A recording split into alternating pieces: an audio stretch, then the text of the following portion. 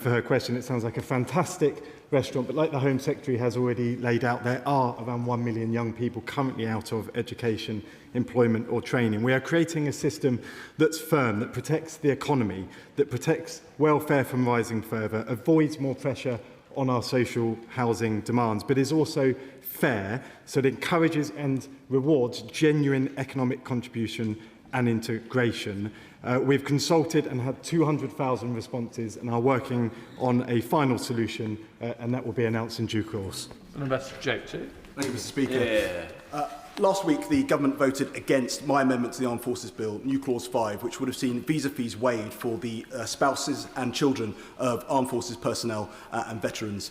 This was, of course, a Labour manifesto pledge, as it was a Conservative manifesto pledge as well, to ensure that the family of those who have fought to defend this country are allowed to reside here without being charged now £3,229 per person just to remain in the country following service. I understand that it's a Home Office issue rather than a defence issue that this hasn't been pursued. So could the Minister explain to me why this hasn't been progressed in 2 years, and could he give an update on whether this will be amended when the changes come out later in this year? Minister, it's not quite. Thank the honourable member for his question. As a veteran, this is an important question. I absolutely respect it. What I will say is I'm working with colleagues in the Ministry of Defence at this moment to deliver this important manifesto commitment. Thank you, Mr. Speaker. Question number 5, please. Minister. As with new technology, decisions around procuring and using AI are a matter for operationally independent chief constables. The Home Office is supporting the police to adopt AI rapidly and responsibly. We have £115 million of investment over the next 3 years, which includes investing in the National Centre for AI, which will help the police make informed decisions. Otter Ridley. I thank the Minister for that answer. Palantir appears to have a habit of avoiding competitive tender and scrutiny by using free trials and locking up the contract specifications after getting a foot in the door. I congratulate the London Mayor for stopping the recent potential contract offered by the Met Police without competitive tender process. However, last week, the estimated £17 million contract for the National Firearms Licensing Management System was won by a bid from Palantir, offering just £7.5 million for a £17 million contract, which is just 44% of the expected price. This suggests either a massive error in estimation or Palantir buying the job, giving them unfettered access to whisper in the ear of all 43 police forces. Will the Minister pause the signing of the contract due this Thursday for appropriate scrutiny to take place to ensure that competitive tender process has been followed transparently? Minister.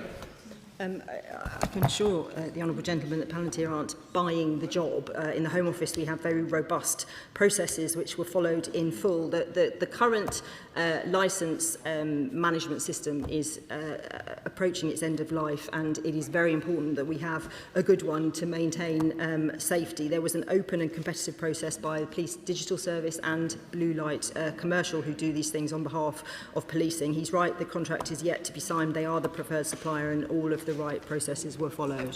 Thank you, Mr. Speaker. I welcome the new legal framework around facial recognition technician, and we've seen successful trials of this in Harlow. However, does the Minister agree with me that it's essential this technology is deployed lawfully, proportionally and with accountability, and this is taken into account when any government contract is granted?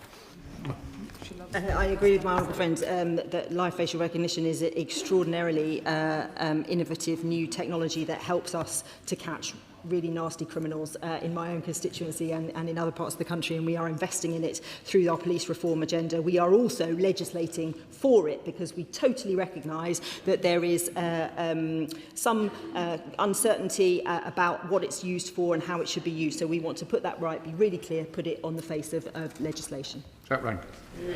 Number 6, please, sir. Minister. Thank you, Mr. Speaker. Living in this country permanently is a privilege and one that should be earned, not granted by default. We're currently analysing 200,000 consultation responses, and we expect to introduce major reforms in the autumn. Thank you, Mr. Speaker. In January 25, I urged the government to act on indefinite leave to remain to prevent the fiscal calamity of locking in the Boris wave. I thank the ministers for their movement in this regard. It's important that we're transparent with the public about who is using visas as a route to a life on benefits. Can the Minister provide an estimate of the number and proportion of individuals holding ILR who are currently in receipt of universal credit? Minister. Thank you, Mr. Speaker. As of January 2026, 222,000 people were actively claiming universal credit with ILR. Jill Platt. Number 7, Mr. Speaker. Home Secretary. Thank you, Mr. Speaker. Dodgy shops are blighting our high streets. I know we all see them in our constituencies. So this government has announced a new high street organised crime task force with £30 million invested in law enforcement action. This will fund more officers and a nationwide unit based in the National Crime Agency and strengthen powers to tackle these criminals. Jill Platt. Thank you, Mr. Speaker, and can I thank the Home Secretaries. We welcome the creation of the Government's High Street Organised Crime Unit, and particularly its focus on strengthened partnership working between enforcement agencies. So in Lee and Atherton, communities can see this commitment, but are asking when they will see action on dodgy shops operating in plain sight.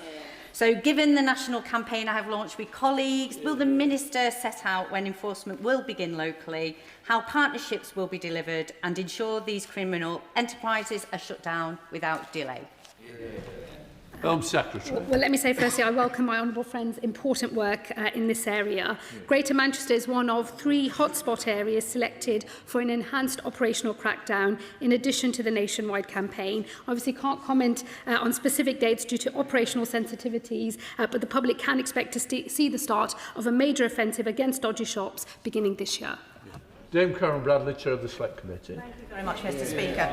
The Home Secretary will, I'm sure, be aware of the Select Committee's inquiry that we're conducting on the role organised criminality plays in the crime that we see on our high streets. We heard very compelling evidence recently about counterfeit goods and the role they play, and the role that forced labour plays throughout that supply chain. So could the Home Secretary explain what she's doing to combat forced labour?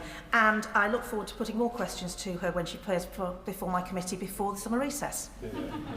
Home Secretary. It's always a pleasure to appear before the Home Affairs Select Committee. Let me thank her for her work and that of her committee on this important area. She will know that the recent money that we've announced will fund work for trading standards, for HMRC and immigration enforcement as well. And of course, if we pick up cases of forced labour, that will engage the modern slavery obligations that we have. So it is very much part of a full spectrum response to what we know is a complex issue. I've seen some of those counterfeit goods myself when I joined the police on a raid at the end of last week. It is a real problem, and the government is making sure that we are funding every aspect of how we fix it. Thank you, Mr. Speaker. Extremism in the UK. Question number 8.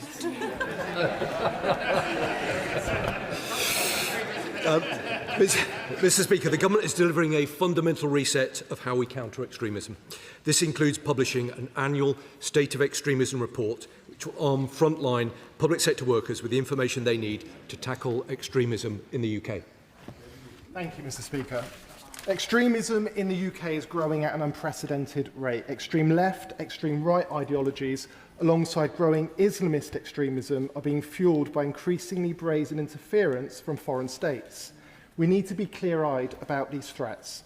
At a recent summit hosted by Wilton Park, I heard how countries like Norway now treat extremism as a national security priority, linking it more to defence. So I'd like to ask if the Minister will consider establishing a proper mechanism so we can designate domestic extremist groups, and will they commit to recognising extremism and social cohesion as a first-tier national security priority? Well, Mr. Speaker, I'm grateful to the honourable gentleman for his attention to these important matters. As set out in Protecting What Matters, the government recognises countering extremism and enhancing social cohesion as a priority area, and we set out a range of commitments in order to achieve this. Although there is no explicit offence of extremism, the police have a range of tools and powers to counter the activities of extremists. We are fast-tracking the creation of a new state threats designation power, which will further clamp down on individuals and groups carrying out hostile activity for foreign states. So Oliver Dodd. Thank you, Mr. Speaker. I'm sure the Minister will have seen footage of a recent attack on Helen Mirren, where she is described, and excuse my language, Mr. Speaker, a Zionist bitch.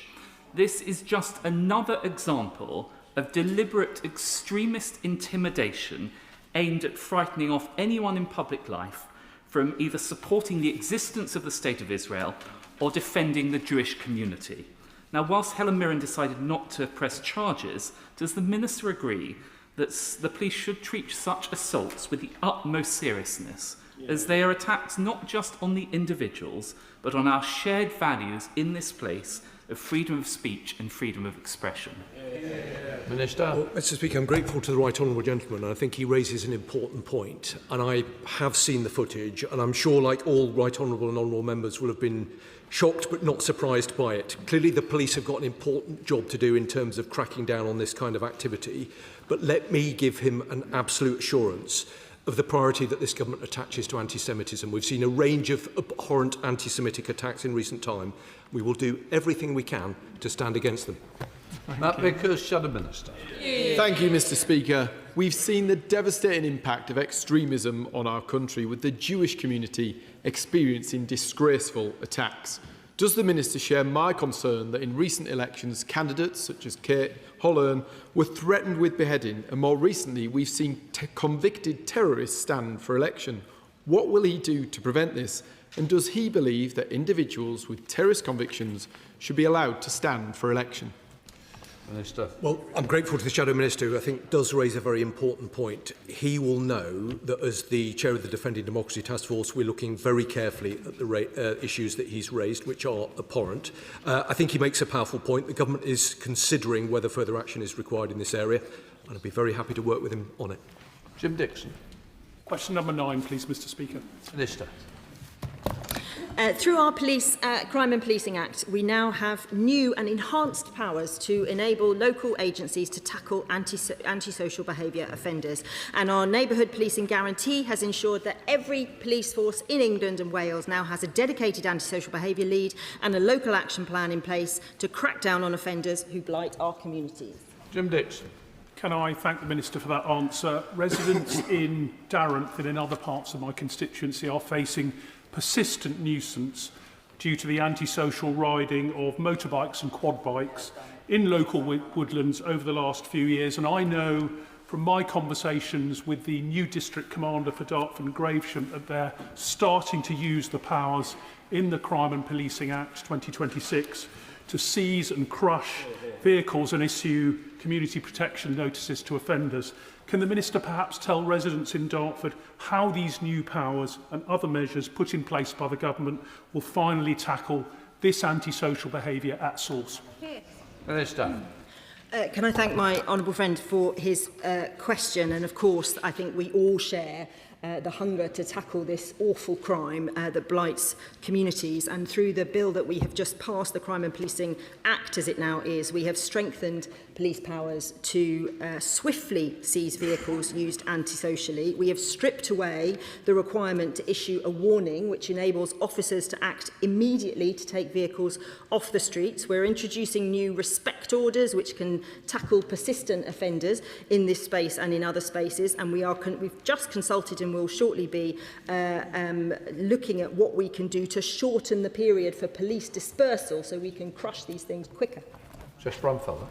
Thank you, Mr. Speaker. In my constituency and across the country, we've seen a troubling rise in violence towards wildlife, often using catapults. And wildlife crime is not an isolated incident. It usually speaks to something else. In fact, studies have shown that 7 out of 10 victims of domestic violence who owned a pet said that their domestic abuser was also threatening or harming or killing those pets. So would the Minister please look at Holly's Law, which would create an animal cruelty register so we can seriously deter wildlife crime, which often leads to other violent crimes? Minister.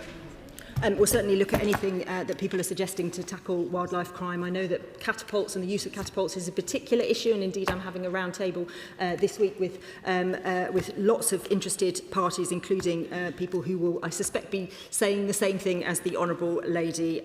We do fund the Wildlife and Rural Crime Unit, which brings some more resource to this as well, but certainly will keep all options on the table.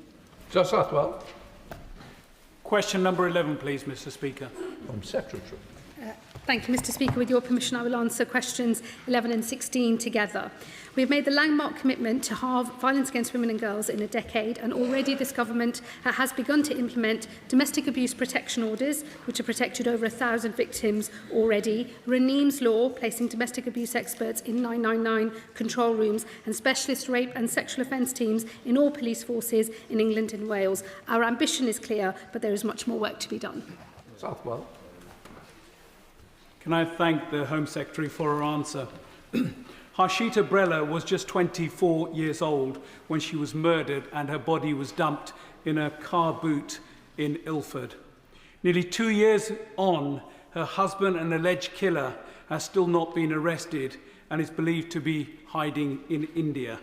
A few weeks ago, I was humbled to meet Harshita's parents who'd made the journey to trace her last steps. They deserve justice and they deserve closure. Does the Home Secretary share my horror at this vile murder, and will she meet me to discuss what further steps can be taken, working with the Indian authorities to bring Harshita's alleged killer to justice? Home Secretary. Mr Speaker, my deepest sympathies are with Harshita's family for their unimaginable loss. No one should have to go through what she and her loved ones have endured. As this investigation is live, I cannot comment further. I hope my honourable friend will understand that to do so could prejudice the investigation and the path to justice for Harshita and her family. Thank you, Mr Speaker. At my recent market stall at Durham Pride, local Labour members and I spoke to many people about the government's Vogue strategy. The message we received was clear, that it's strongly welcomed but is long overdue. The clock is ticking and there's still no published timetable. So can the Minister tell me when the government will action the plan and the necessary grassroots consultation? And can she tell me how progress will be publicly reported so women and girls in Durham and beyond can feel reassured that this is a government that takes serious in stamping out violence against women and girls? I thank my honourable friend for her question, but let me say to her first and foremost, this government's commitment is evidenced by the landmark commitment that we have made to halve the levels of violence against women and girls over a decade. It is a deliberate 10-year vision in order to do that, because it is a wider societal change that we are seeking to enact. We are delivering that transformational change to keep more victims safe. Work has begun. There is much more to be done, but as she will know, these matters are discussed regularly in the House, and I will of course keep members updated. Jim Shannon. Thank you, Mr Speaker. I thank the Home Secretary very much for her response. In the last 2 to 3 weeks in Northern Ireland, we've had two cases of horrific murders against women and their unborn child. On both occasions, heavy sentences have been carried out. In response to the Honourable Lady's question and answer to the Honourable gentleman, I think it's important that we have similar rules in Northern Ireland for those who carry out vile, horrific murders, killing their partners and their unborn children, that there must be a law and there must be a sentence that equals that. Home Secretary. Let me assure him, to the extent that the criminal law applies across the whole of the UK, those are of course things that we track as a government. I will of course look at the substance to see if there is a change in the law that he is discussing. We do of course work with our colleagues in Northern Ireland very closely, and I will make sure that the ministerial team discuss these matters with their counterparts in Northern Ireland. Minister Alicia Mr Speaker, can I put on record my sympathy to the families and colleagues of Sir Alex Younger? He was a true patriot. 2 years ago, this government pledged to halve violence against women and girls within a decade, but the minister responsible for delivering this promise has now resigned. In her resignation letter, she laid a damning charge that government progress came from the fear of embarrassment, from threats made in light of catastrophic mistakes, and that it was only when the Prime Minister's shameful decision to appoint paedophile apologist Lord Mandelson bubbled up that Number 10 would kick into gear and finally do anything about women and girls. 2 years in, we still don't know how this government is going to measure violence against women and girls, whether it's halved. So my ask is simple, something the government can do today. Extradite Andrew and Tristan Tate to the UK today to answer CPS charges that were laid in 2024. It is a political decision. A year since I asked them to be extradited. Do what is right. When they are in Dubai or Hong Kong, they can be extradited here, and if not, why not? Home Secretary. Well, let me say to the Shadow Minister, she will know, I know, that we would never comment on matters relating to extradition or any of those specific cases. I wouldn't ever want to say anything at this dispatch box that prejudices any future action. She knows that well enough. She's obviously made her point in relation to those two men, and I'm sure that point has been heard. Dave Roberts. Thank you, Mr. Speaker. Number 12, please. Minister, welcome. It's an honour to be by the side of the Prime Minister when he met fired victim survivors last week. I was proud that it was one of the first acts in post to help facilitate the first meeting of this kind with these brave women. No one is above the law, and those who perpetrate or facilitate abuse must be held to account. I'll continue to engage with my honourable friends APPG so victim survivors know that this government is listening. Dave Roberts. Thank you, Mr. Speaker. Can I welcome the new Minister to her place and thank her for the work that she did in facilitating the historic meeting last week between the first time a sitting Prime Minister has met a group of survivors in this space. It was a great meeting, but survivors are very understandably very sceptical because they've been let down so severely by so many institutions for so long. So can she outline the steps that she can take in the short and medium term to make sure that those survivors start seeing some of the justice that they've been denied for far too long? Secretary. I thank my honourable friend for the work that he is doing as part of the APPG. As the Prime Minister made clear, the Government is committed to engaging with these survivors and ensuring that the concerns of fired victim survivors are addressed. I will be in contact with them shortly to follow up on the meeting that we had last week, and we will set out the form of engagement that we'll take, but absolutely we will make sure that this is a start of a process and not the end. These women absolutely need to be heard.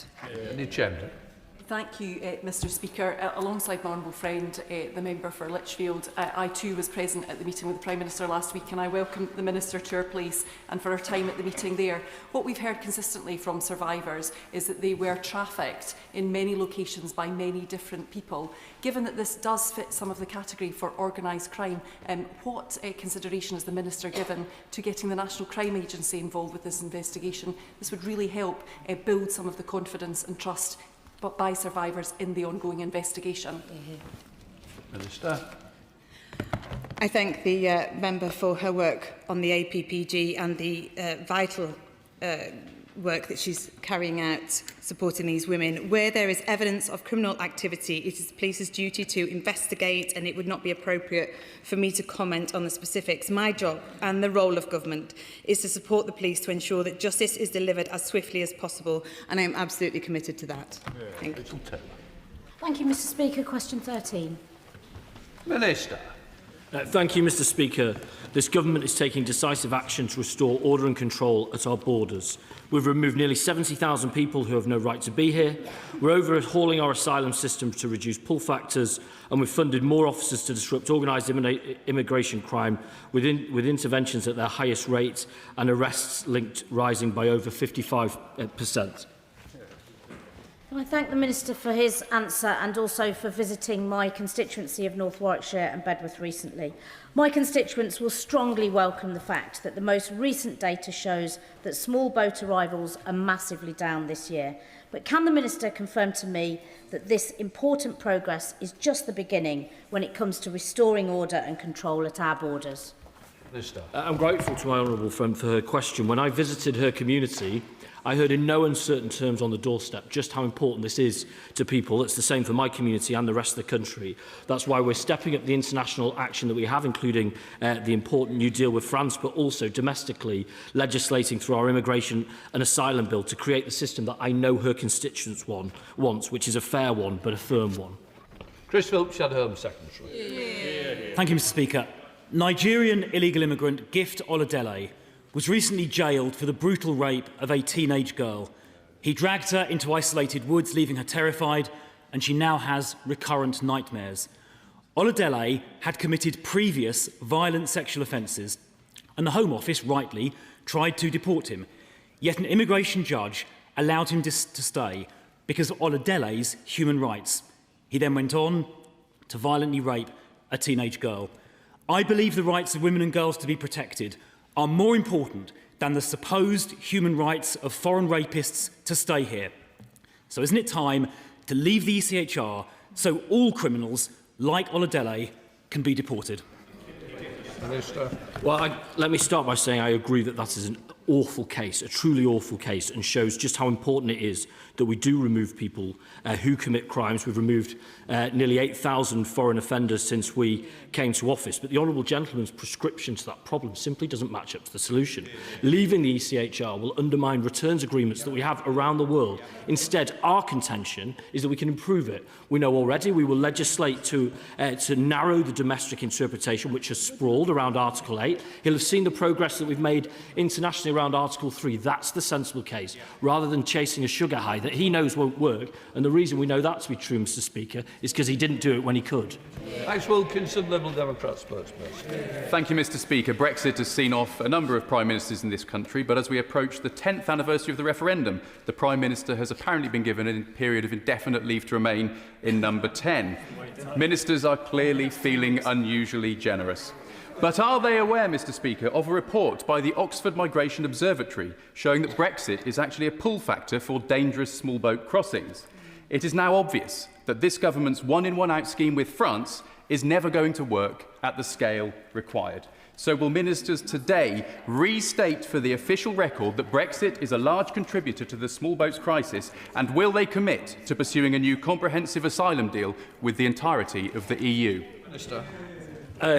Thank you, Mr Speaker. If we're talking anniversaries, I'd like to take this opportunity to wish my fellow class of 2017 intake a happy 9th anniversary today. And our 9th anniversary has been full of Liberal Democrat spokespeople trying to pin every single thing on Brexit. I say to him, these conversations designed just to create division in the country do not serve common aims of making sure that we have a robust asylum system. We can do that through our ordinary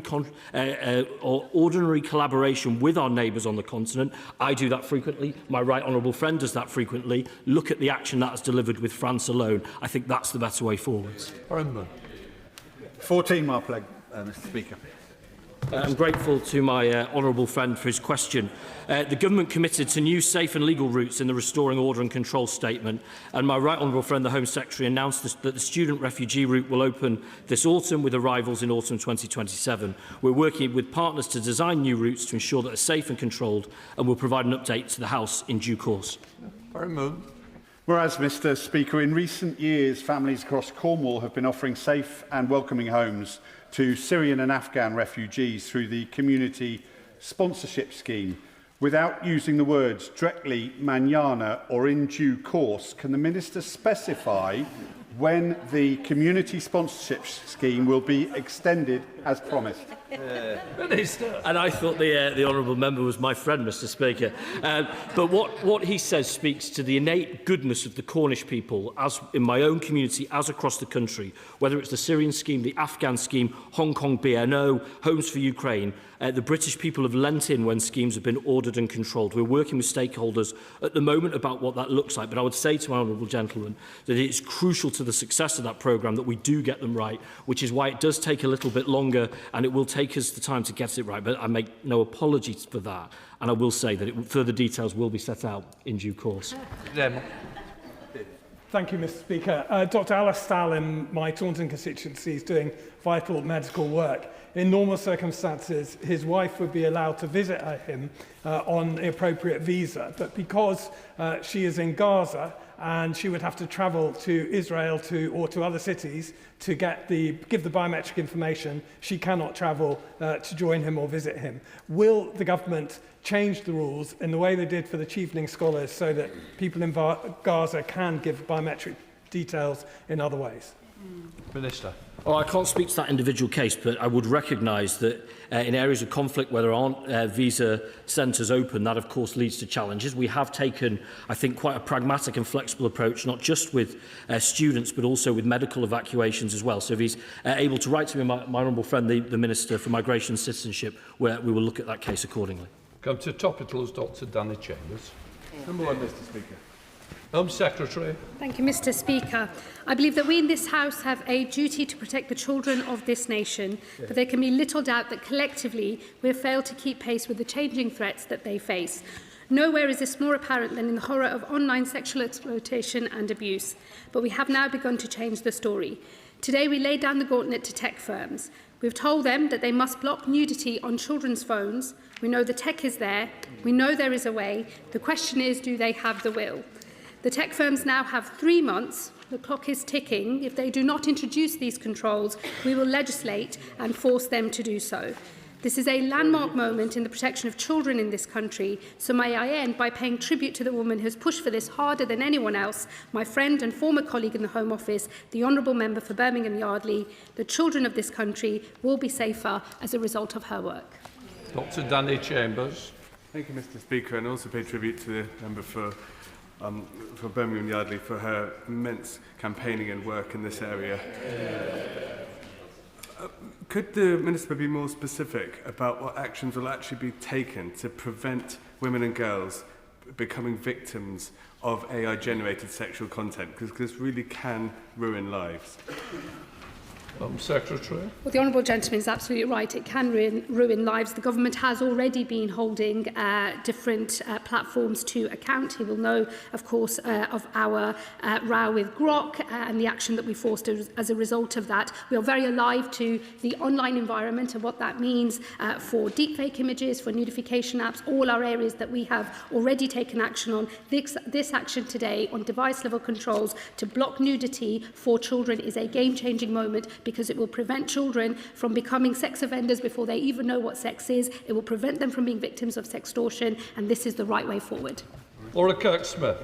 Speaker, my local Jewish community does not have a dedicated building to meet and worship in. This means that they're not eligible for the government's expanded support for Jewish communities, which is primarily aimed at these fixed places of worship. I really welcome the government's expanded commitment, and I welcome and I'm grateful for their engagement with me on this. But could I ask the Minister, please, for an update, including on this idea of whether support could be extended to security guards? Mr. Speaker, my honourable friend may be aware that I recently met with a member for Mid Buckinghamshire and the rabbi for South Buckinghamshire. She will know the Jewish Community Protective Security Grant Scheme administered by CST funds security measures such as CCTV, alarms and fencing, which requires a fixed site to install and maintain. However, I fully recognise the fear and concerns raised by mobile Jewish congregations, and we're working closely with CST to understand what more support we can give. So, Secretary of State, Home Secretary Criswell. Thank you, Mr. Speaker. The Police Anti-Racism Commitment, a copy of which I have here, published in March 2025 by the NPCC, asks police to reverse engineer the same arrest rates for different ethnic groups, even though offending rates are different. It expressly calls for different racial groups to be treated differently, saying, and I quote, "People should not treat everyone the same," and, quote, "not being colourblind." This is a formal policy requirement for two-tier policing. I've been raising this for over a year, and I've never had an answer, including from the Home Secretary last Tuesday. So let's try again. Does she agree that this racist and dangerous policy document should be immediately withdrawn? Yes or no? Home Secretary. Mr. Speaker, he knows full well that the NPCC, which is independent of government, is rightly reviewing the wording of its policing anti-racism commitment to ensure that there is no ambiguity or suggestion of differential treatment. He speaks from a sedentary position. Let me just say, I've taken more action on preventing differential treatment in the criminal justice system than he or his party ever did. Criswell. Thank you, Mr. Speaker. Still no clear answer. Now, moving on, we have repeatedly raised serious concerns with the government's Islamophobia definition. Now, South Wales Police has instructed staff to record anything that goes beyond, quote, legitimate discussion of Islam, even if there is no crime. This could then be disclosed on someone's DBS check. Police officers in South Wales will now have to decide what is or is not legitimate discussion of Islam. No other religion is treated that way in South Wales. This is completely wrong. Parliament has repealed rightly blasphemy laws. Criticising religion is part of free speech. So does the Home Secretary agree that this guidance is wrong and should be immediately scrapped? Let's try a simple yes or no. Home Secretary. Well, given that this he represents a party in a former government that didn't take any action at all, either on dealing with hate crimes, anti-Muslim hatred, or other forms of hatred, I'm not going to take any lessons from him. Let me just make very clear from this dispatch box: the police, wherever they are, South Wales or anywhere else, must always police without fear or favour, and we are all and must always be equal before the law. Speaker, organised car crime has affected residents in Beckenham and Penge for many years, with cars stolen to order and quickly shipped abroad. Could I ask the Minister what powers and support to the police to crack down on vehicle theft, and how she is working with manufacturers to ensure modern vehicles are harder to steal? Minister. Around half of vehicle crime involves manipulation of signals from remote devices, and through the new Police and Crime and Policing Act, we have criminalised the possession, importation, making, adapting and supply of the electronic devices used to commit vehicle theft, which will make a real difference in his constituency. Max Wilkinson, Liberal Democrat spokesperson. Thank you, Mr. Speaker. Last week we discussed the murder of Henry Novak, which has shocked this country and continues to. His father, Mark, as we said last week, asked politicians not to use the tragedy to stoke division and hatred. With that request in mind, Mr. Speaker, and considering the need to maintain trust in policing, would the Home Secretary like to take this opportunity to urge Vice President J.D. Vance and the US Department of Justice to butt out of our politics, leave British law enforcement to Britain, and just as importantly, show respect for British victims of crime? Home Secretary. I would urge all commentators, would-be commentators, wannabes of every description, that they leave our criminal justice system to us. We've been going for a very long time, and we will carry on in that vein. Serena Brackenwood. Mr. Speaker, following investment in police operations targeting predatory behaviour in Wolverhampton's nighttime economy, including the deployment of specially trained undercover officers alongside the much welcome support given by the late night safe haven and night guardians, what further action will the government take to strengthen prevention so women and girls feel safe in nighttime settings and other high-risk areas? Minister. Thank you. Women and girls must feel and be safe everywhere. That is why we have provided funding for policing to trial and evaluate Project Vigilant, where plainclothes officers are deployed to the nighttime economy to identify and de-escalate behaviours known to precede sexual offending. We're providing £13.9 million to improve policing's response to VOG nationally, and new legislation means that someone causing intentional harassment, alarm or distress because of a person's sex can now face up to 2 years in prison. Umbrella. Police is amongst the 10 worst funded forces in the country. They face higher operating costs due to our rural geography, and during the summer have to contend with a population that increases by 40%. They have already had to make cuts worth £2.8 million over the last 3 years. Will the Secretary of State reform the police funding formula to properly account for rurality, lower council tax growth and seasonality? Minister. The honourable gentleman is a bit behind the times. We've already announced that we are reforming that, yes. Rachel Maskell. Thank you, Mr. Speaker. Academics, professionals and environmentalists have experienced dozens of arrests, yet no charges upheld. And when recently they had a vigil for the trees, there were more police there than there were protesters. Can the Minister meet with me to discuss the policing operations, the over-policing operations around my constituents who are literally standing up for nature, and ensure that we see off these draconian Tory policies which over-egg the amount of policing that is needed for environmentalists? Minister. Can I thank my honourable friend for the question?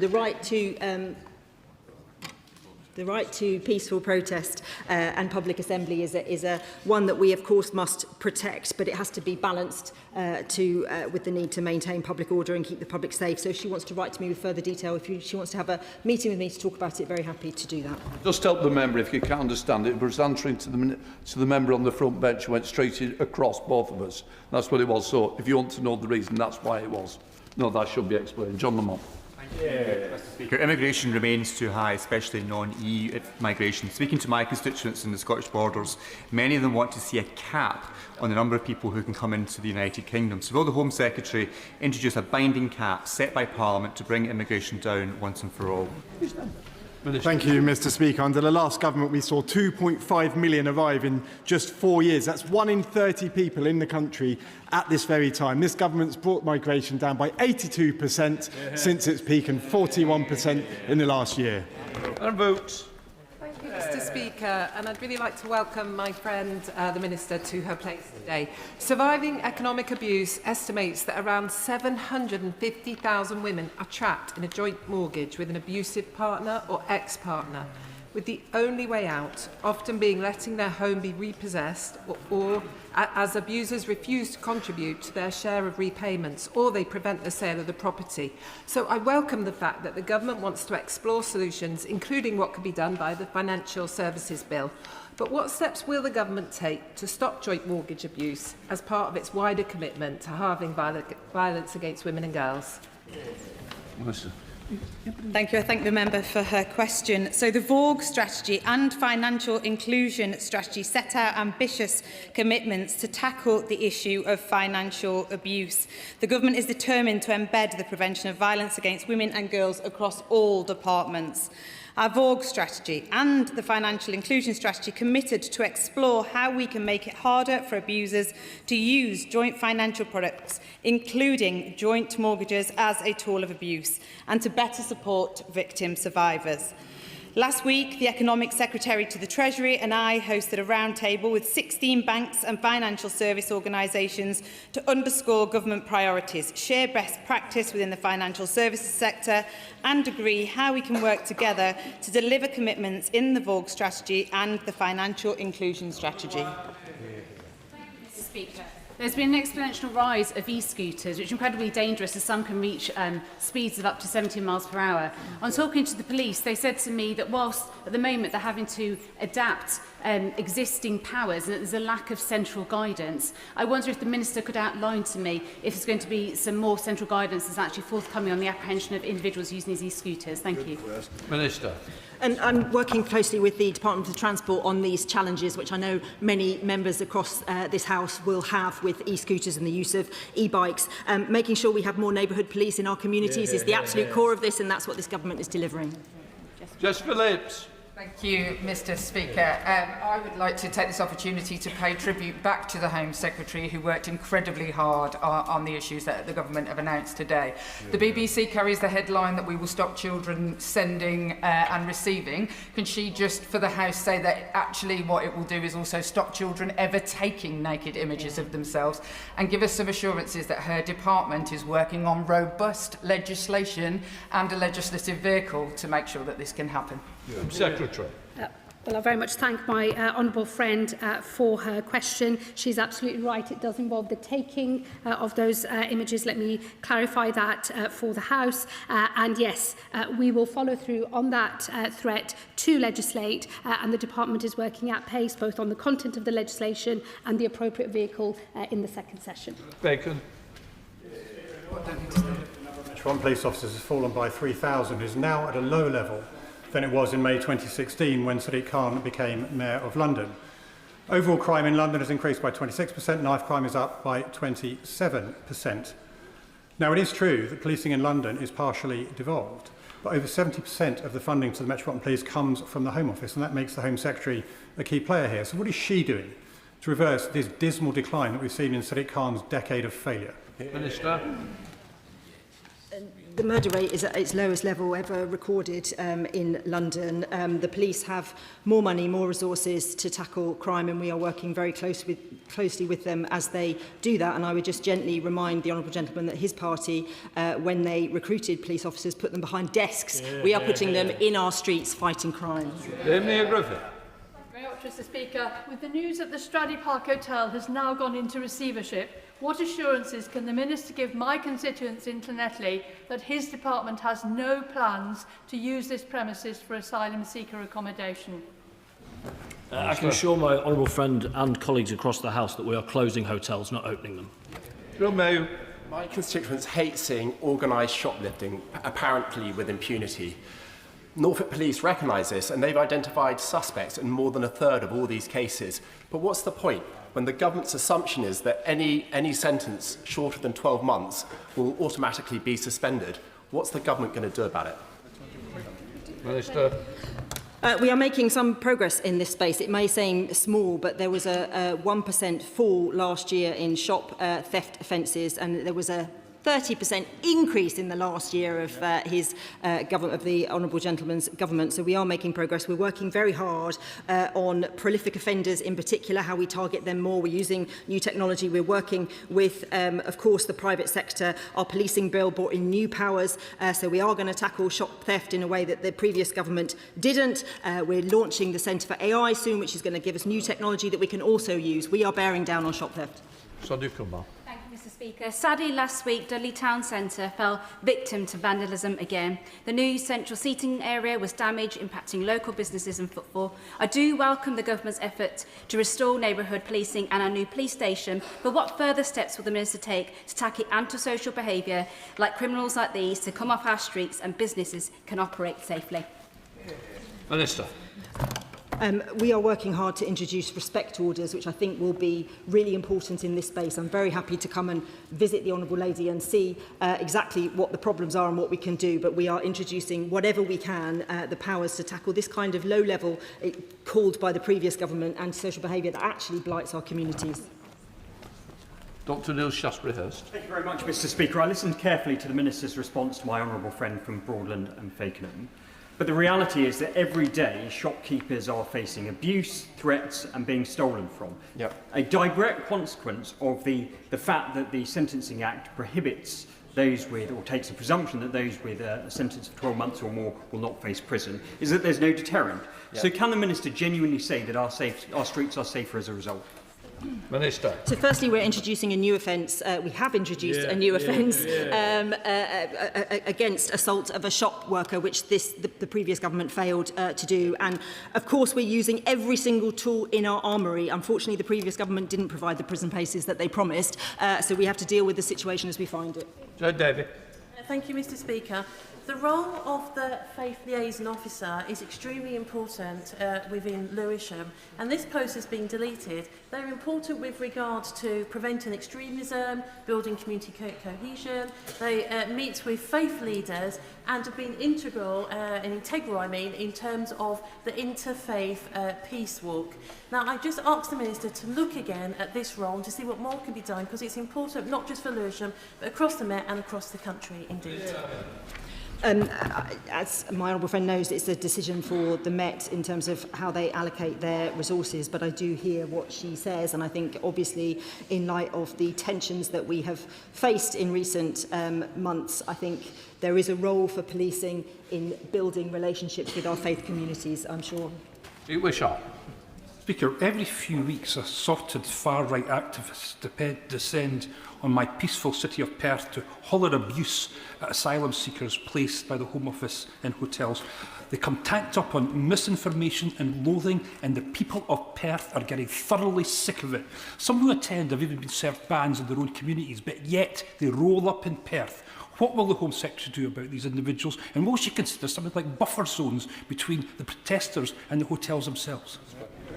I'm grateful to the honourable gentleman for raising something that's very important. We know that across the country where there are those hotels, these are providing a focal point for people to do things they absolutely should not do and that we condemn in its fullest terms. Goal one is to shut those hotels. I think that's the priority, and I make that commitment to the community of Perth. But alongside that, we work with the local police, and I can support the honourable gentleman doing the same to make sure that those areas are supported and that all tools used as effectively as possible.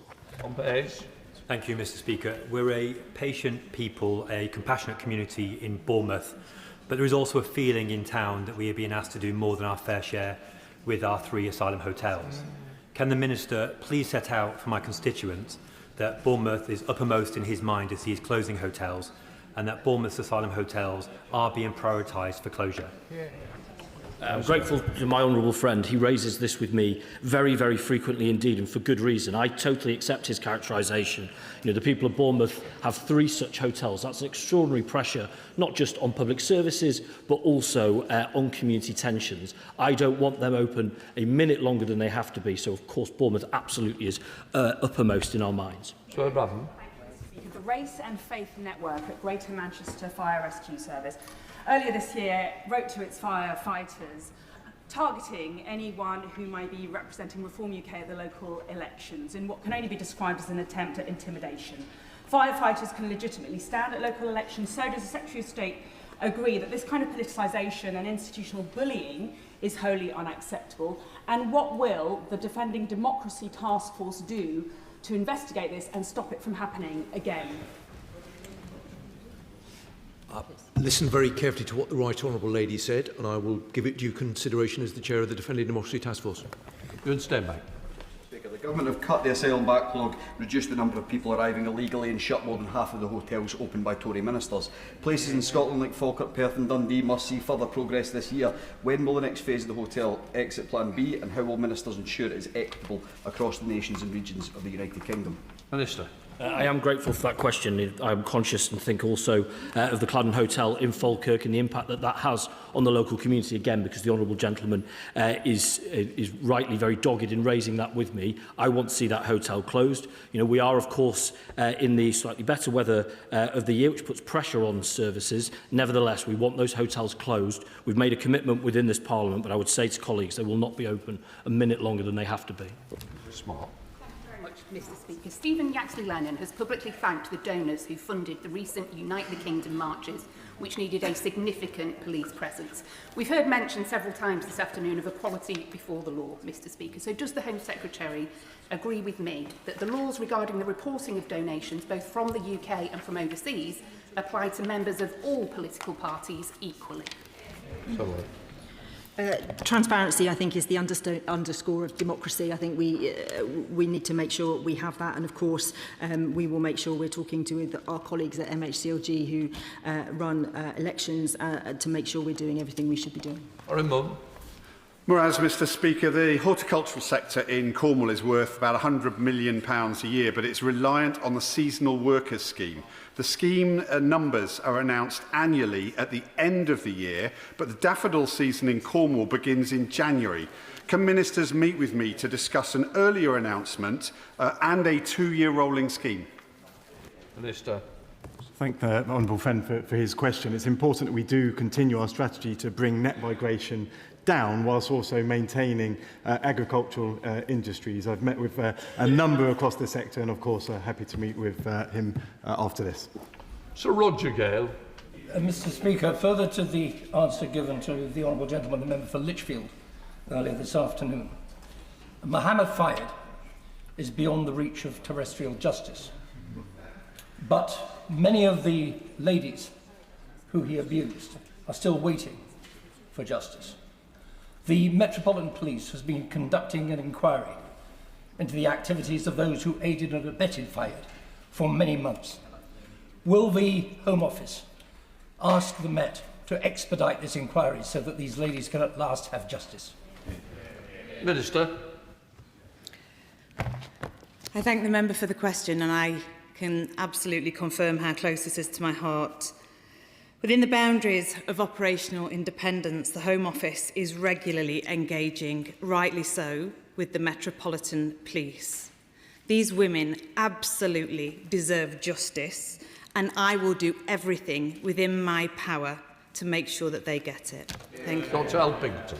Thank you, Mr Speaker. My Surrey Heath constituent, Richard, has been unable to work now for 4 months because of delays from the disclosure and barring service.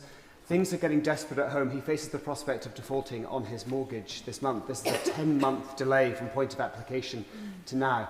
Can I ask one of the front bench team to look at this case in particular to help him out, but also to try and take a hand of the DBS service more generally? Thank you. Certainly very happy to look at the particular case. Perhaps you could write to me and I will look into it. Final question, Greg Smith. Thank you, Mr Speaker. As if the government's announcement to water down the provisions of the Equipment Theft Prevention Act 2023 weren't disappointing enough. Yeah. The secondary legislation to enact what's left of it still hasn't been tabled. Yeah. Where is it? Minister. It's a shame the honourable gentleman is much nicer when we meet personally than in the chamber.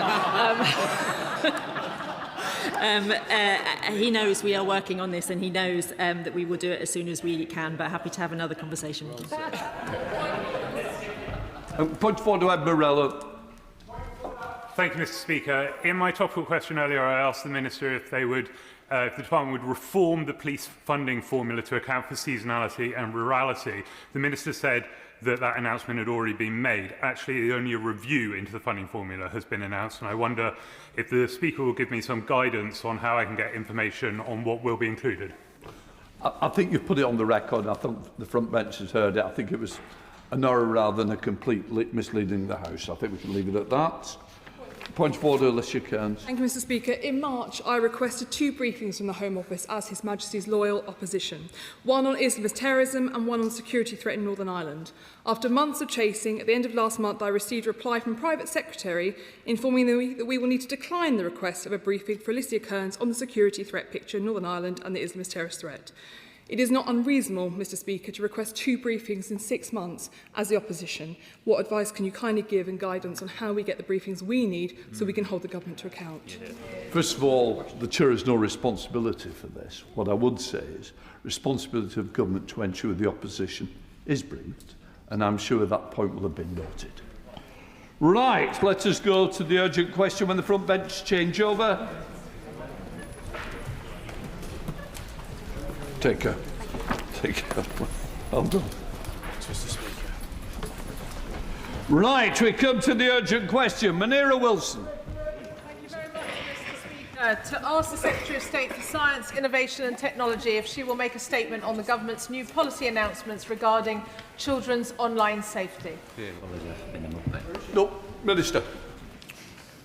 Thank you, Mr. Speaker. The Prime Minister has announced that this government will take decisive action to strengthen children's online safety, including new expectations on technology companies to introduce crucial safety measures on children's phones. The government is clear that children are facing unacceptable levels of sexual harm online, including grooming, sextortion and coercion into sharing intimate images. A single image can trap a child in a cycle of abuse, something I've personally heard of from young people, from families, from civil society, and I hold them in my mind and heart as we take action to stop this harm at source. To address this, we have set out expectations that technology companies introduce device-level protections for children. These protections will prevent children from taking, sharing or viewing nude imagery across all core device functionalities. This includes camera, messaging apps, search functions and file sharing, and these protections are built directly into the operating system. We recognise that companies have already developed and implemented nudity detection on devices. We want to work collaboratively with industry to build solutions, to call on companies to take action within 3 months. We have been clear that if industry does not meet our high expectations, we will not hesitate to legislate. Furthermore, the government's Growing Up in the Online World consultation closed on the 26th of May. The government is currently reviewing the responses and will provide an update in the coming weeks. Munira Wilson. Thank you very much, Mr. Speaker, for granting this urgent question and for the Minister's response. Today and over the weekend, we see a Prime Minister who spent months completely disengaged from the digital threats facing our young people, suddenly experiencing an 11th hour Damascene conversion. This sudden rush seems driven entirely by a looming ballot box in Makerfield and a full-scale rebellion on his own backbenches. Now, we Liberal Democrats won't criticise someone for reaching the correct position, even if it's taken them some time. But unfortunately, this government's actual approach remains profoundly weak, Mr. Speaker. It's shameful that the Prime Minister has to beg big tech to stop the proliferation of child sexual abuse imagery. He could and he should make these changes anyway. So I make this appeal to the Minister and to the Prime Minister too, if he is watching. Just do it. Just bring forward the legislation. Why is he still asking big tech to cooperate with him when they've constantly shown total disregard for our children and young people? Now, Mr. Speaker, I want to also turn to the broader proposals which have been briefed to the newspapers over the weekend regarding a ban on harmful social media for teenagers. Liberal Democrats welcome these reports and urge ministers once again to move quickly and decisively. Only through a smart film-style age rating system can we protect children from harmful online content and algorithms. I'm delighted that it seems that in pursuit of a legacy, the Prime Minister is borrowing more Liberal Democrat ideas wholesale, tiered age-rated access, ending infinite scrolling and tackling online gaming, not just social media, despite ordering his MPs and his peers to vote repeatedly against many of these proposals during the passage of the Children's Wellbeing and Schools Bill. But today, Mr. Speaker, it's not about who voted which way. I want to ask the Minister, and through him the Prime Minister, to remember the children who have lost their lives due to the harms they have encountered online. Those whose mental and physical health and education has been harmed by what they've been exposed to online. It is for those children that we must work together to bring about change. The Prime Minister must stop begging tech companies to protect our children and start acting himself now. Speaker, it is astonishing to hear the Liberal Democrats mention lack of action. On Grok, this government stood up to the richest man in the world, stood him down, and as a result secured protections for people in this country. On cyber flashing, on strangulation and pornography, on banning notification tools, on criminalising notification, on putting personal criminal liability on tech bosses if they don't act. I understand the Liberal Democrats are doing a strategy review to seek relevance, but I think that complaint is still too much. Mr. Mathers. Mr. Speaker, I welcome this announcement, but isn't it shocking that these companies have to be told what is unacceptable, Absolutely. that sending and receiving naked images to children is something that they shouldn't already be doing? So I want to ask the Minister, is this a tech problem or is this an issue of a lack of understanding and actual decency at the heart of these companies?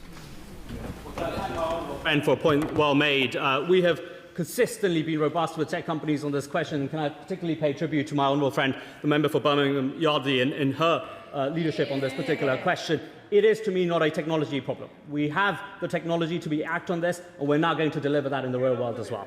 Shadow Minister Peter Forge. Thank you, Mr. Speaker, and I congratulate the honourable member for Twickenham on having secured this important question, and perhaps suggest that the Minister should show a touch more humility with this important issue. His Majesty's loyal opposition would welcome measures to prevent under-16s from accessing harmful social media. After all, it has been our policy for quite some time, and we are glad that the government is finally starting to catch up. Because this government's record of kicking the can down the road on children's online safety contrasts starkly with the action on these benches. In the last government, we brought in the Online Safety Act, which is already cutting the number of children accessing porn. When it became obvious that more needed to be done, the Leader of the Opposition stood alongside parents and campaigners, calling for more. Only then did the Prime Minister leap swiftly into action by announcing a 4-month consultation on an issue so necessary and so blindingly obvious to the rest of us. And let us not forget that just 6 months ago, this Prime Minister was personally opposed to a ban. Now, with nothing else to show for his time in office, he has performed yet another U-turn and discovered that protecting children was his priority all along. Mr. Speaker, this is not leadership. This is legacy hunting. Thin gruel, Mr. Speaker, after so many missed opportunities. The Safer Phones Bill, the Data Use and Access Act amendment, my noble friend Lord Nash's amendment, opposed not once, not twice, but 3 times before they finally conceded. That's the reality. Labour constantly voted down the very protections they now say are required. So why now? Is it a genuine epiphany, or is it the by-elections? Or the rather inconvenient fact that a rival from the north has already staked out this ground, leaving the Prime Minister with little choice but to follow?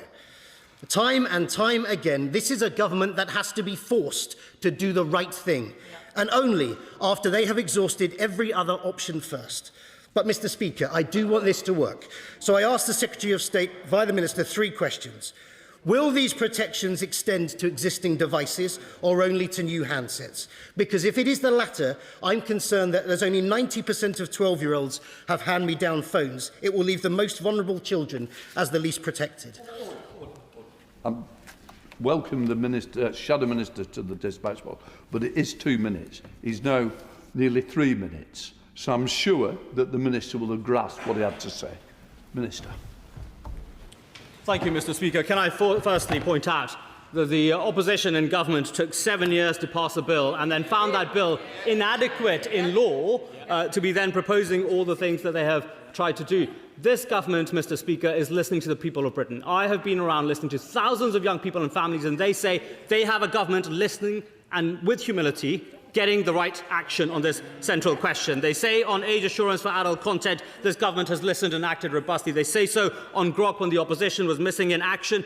On her particular question of the Shadow Minister's point around existing devices, I will point to him that a major provider has already applied age assurance at the device level for existing devices as well. We will learn the lessons and make sure that we're acting robustly in protecting young people.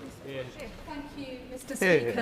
I welcome the announcement today. The Education Select Committee recently took evidence from social media and gaming companies which left every member of the committee profoundly concerned. They downplayed the issues, denied the scale of harm and overplayed the magnitude and effectiveness of their own responses.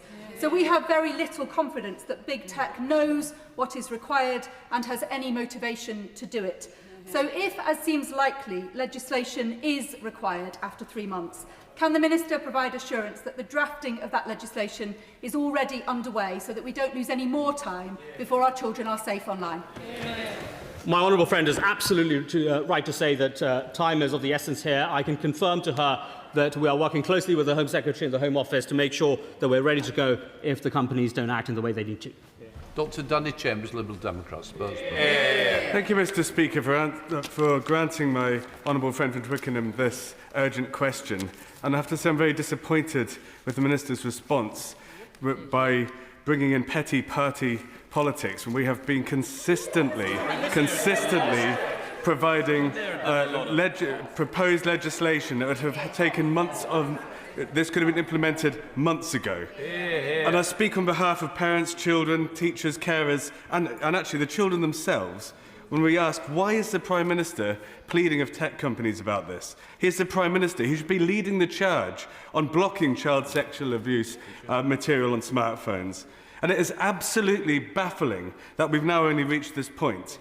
We saw the horrifying effects of Grok and other chatbots that are able to generate and share explicit content of women and children at the request of online users earlier this year. Now, children deserve far more than this dither and delay. The tech companies do not even deserve this 3-month ultimatum. The Prime Minister should not be begging. He should be telling the big tech companies no to the proliferation of child sexual abuse imagery and no to putting profit over the safety of children. Well, thank you, Mr. Speaker. I think the honourable member perhaps didn't listen to his own side's questionings about politics, but let me say 2 things. One, when I go around the country and speak to parents and young people as well, they say to me that the fact that 116,000 people have engaged with our consultation shows that this is a question on which the British public has strong views, but also that it has a British government that is now putting those strong views directly into public policy action as well. And on the question of pace, I will simply point to the honourable member that it is pace that we're moving with on this question, and in particular the Prime Minister secured changes. When I went to Australia 2 weeks ago, they said to me, why was the UK the first place to secure changes on nudity blurring already on operating systems for a major provider as a result of the robust engagement we have had? I know the House is rightly questioning the pace of legislation. I'm interested in the pace of outcome. That's what we're delivering. Thank you, Mr. Speaker. There's been a social experiment conducted by social media companies on our children for too long, and parents have been left trying to take the burden. Can the Minister, who I thank very much for many meetings together over many months, tell us the criteria for determining which platforms are going to be deemed safe or unsafe when determining what young people should have access to at what age? And in particular, reassure the House that this won't be left to parents, as YouTube, for example, are still pushing for. Thank you. Well, can I, Mr. Speaker, first thank my honourable friend who has been a remarkable champion for young people and families on this question. I have deeply valued her input and expertise on it as well. On her particular question of definition, I won't preempt the particular decisions as a result of the consultation, but I will say to her that her representations on harmful functionalities are very much top of mind for me, and I can assure her very much that it won't be parents who will bear the burden of enforcement. It will very much be the platforms that we're making sure are responsible for enforcement and acting. Father of the House, Sir Edward Lee. Rather than trading party political points, can we all agree that these huge companies are rotting our children's minds with addictive algorithms? And whilst we know that banning things seldom works because people circumvent it and it leads to criminality, will the Minister and the Prime Minister go to these companies and say they are in the last chance saloon? Either they take decisive action, which we know they can do, or we will ban children from going on social media. Well, Mr. Speaker, I think in characteristic fashion, the Father of the House as wise counsel, I will be very much taking that to heart in the way that this government acts. Thank you, Mr. Speaker. It's quite clear that these sociopaths that run these platforms have no concern whatsoever for the welfare of anyone, but particularly our children. And that the only message that they're going to listen to is if there's legislation put before this House that is going to act and send a clear message to them. So when are we going to do that? Can I thank my honourable friend? And I think the point he makes about the inadequacy of what the tech companies have done so far is absolutely one that I feel the weight of as well. We are acting to make sure that young people in this country are secured from the harms they're experiencing. We have done that already by engaging robustly with the companies so far. As I said, already world leading in the fact that a major operating system has been reformed only in the United Kingdom to secure our children. If that doesn't happen, we are already working in parallel to make sure the force of the law is felt as well. Mr. Speaker, it's a pity that the Minister has chosen attack as the best form of defence when so many across this chamber have raised this issue repeatedly over many years now as something of concern. Nevertheless, setting aside his bombast and hoping that it will be more thoughtful in the implementation of these welcome changes, can I ask, as part of the guidance, I know he's going to be issuing guidance, as I understand it, for parents about screen usage, particularly for very young children. Can I ask if part of that guidance will also be to parents about their screen usage in the presence of their young children? There's growing evidence that what's now called technoference is having a strong impact on the attachments that parents form with children in the very early months and years of life. And that's being felt, certainly in my constituency, in Andover and elsewhere, in primary school as they arrive. I think it'd be helpful for parents to understand the impact this is having on them and their attachment to their children too. Speaker, I think the honourable member makes an incredibly thoughtful point, something that I have heard an anecdote in engaging with young families as well. I am conscious that we are running a large-scale media literacy campaign to support parents in their understanding of social media and its impact on them and their relationships with their kids as well. I will take his comments and make sure that they're fed into the guidance that is prepared. Becky Gitt. Thank you, Mr. Speaker. The honourable member for Twickenham mentioned delay on this issue, and I wonder whether that's a shame that perhaps she didn't enjoy the same level of consultation that I and many of my colleagues on this side of the House did with our constituents.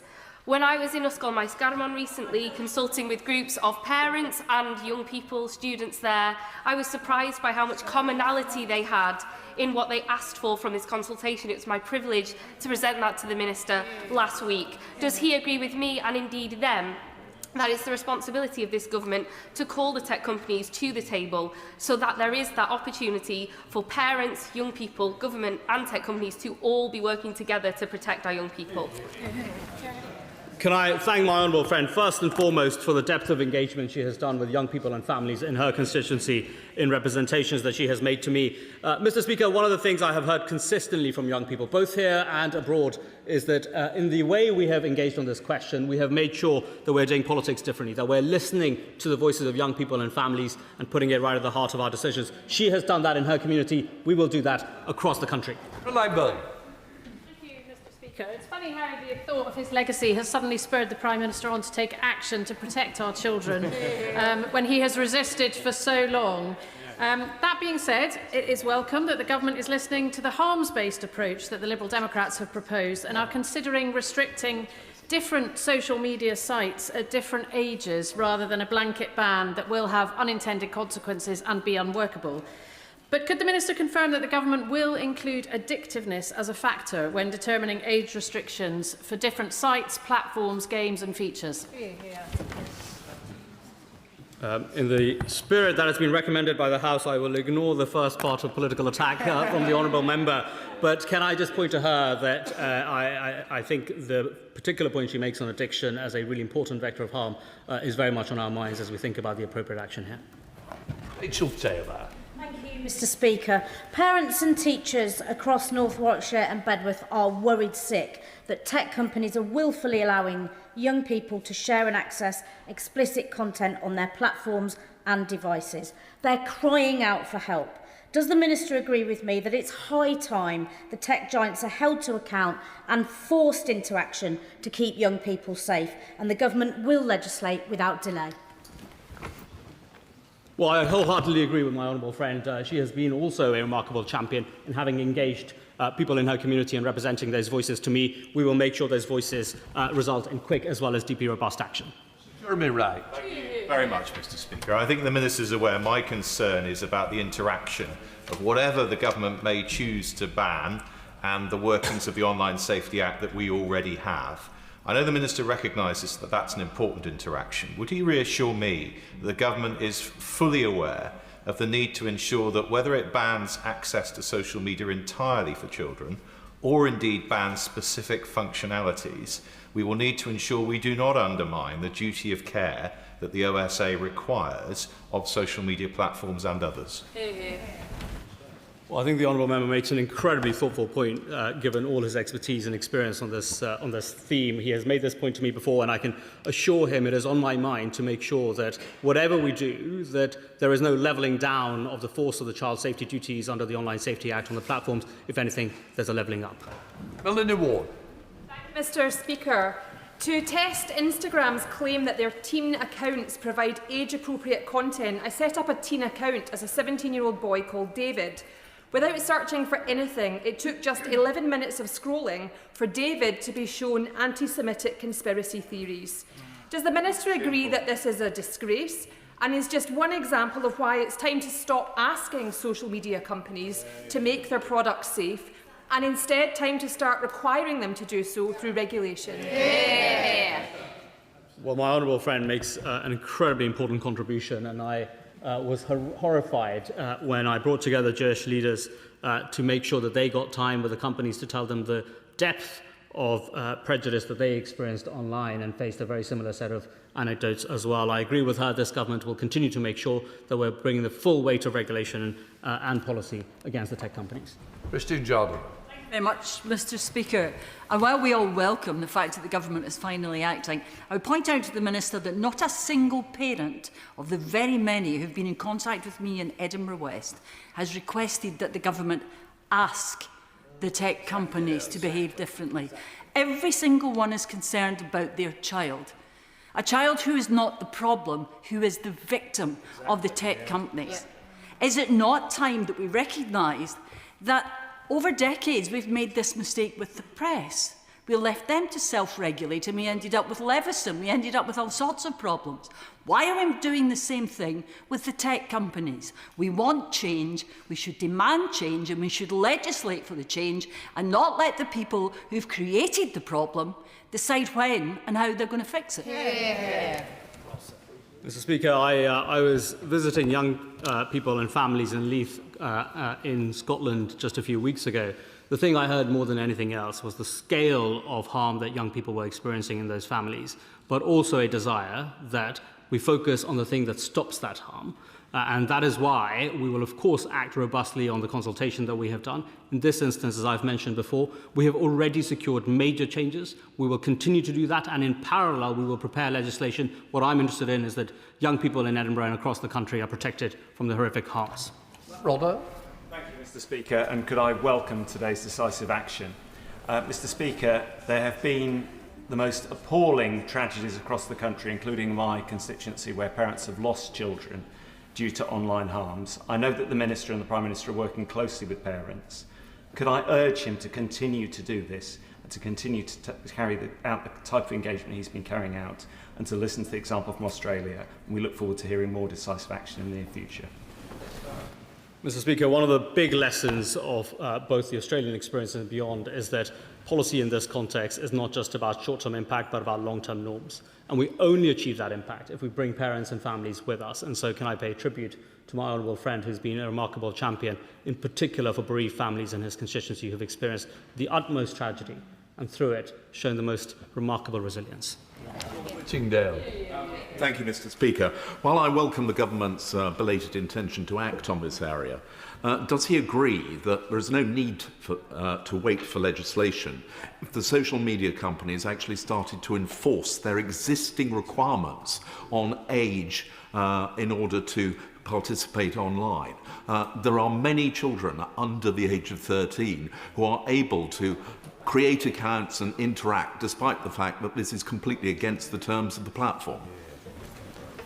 The honourable gentleman is totally right in saying that social media companies have a requirement already to enforce age assurance thresholds that they face under the existing legislation. Where that is not acting, we're continuing to back Ofcom to make sure that it acts robustly, uses every single power that it has, and we will continue to review whether more is needed to make sure that is robust action indeed. Speaker, it's over 20 years since I was one of half a dozen people who co-wrote the world's first code of practice to protect minors from age-inappropriate content. One of the biggest challenges we faced then was age verification. Can the Minister please assure us that the technology and the devices are now there and in place so that under 18s can age verify? Well, I've been very conscious of my honourable friend's expertise in this domain, but I'm glad to hear her pioneering experience on the particular question of age verification too. The reason we've taken this action is because through the engagement we've done, we've made sure that the technology is now in a good place to do exactly that, to verify age at the threshold of 18 robustly. That is why we want to see it extended to make sure young people are secured online. Shwela Braverman. I've met victims of online sexual exploitation, and it is an absolutely devastating crime that needs to be stopped.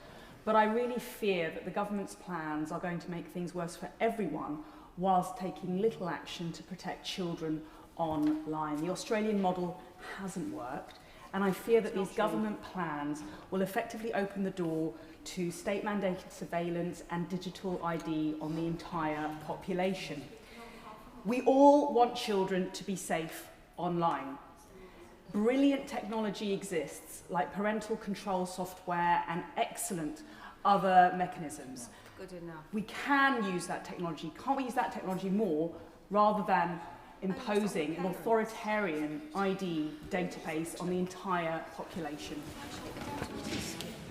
Mr. Speaker, that is a remarkable mischaracterisation of what this government is looking to do, and I think the bulk of the House will feel the weight of what the honourable member has just said. But let me say very clearly, Mr. Speaker, there is a straight choice here between backing parents and their families in a context where they're experiencing remarkable difficulties in keeping up with modern technology, or backing platforms. And I'm astonished that the member has said that the Reform Party is backing tech billionaires and platforms, not parents. Thank you, Mr. Speaker. Unfortunately, I don't believe that the tech giants will do as they say and act in the right way when it comes to this issue. So I asked the Minister what consideration he is giving to legislation, particularly when it comes to ensuring that all platforms can meet the same standards, but also that we can future-proof against new future platforms as well.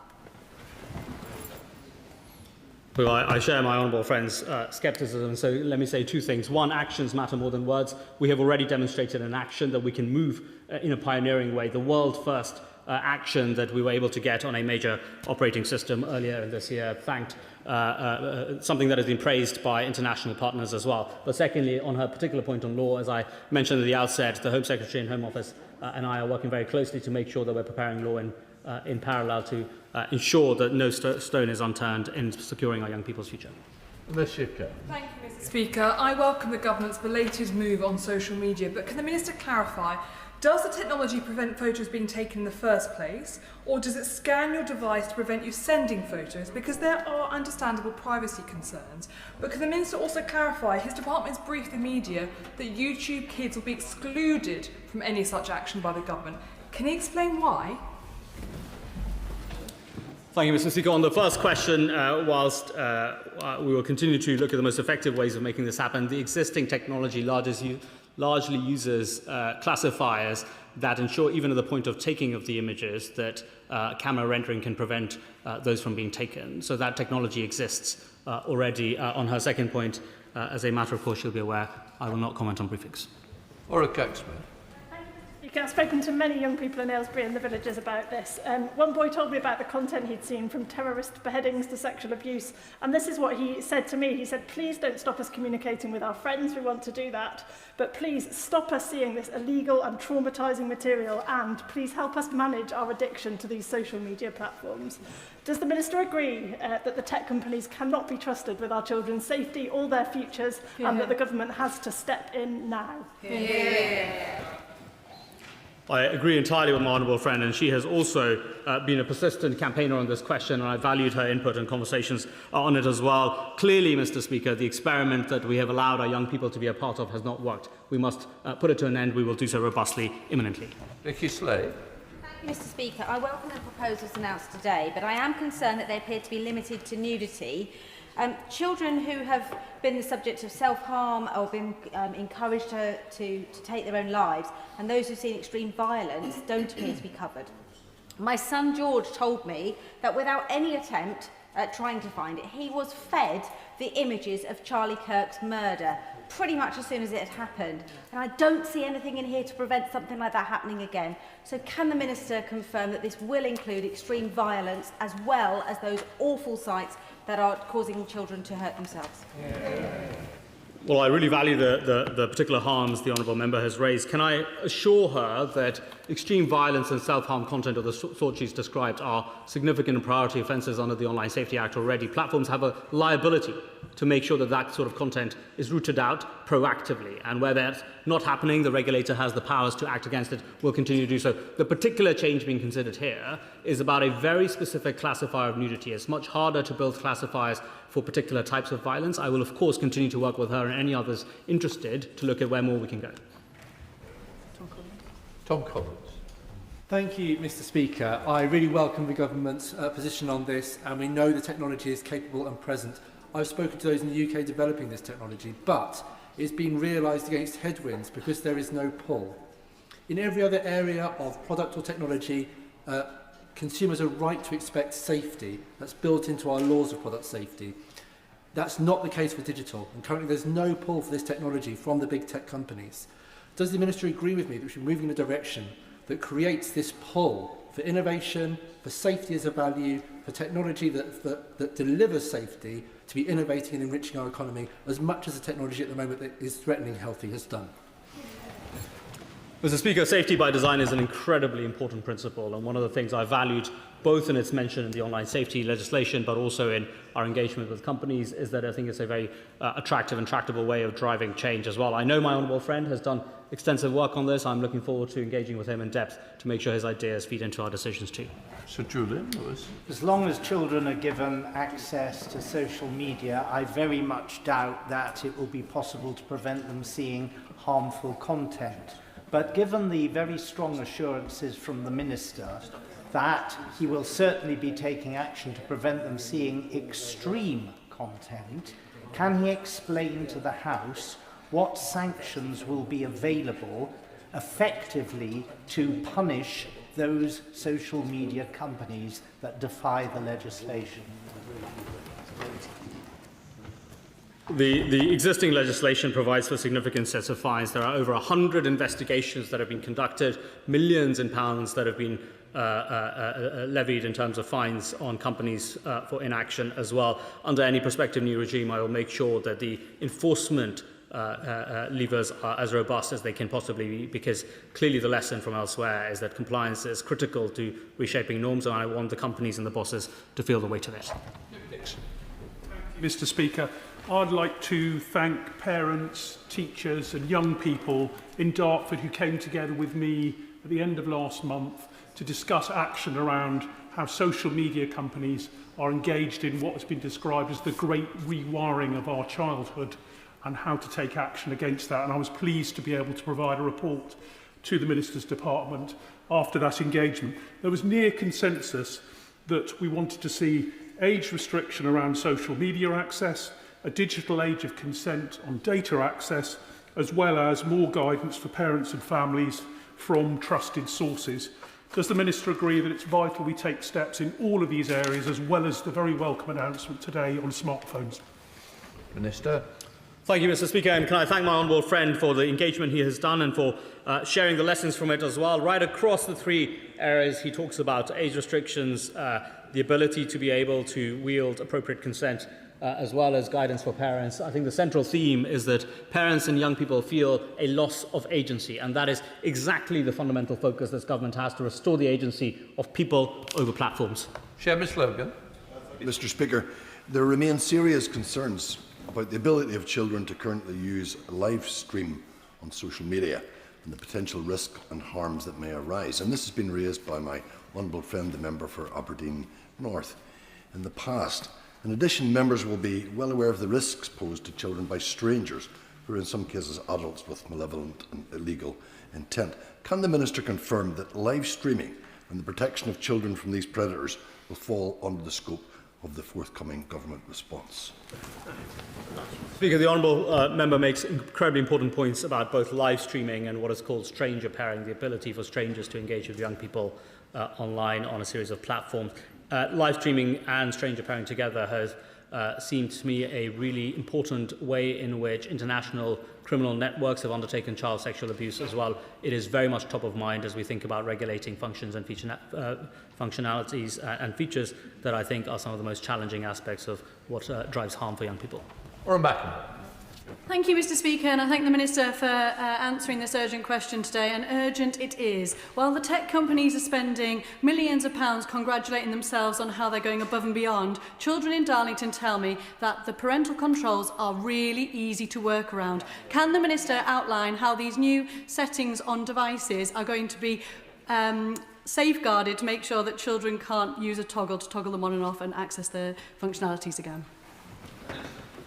Well, I thank my honourable friend. She has been incredibly thoughtful on these questions before as well. And can I agree with her as well, which is that parental controls, in my experience with young people and families, have just not been easy to engage with, nor have they been completely effective in driving down the harm in question. And so in thinking about the effectiveness of what we've announced today, one, I think having age assurance at the device level in a way that is effective in some of the instances we have seen already, I think the evidence is pretty clear. Two, the technology appears to be pretty effective in understanding nudity and therefore blocking it. And the reason we're looking at that is precisely because we think it's radically more effective than doing it just at the level of the application. I will continue to bear her lessons in mind. Gavin Williams. Thank you, Mr. Speaker. In my constituency, this is an issue of real concern to parents as well as children. And as we look at the big tech companies, they often seem to resemble big tobacco companies in the 1960s, or certainly some of them do. We've had a lot of briefing from the government, and we've had an announcement not in this House. Will the Minister commit to coming to this House when the guidance is ready to set out exactly and very clearly as to the steps that the government are going to continue to take to give real reassurance to parents in my constituency who are so concerned about this matter? Mr. Speaker, I think the government has already committed to a conversation as well as a vote at the floor of the House on the substantive question of the consultation. I will make sure that there is even fuller scope for engagement in the Chamber on the full set of questions that the member has raised. Thank you. Jess Bramford.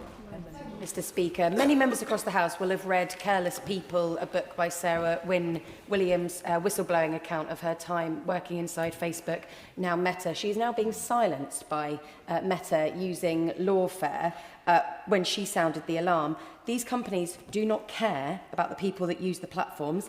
They only care about keeping people on their platforms, especially our children. So what does the Minister know that we don't, that asking them nicely is going to achieve the intended results rather than legislating against them? Mr. Speaker, one of the things I most valued in this role is being able to directly engage with whistleblowers from the range of companies and to hear both their understanding of what is happening internally, but more than that, the strength of their prescription.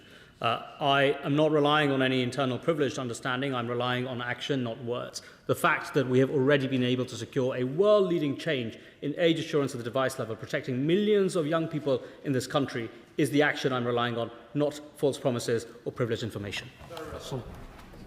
Minister, the tech companies are big, they are rich, they are clever, and they are playing a very long game.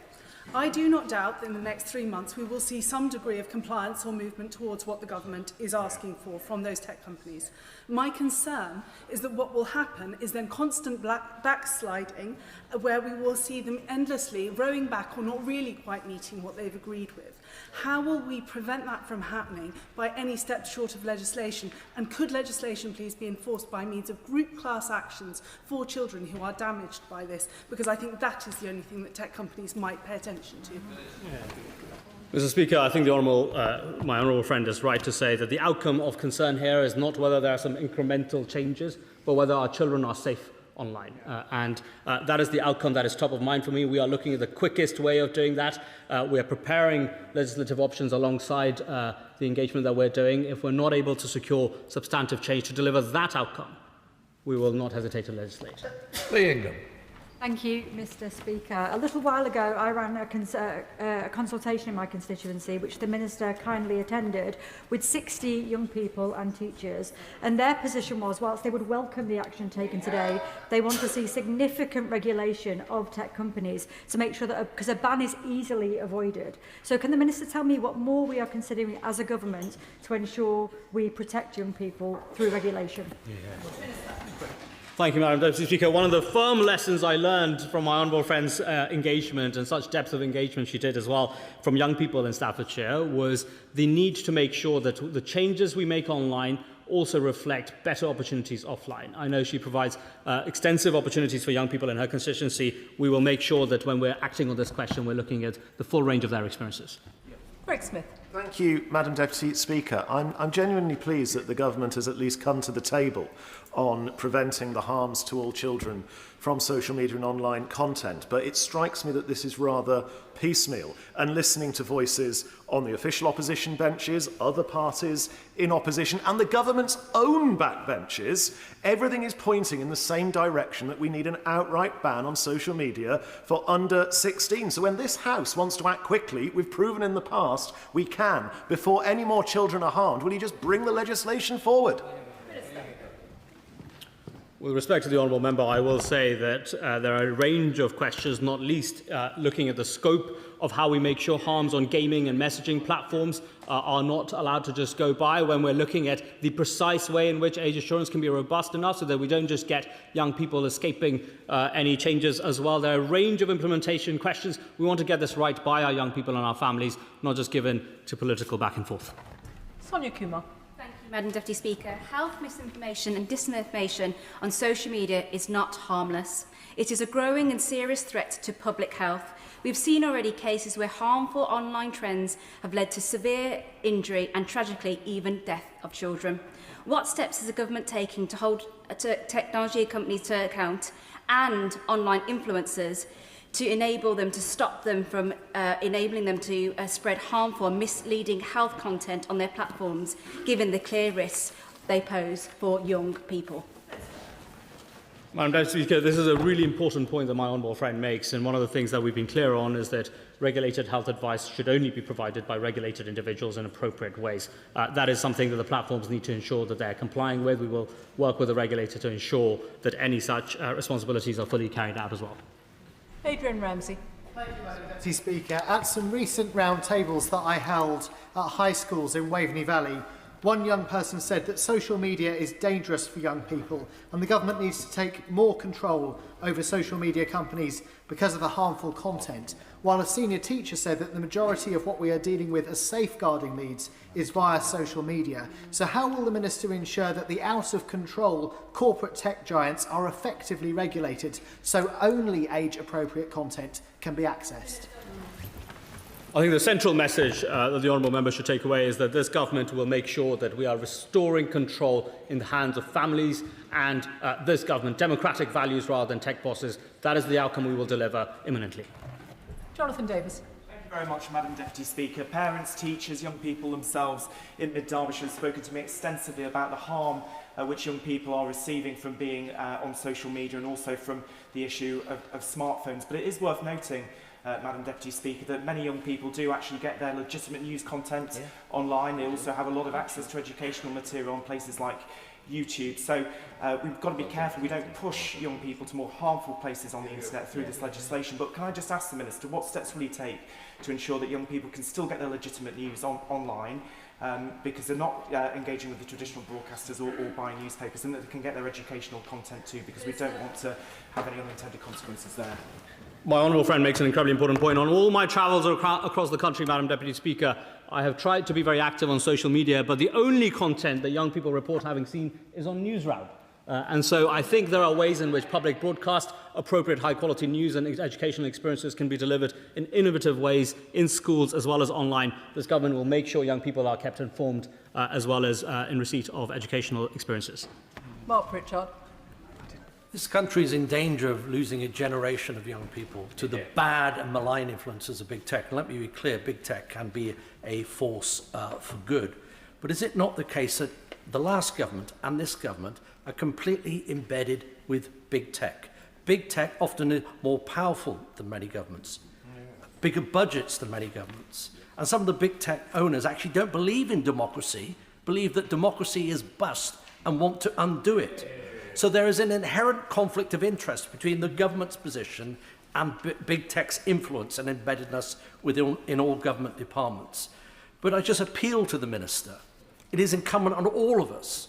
Parents feel powerless. They look to us as their members of parliament to reflect their views. And today I'm reflecting my constituents' views, and we've heard it across the House. Guidance is not good enough. It has to be legislation, has to be class actions, has to be the big bucks. That's what they listen to.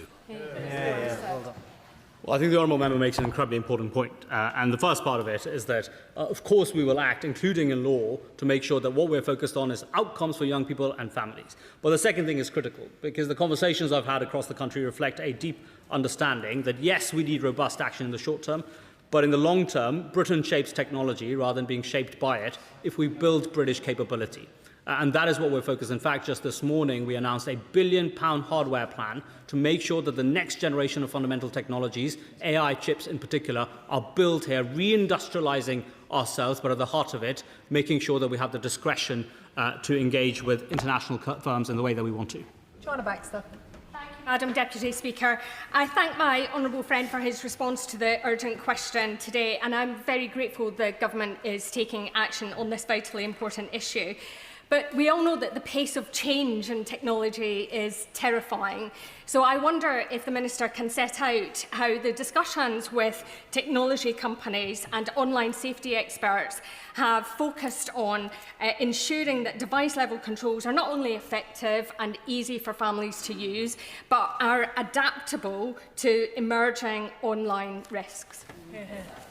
I think my honourable friend makes an incredibly important point that the speed of technology needs to be reflected in the speed of democracy. That is why we have moved so fast on engaging the country, getting a set of actions ready, acting imminently. But on this particular point on device-level changes, why we were one of the first countries in the world to secure some of the major changes that took place earlier this year on an operating system as well. She is totally right to point out that we need to look at not just where the technology is now, but where harms go as well, and I will continue to bear that in mind. Anne Davis. I welcome the Minister's announcement about blocking explicit images on children's phones, but really this just should have come much sooner. Yeah. And I totally agree with the Honourable Member from Twickenham. Action needs to be taken now, not in 3 months' time. But what exactly will be measured at the end of this period?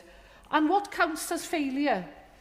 Are we really relying on the goodwill of tech companies bearing their inactivity so far? Thank you to the honourable member for her question. Let me say a very clear sense of what the outcome is that we will measure it, which is that currently 91% of images engaged in child sexual abuse interactions are self-generated. That, to me, is the central focus for what this government is doing. We have already made a significant difference, as I said, in terms of ensuring our robust engagement delivers a pioneering first change on a major operating system. If that isn't delivered within the course of weeks, we will continue to make sure that the full force of the law delivers that outcome. Chris Webb. Madam Deputy Speaker, given the growing linking evidence between smartphone overuse and symptoms like depression, anxiety and reduced student performance, areas like Blackpool are seeing double the national average when it comes to young people and self-harm. So what steps will my honourable friend take to ensure that device-level controls are effective and easy to use for those parents who may not be as tech-savvy? Good question. A fundamental principle behind the changes both announced today and those that we're considering as a result of the consultation is simplicity. Because parents tell me across the country that they are working incredibly hard, they're trying to keep up with technology, but the technology continues to make it more difficult rather than easier for them to exercise control. And so that principle will motivate our actions. We will make sure that it is easy, effective, and that the burden of liability falls on platforms, not on parents. Lincoln Job. Speaker, why is the Minister here today answering an urgent question rather than bringing forward a government statement? Thank you, Madam Deputy Speaker. I understand that Home Office ministers made a statement at orals today. I'm very happy to answer any further questions to the extent that the House desires. Josh Dean. Madam Deputy Speaker, the vast majority of members in this place have had the benefit of growing up in a world without social media and with social media, but young people today have not had that benefit. They've grown up with lives intimately intertwined with the digital world and in lockdown were pushed even deeper online without being given a say. So whatever we do next, we must bring young people with us. And can I ask the Minister that beyond the recent consultation, what will his department do to meaningfully engage young people in this area of policy so that we can build a digital world that's safe for young people with young people? Yeah. Well, can I say that my honourable friend has been one of the most vocal people on this question, in particular on engaging young people.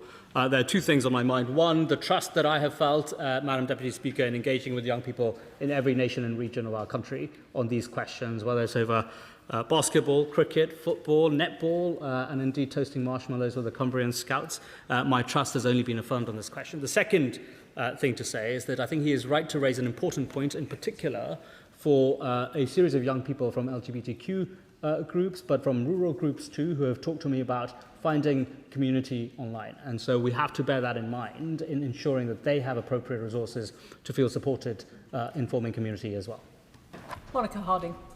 Madam Deputy Speaker, at the G7 Digital Ministers meeting, it was reported that the US and the UK watered down stronger protections for children presented by France. My constituents in East Morton, as evidenced by the over 2,000 emails I received on online harms, want stronger protections. So can the Minister assure us that when it comes to online safety, he and the Prime Minister have the interests of children in my constituency at heart, rather than the interests of the US and big tech? And if so, why did the UK resist mandatory protection frameworks? Here, here. Here, here. Great question.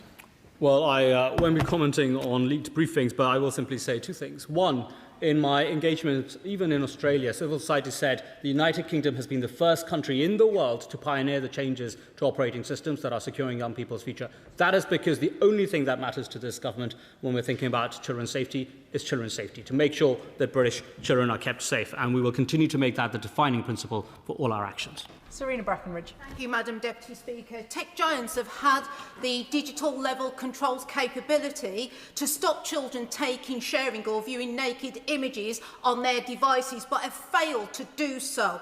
I have very little confidence that they will suddenly have an epiphany and do the right thing without the pressure, enforcement and consequences necessary. So how will the Minister make sure that they will comply and legislate with urgency if or when they fail? Well, I thank my honourable friend and I share her starting position of scepticism.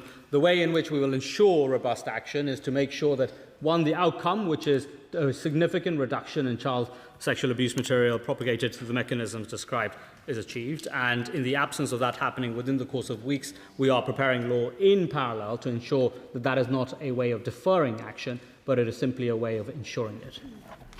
Samuel Wilson. Madam Deputy Speaker, and regardless of what has provoked this change of heart. I think that we can all welcome the fact that the government is now recognising the harms which have been caused by social media to children and to families, and the evidence, of course, is very clear. I believe that most children actually will support this legislation on Friday. I chaired a debate in Robbinsville Special School, and a lively debate it was, and all of the very points were brought out about disruption, distraction, bullying, peer pressure, etc. But the one thing I would ask of the Minister is that we need action now, and he should not be put off by further promises from the big tech companies about self-regulation.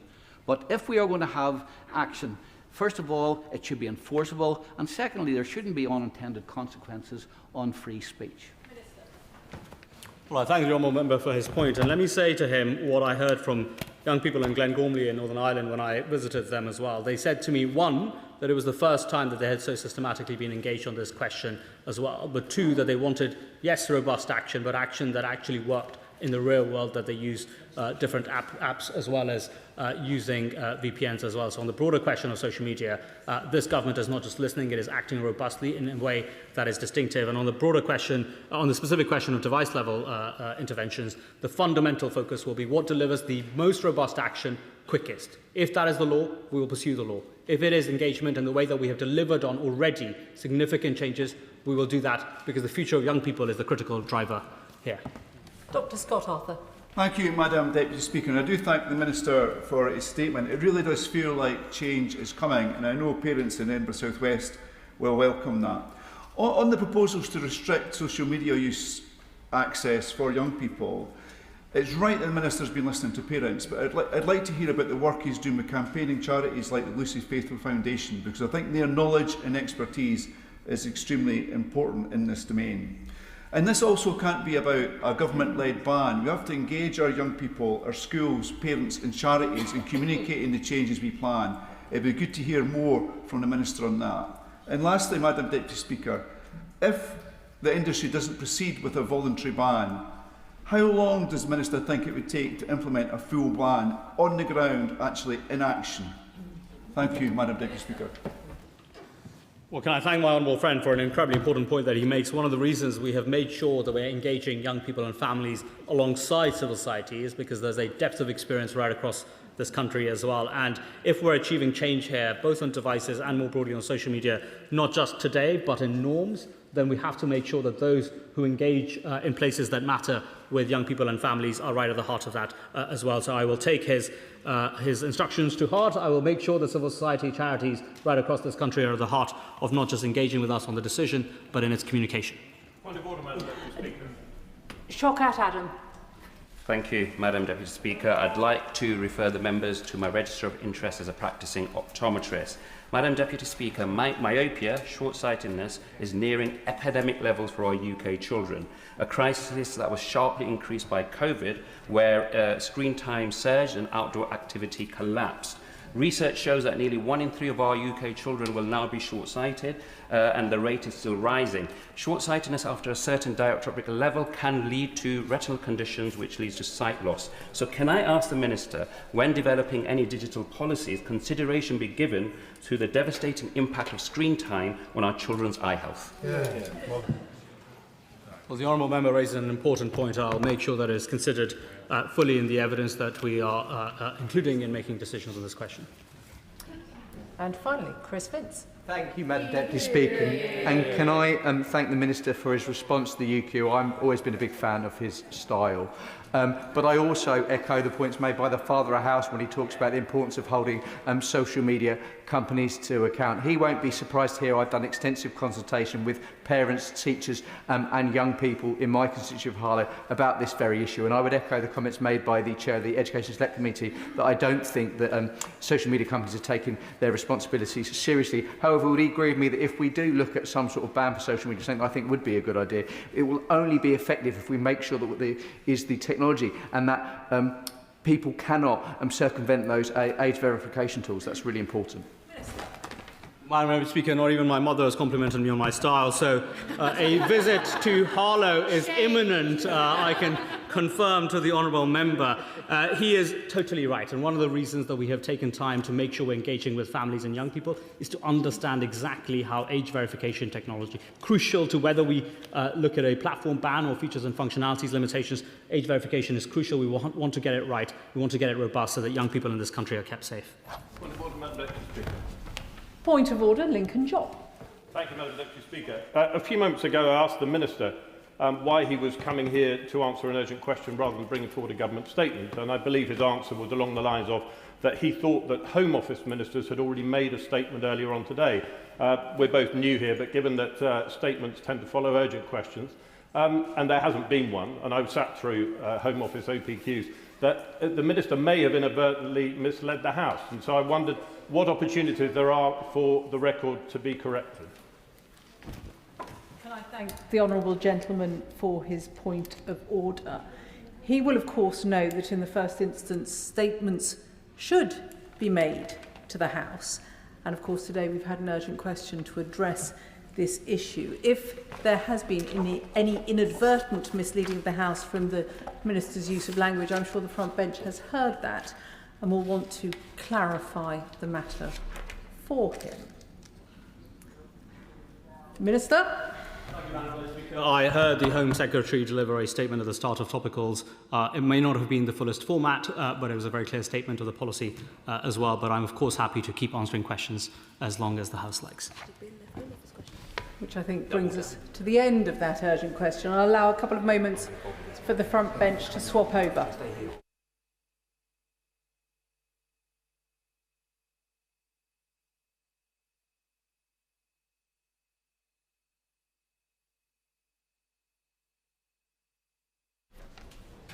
Brings us to an urgent question on water companies. Clive Lewis. Thank you, Madam Deputy Speaker. To ask the Secretary of State for the Environment if she will make a statement on the performance of the water sector. Minister. Thank you, Madam Deputy Speaker, and I welcome this opportunity to update the House on the progress the Government has made on this important issue. In these divisive times, there are a few topics that unite all of us in the House, but water does. We all agree the status quo cannot continue, and that following 14 years of Conservative failure, this Labour government is turning this around.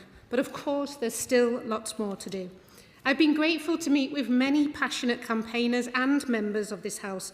Recently, that included an engaging meeting with my honourable friends, the member for Norwich South and Shipley. And just last week, I met with campaigners from Save Windermere and academics from the People's Commission on Water. People are right to be angry about the problems facing the water industry. Customers have been let down by rising bills, underinvestment in creaking infrastructure, supply interruptions and unacceptable levels of pollution in our rivers, lakes and seas.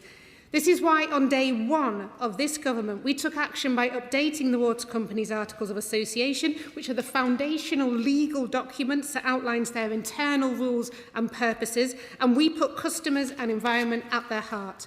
We also established powerful consumer panels to give customers voice.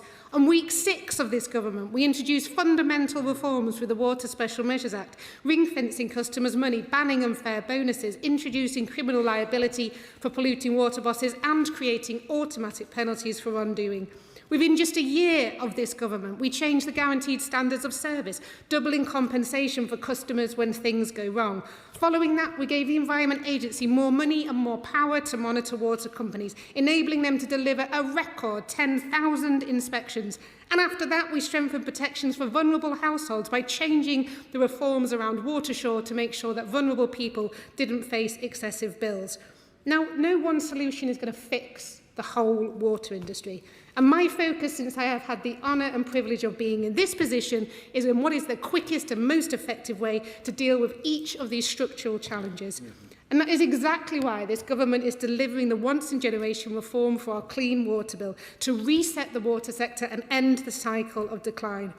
And on this side of the House, we believe in experts. And that's why not only have we done all of this, but we've supported the Chief Medical Officer in bringing together a wider expert panel through the Public Health Water Task Force, providing independent and technical advice on risks, alongside the fantastic work done by DEFRA's own scientific advisor, creating the Scientific Advisory Committee to look at what we can do around water. We will deliver on our promise to clean up the rivers, lakes and seas, not just today, but for generations to come. Madam Deputy Speaker, these changes are designed to address the structural challenges in the sector and deliver a cleaner, more resilient and more accountable water system for the future.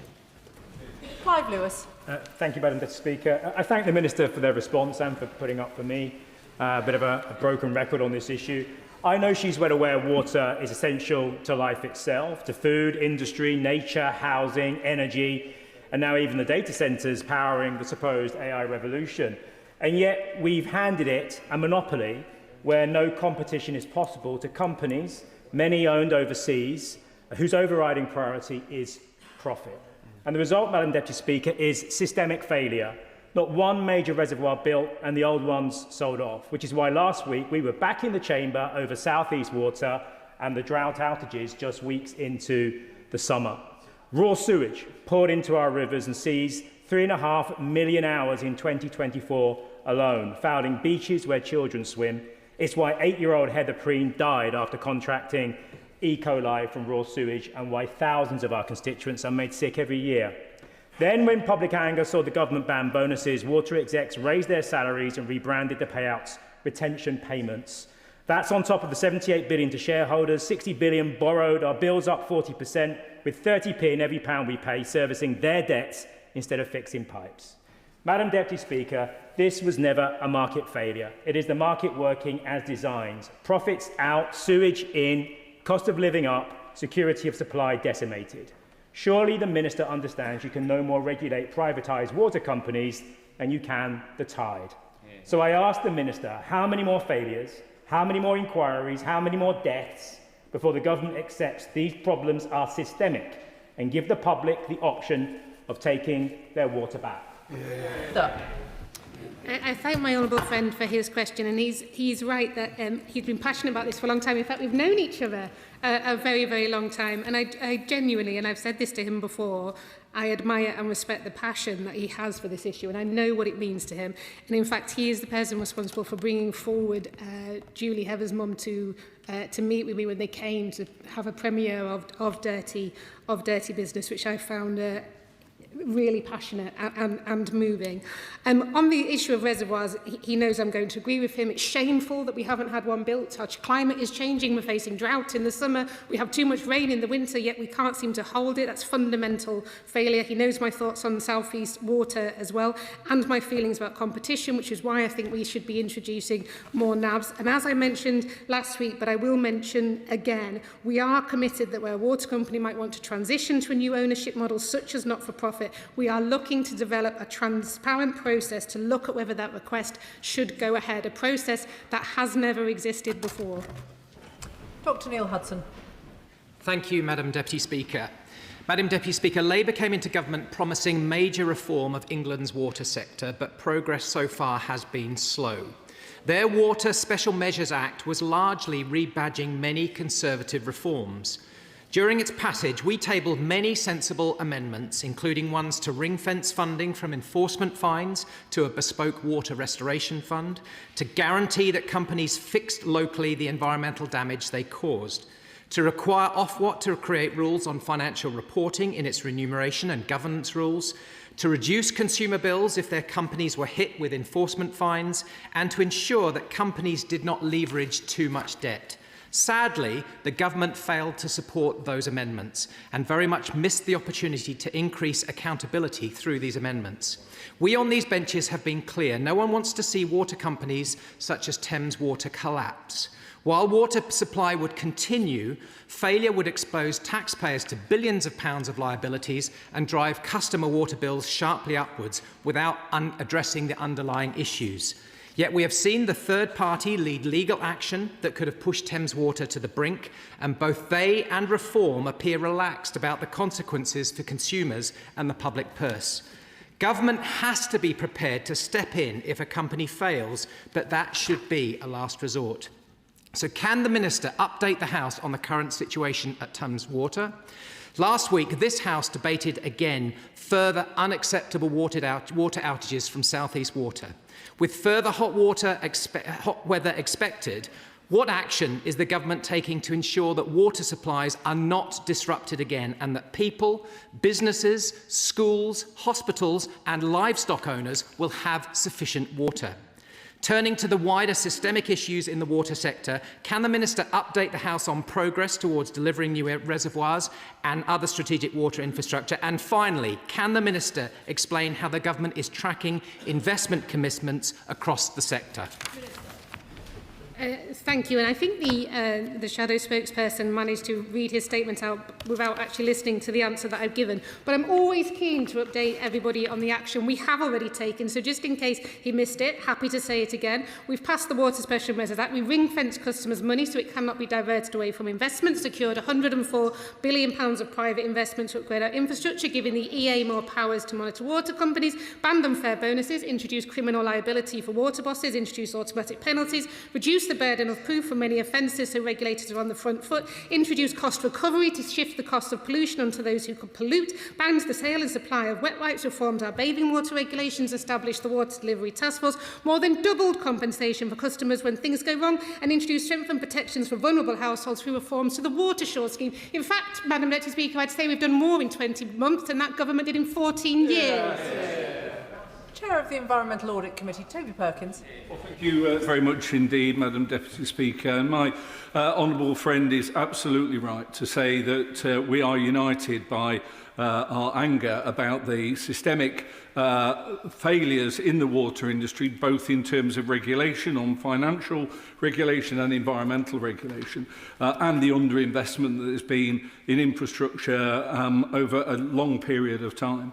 The fact that Welsh Water, a not-for-profit water company, are also a poor performer when it comes to the environment shows it's not as simplistic as saying that profit is the only issue here. Now, my honourable friend has rightly, this government's rightly addressed one of the issues in terms of the amount of investment that is going in. There is higher bills. We need to see results for that. And we also do need to see this regulatory reform coming forward as soon as possible. But can she assure the House that the water bill that she brings forward will actually tackle both the environmental failures that we've seen and also make sure we've got a regime in place that prevents the kind of appalling indebtedness that we saw with Thames Water and the industry more generally prioritising those debts ahead of delivering for customers? I thank my honourable friend and for the work that he does as chair of the Environment Audit Committee. And he's right to highlight the underinvestment in infrastructure. In fact, some of the problems we have around resilience are quite frankly because of the underinvestment in infrastructure, which is why we need to set resilient standards. And he's right to say that we need to see action that results from having those higher bills, which is why we formed the Water Delivery Task Force to actually hold the water companies to account for the promises that they've made on delivering infrastructure. And one of the things you mentioned about the point of having the integrated regulator is in at the moment you have Ofwat looking financially, the Environment Agency looking at the environment, Drinking Water looking at Drinking Water Inspectorate. By abolishing them and bringing them into one, you will have an integrated regulator that at its heart places environment, customers and what's been missing for the last 14 years, public health, which is incredibly important. And finally, yes, I agree with his point on debt levels as well, and that was one of the things that was in the Sir John Miff Commission. Liberal Democrat spokesperson Charlie Maynard. Thank you, Madam Deputy Speaker. Thames Water serves my Witney constituency and embodies the systemic failures of this sector. The company is in breach of its licence conditions by not holding any investment-grade credit ratings for nearly the last 2 years and by failing to inform Ofwat and the government of the change of control at the company. This government has stood by and let this happen. Now the government's only plan is to hand the company over to the very same creditors who have pillaged and continue to pillage the company. The government must now change course, put Thames Water into special administration and bring it out as a business mutually owned and operated by the interests of its customers and the environment. And I find it extraordinary the Shadow Minister comes across as a corporate shill because I have provided him with information which is Thames Water's own independent expert information which demonstrates that it will cost zero to the government in the medium term. I have provided that information, you've not responded. So please will the government now put the company into special administration? Minister. I thank him for his question, but I think it's a misrepresentation, of course, I'm sure by accident, to say that this government is doing any kind of deals. The government is working closely with Ofwat, who are evaluating the consortium's proposals, but of course this government will always put the best interests of customers and the environment at its heart. And as I've said many times in this House, we stand ready for all eventualities, including being ready to apply for special administration if necessary. Helen Dollymore. In Hastings, Rye and the villages, we've had sewage dumped in our sea. We've had 2 major water outages lasting 5 and 9 days. We've had the Hastings town centre flooded, and we've had last year, as she knows, 300 million plastic beads washing up on our beaches, all thanks to Southern Water. Their failures are making people sick, they are damaging local businesses, and they are tarnishing our livelihood as a seaside economy. That is why so many people that I represent are fed up with Southern Water while having to pay more in their bills. They welcome the action that this Labour government is taking to ramp up regulation, to ban bonuses and much more, but they want to know what more can be done. The water white paper that she has brought forward talks about the importance of ownership, and it opens the door to the government looking at not-for-profit structures. Could she say a bit more about that? Minister. I thank my honourable friend, who is a formidable and incredibly impressive campaigner on this issue, and she has been through her work on the DEFRA Select Committee and continues to be, and now she's left it, and I honestly think she's been amazing. We've said in our white paper we're going to have a transparent process to look if a new model will go to head. Of course, as the Secretary of State has said herself, I've always been in favour of mutuals. I don't have a problem with not-for-profits, but we have to look at the clear process to look at whether that's in the best interest of the customers for any change to go ahead. Sir Jeremy Hunt. Thank you, Madam Deputy Speaker. Isn't the root problem here a profound failure of regulation over the last 25 years, for which Labour, the Conservatives and the Lib Dems all bear responsibility? Because we have regulated for lower prices and more investment, but we have not stopped companies loading up their balance sheets with debt, which means higher prices and less investment. I'm not a believer in nationalisation, because I know, having been Chancellor, that the state will never find the £104 billion that is now promised by the private sector. But if we're going to stick with private companies, do we not need to regulate differently so that we have lower prices and more investment? I thank the right honourable gentleman for his question. It feels slightly odd, obviously, being on the opposite side of questioning each other still. But I will gently say, yes, I do accept the premise of his question. We need tougher and more effective regulation, and the way the regulation system has worked has failed. But I would have thought, as the second most powerful person in the previous government, he might have had an opportunity to act himself. Chris Hinchliffe. Madam Deputy Speaker, on an almost weekly basis we come to the Chamber to highlight the failures of the water sector in our constituencies. But Madam Deputy Speaker, I want to highlight a wider point today. For years, economic policy in this country has been based on trying to achieve growth by unlocking private capital, often from abroad. And in this essential sector, we now see the end result of water bankruptcy, environmental devastation, non-existent infrastructure, and the public left picking up the tab. So what conversations is the Minister having with colleagues across government, especially in the Treasury, about learning from this monumental failure? Minister. I thank my noble friend for his question and also for his passionate work on this. And I know how much he cares about over-abstraction and the damage that that's doing to our environment and to nature. Of course, on the Water Delivery Task Force, we have MHCLG ministers and Treasury representatives all looking at how we can make the most fastest and effective change to our water system. But that's particularly looking around water infrastructure, because as has been highlighted already in questions, one of the problems that we've had is the fact we've been unable to build the infrastructure we need, which is resulting to damage to the environment now. Sir Roger Gale. Thank you, Madam Deputy Speaker. Since Mr Speaker allowed me to ask an urgent question on Wednesday last week, a question to which the Honourable Lady helpfully responded, it won't surprise the Honourable Lady to know that I've received quite a number of public comments concerning the performance of South East Water, most of which are not repeatable before the watershed. But two issues clearly have come to light and struck a chord. First, it really is time that the water companies were allowed to act as consultees in planning applications, because we are building house after house after house without saying where the water is going to come from. And of course the water companies have a statutory duty to provide it. The second point that's come through loud and clear, which underscores something that the Honourable Lady said to me, is that it really is time that every modern house, every new house built, has a grey water system, because we are pouring water that we cannot waste literally down the drain. I thank the right honourable gentleman and for his question last week as well. I think, as I mentioned last week, there is, as the Water Delivery Task Force, this does look at planning. So it is joint with MHCLG and DEFRA to look at where we're building homes. Do we have the right water? What water infrastructure is needed? In Cambridge, there's been some retrofitting of some properties to make them more water efficient. But I think he makes a very, very powerful point about the use of grey water, and it's one that's definitely on my agenda. Yuan Yang. Thank you, Madam Deputy Speaker, and I thank the Minister for her statement.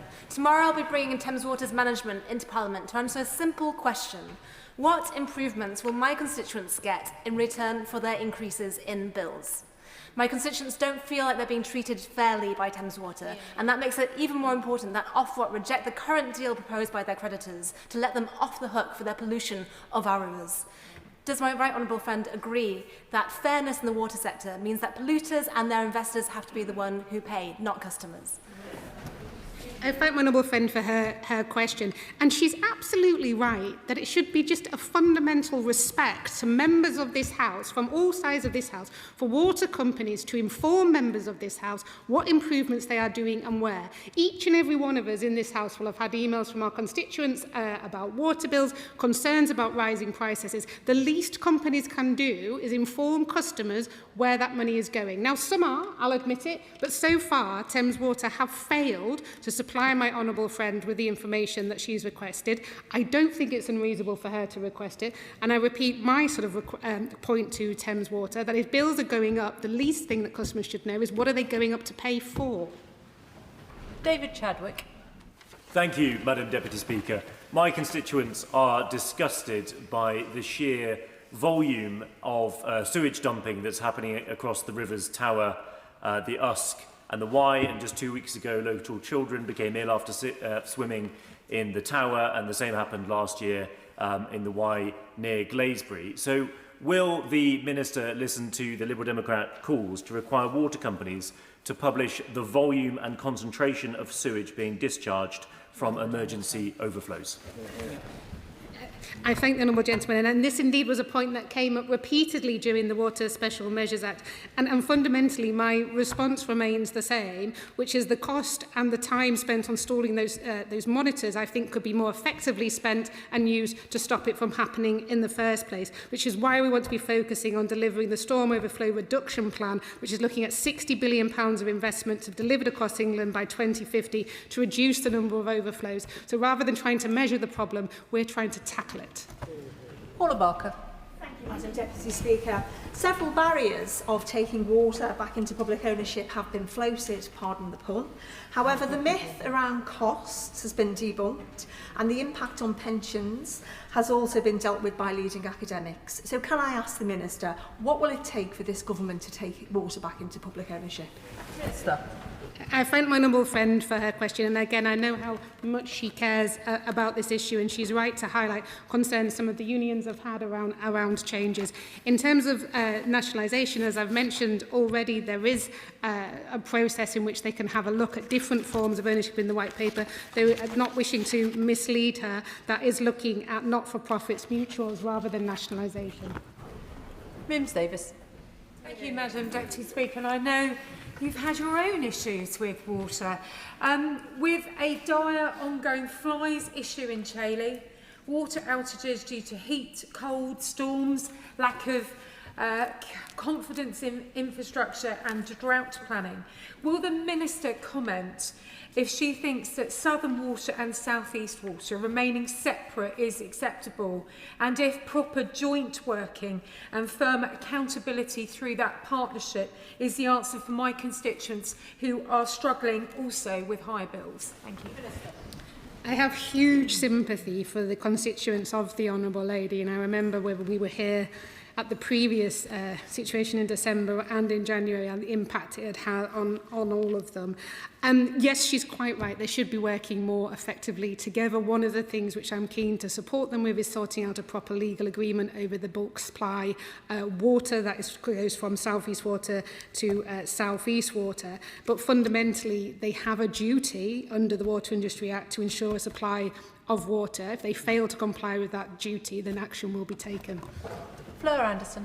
Thank you, Madam Deputy Speaker. My constituents in Putney write to me constantly about the failings of Thames Water, bills going up but pollution still being the same, and I'm glad she's taking a grip of this with the task force in particular. It's World Oceans Day, and I met this morning with several groups who are campaigning and giving data about the impact that poor rivers have on oceans and the link that there is between that. Can the Minister assure me, as raised by these organisations across the country, that she's putting more effort in to support the Environment Agency so that they can monitor the water more and enforce the legislation that we have been passing? Minister.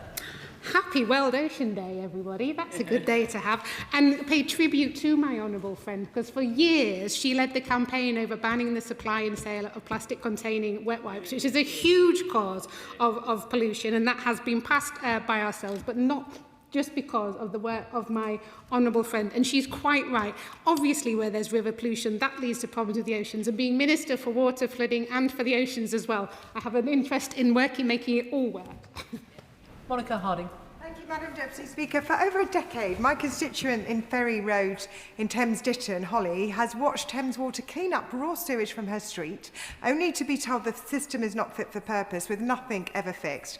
And last week, in the heavy rain, human waste flooded 2 homes and spread to the local primary school. Thames Water's proposed solution is to wash it straight back into the river, which is unacceptable.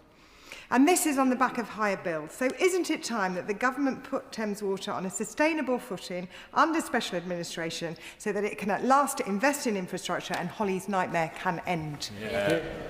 The Honourable Lady raises a shocking and awful case, which I'd be more than happy to have a meeting with her and look into. There's no excuse for sewage ending up in primary schools and be seen floating down the street, and I'm happy to sort of take that up. Jazz Atwell. Thank you, Madam Deputy Speaker. Thames Water, which serves my constituency, has had a checkered history. It gets from bad to worse. And in terms of sewage spills, literally sewage on the streets of Ilford has happened almost too frequently. My question to the Minister is, when is enough for us to be able to take back control from Thames Water? Minister. I thank my honourable friend for his question, and yet another example of the current failure of the system, and he's right to feel angry about it. As I've said, when it comes to Thames Water, the government is working closely with Ofwat. We stand ready for every eventualities, and that does include being able to apply for special administration if that's necessary. Sir Julian Lewis. I'd like to record my appreciation of the consistent campaign waged by the honourable and gallant member for Norwich South, which included bringing the real-life activists on whom the Dirty Business docudrama series was based to the House of Commons where we could meet them. But arising out of the Minister's reply to him, I noted that she said about no new reservoirs being built. Does she think any new reservoirs could ever be built without government direct intervention? Minister. The right honourable gentleman raises an incredibly important point. And one of the things we've been doing through the Water Delivery Task Force is looking at all of the potential barriers there are in the way of just getting stuff done. So that's why it's so important we have MHCLG on there alongside DEFRA, because it's not just the question of financing, it's the question of planning. It's like everybody seems to want reservoirs, but lots of people don't seem to want them being built. And that seems to be the difficulty, is that part of it. So he's quite right. We have had to intervene more to look at sort of where are the blockages, where are the problems in which we come up to when we're trying to get something built, and how can we as government remove some of those so we can get on with it, because we know the climate is changing, we know we're going to have wetter winters, we know we're going to have drier summers, so this is becoming even more urgent.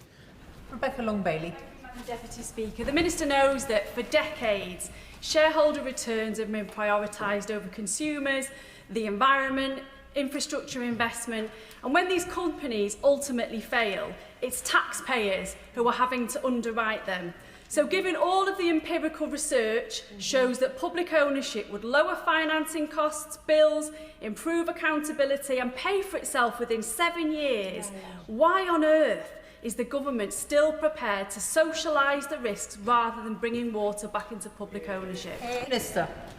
I thank my honourable friend for her question and again for the passion in which she speaks about this issue. And I will just reiterate, my focus has always been what's the quickest and most effective way I can deal with some of the problems in front of me. There are questions over how much nationalisation will cost. We've had them before, but we do know there is £82.7 billion worth of debt, and that is the outstanding debt of the water companies. I think it's always difficult, and again, this is probably going beyond myself, Madam Deputy Speaker, into the Treasury to make priorities about what we spend money on. But that isn't for one moment to give the impression I'm happy with the status quo or that I think the current situation is good, because I simply do not. It's about how do we make the most effective change in the quickest way, which is why having that transparent process set out to look at not-for-profit mutuals and different models like that in the white paper is so important. Adrian Ramsey. Thank you, Madam Deputy Speaker. The suppressed report from DEFRA civil servants entitled Critical Systems Beyond 2030 concludes with high confidence that without transformational change, Britain's water and food systems face realistic risk of catastrophic failure. The report highlights that significant parts of the UK already face water scarcity, while high levels of industry debt and woefully inadequate infrastructure investment has undermined system resilience. Can the Minister assure the House that the water bill will require companies to build long-term climate resilience into reservoir supply networks and wastewater systems so communities are protected from the climate and water security challenges expected in the coming years and decades? The honourable gentleman raises a really important point, and yes is the short answer. We need clear resilience standards and asset standards because we don't have them. But also, really importantly, as he's pointed out, those asset standards and resilience standards need to be fit for the future and not just for today. So that when we're looking at what should the standard be, we're thinking about, okay, well, what's going to happen to the climate in years to come in terms of overheating, in terms of flooding. So he's quite right, there is work going on that, and it's an important point that he's raised. Alex Sobel. Thank you, Madam Deputy Speaker. Minister, we all know that our water company, Yorkshire Water Company, is a dirty business, flushing sewage into our rivers like the Wharfe and the air, with children and others being ill from swimming in the rivers. But is it also a broken business with its debt over 4 times its revenue and still last year paying over £50 million to shareholders? What financial studies have you done of Yorkshire Water to look at their viability? And isn't it time that the people of Yorkshire have the same say over the water company as the people of Wales? I thank my honourable friend for his question, and he's right, we share the same water company. On the question of debt, one of the things Sir John Cunliffe's commission came up with was looking at whether it would be appropriate for government to set a level of debt that companies can go beyond, because quite simply the gearing that we've seen happen in the last decade or so is completely unsustainable. It's making companies act in a way that I don't think is the right way in which to behave, and that's why one of those that was included in the white paper, that we need to be looking at debt levels for these companies and what is a sensible and realistic level for them to hold, and not one that undermines their ability to their sustainability or their ability to put customers and the environment first, which should be at the core of everything they do. Katie Lamb. Thank you very much, Madam Deputy Speaker. The Minister, I know, is acutely aware of the terrible problems we have had with South East Water. I know we've discussed it recently. They can't supply water in the winter because it's too cold. They can't supply water in the summer because it's too hot. The Chair and the Chief Executive have both stood down, but this is a necessary condition for the company to be transformed, not the transformation itself. So I wonder if the Minister could give us any update that she might be aware of on how the recruitment process is going to appoint their successors, and what role the regulator and the department will play in that process. I thank the honourable lady for her question, and I know she wrote to me about the specific difficulties her constituents have faced, and again I have huge sympathy with them. It isn't acceptable. The regulator, of course, will be having a close interest, because part of the problem, well, part of the issue South East Water has at the moment is that it's non-compliant with its licence because it has downgraded by Moody's. So Ofwat will be taking a very, very close interest in what happens with this company, because they are not currently compliant. I'm also very interested in what happens with this company. I've met the interim chair, and I know she's only been post a few weeks, and she's trying to sort of, restore relations with members of Parliament. So I'm keen to know from you all how that is going. But fundamentally, you're right. And as this was also echoed in the EFRA Select Committee, that what we need is not just a change in leadership, but a change in culture and fundamental change in leadership for that company. Clive Efford. Deputy Speaker, parents from my constituency who went to the South Coast during the half-term week described how they wouldn't let their children swim in the sea. Now, these are not necessarily beaches that are deemed to be unsafe, but such is the loss of confidence in our water industries that they've reacted in that way. There must come a time when we have to say we can't allow water companies to continue to perform in the way that they have consistently. And there must be a way of separating off the debt from the responsibility of running the water companies, so that we take responsibility of supplying water and leave those companies who've done extremely well out of the industry to pay off their own debts. Mr. I thank my honourable friend. And as summer comes, we all want to be enjoying our beaches, going for a swim, having a paddle, and not having to think about checking an app to see whether or not they are polluted. And he's right to be angry, and his constituents are right to feel angry about the current situation we have. One of the things we've told companies that they need to do, and that's in delivering their storm overflow reduction plan, they prioritise bathing waters and chalk streams to begin with, so that we can make those as safe as possible. It's why our reforms to bathing waters will help clean it up more quickly, because what we want to have is everybody going out and enjoying the great British summerside and the great British seaside. I've mixed summer and seaside there. Great British seaside in this summer. Jess Brown-Fuller. Madam Deputy Speaker, I refer members to my register of interest as the chair of the APPG on infant feeding. With water scarcity prevalent across the South East and poor management of water companies seeing outages across the South, will the Minister consult with her colleagues in the Department of Health and Social Care to find a route to putting new mothers onto the Priority Services Register automatically? Because for formula-fed babies, there is no other option except a clean water supply. Minister. That's a hugely important issue. In fact, I have already begun to have some conversations, but that was looking at women when they're pregnant, because obviously when they're pregnant, they should be on the Priority Service Register. There are concerns, as you can imagine, around data sharing and information and giving permission, but it is a really important point, because obviously pregnant women will fall in and out of being priority, and same as I say with formula-fed babies as well. So it's something that's quite tricky because of the problems around sharing information, but it is something that's on my agenda.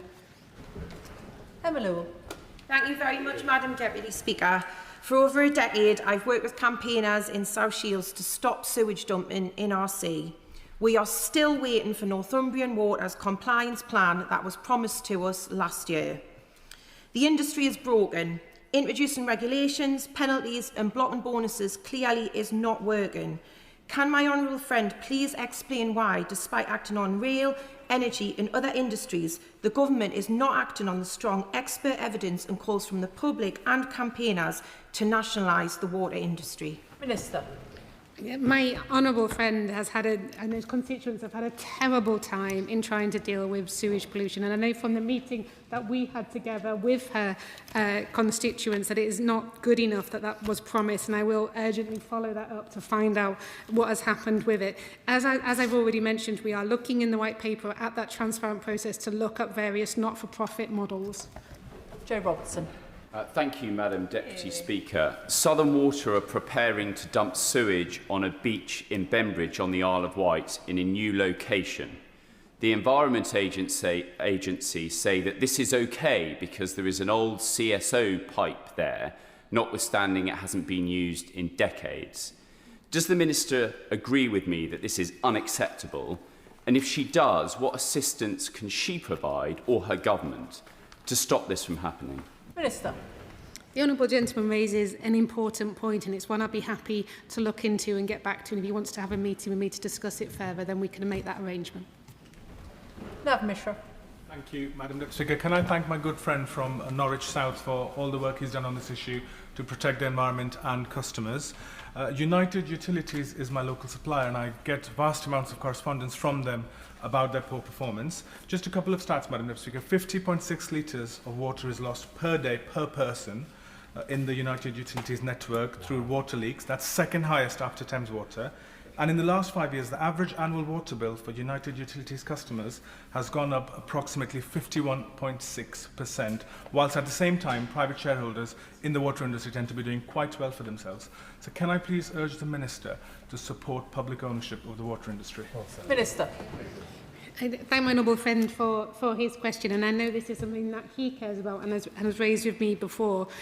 On the issue of leakage, he's quite right to be angry about this, because this is water people are paying for that's ending up leaking and in the wrong places. One of the things we're tracking through the Water Delivery Task Force is looking at that leakage target. Can we go back to the point of how do we ensure we have the water we need for houses, for growth, for the environment, for everything else? Tackling leakage is one of the core things that we can take action on, and it's one I'm committed to doing. Liz Saville-Roberts. Local people are appalled that there were nearly 95,000 hours of sewage pollution in Dwyfor Meirionydd last year, to the point where there are dedicated local groups in the constituency, and I must mention Forum Llynpadon, who've stepped in, monitoring water quality in the magnificent glacial lake in Llanberis, home of the rare Torgoch char. But we can't, of course, rely on citizen scientists to fix the system in its entirety. So what update can the Minister give me on the UK Government's white paper plans to devolve further water powers to Wales, so that we therefore have the means to establish a separate, independent economic regulator and further, of course, prioritise sustainable water management over commercial interests? The Honourable Lady raises an important point, and that lake sounds very beautiful.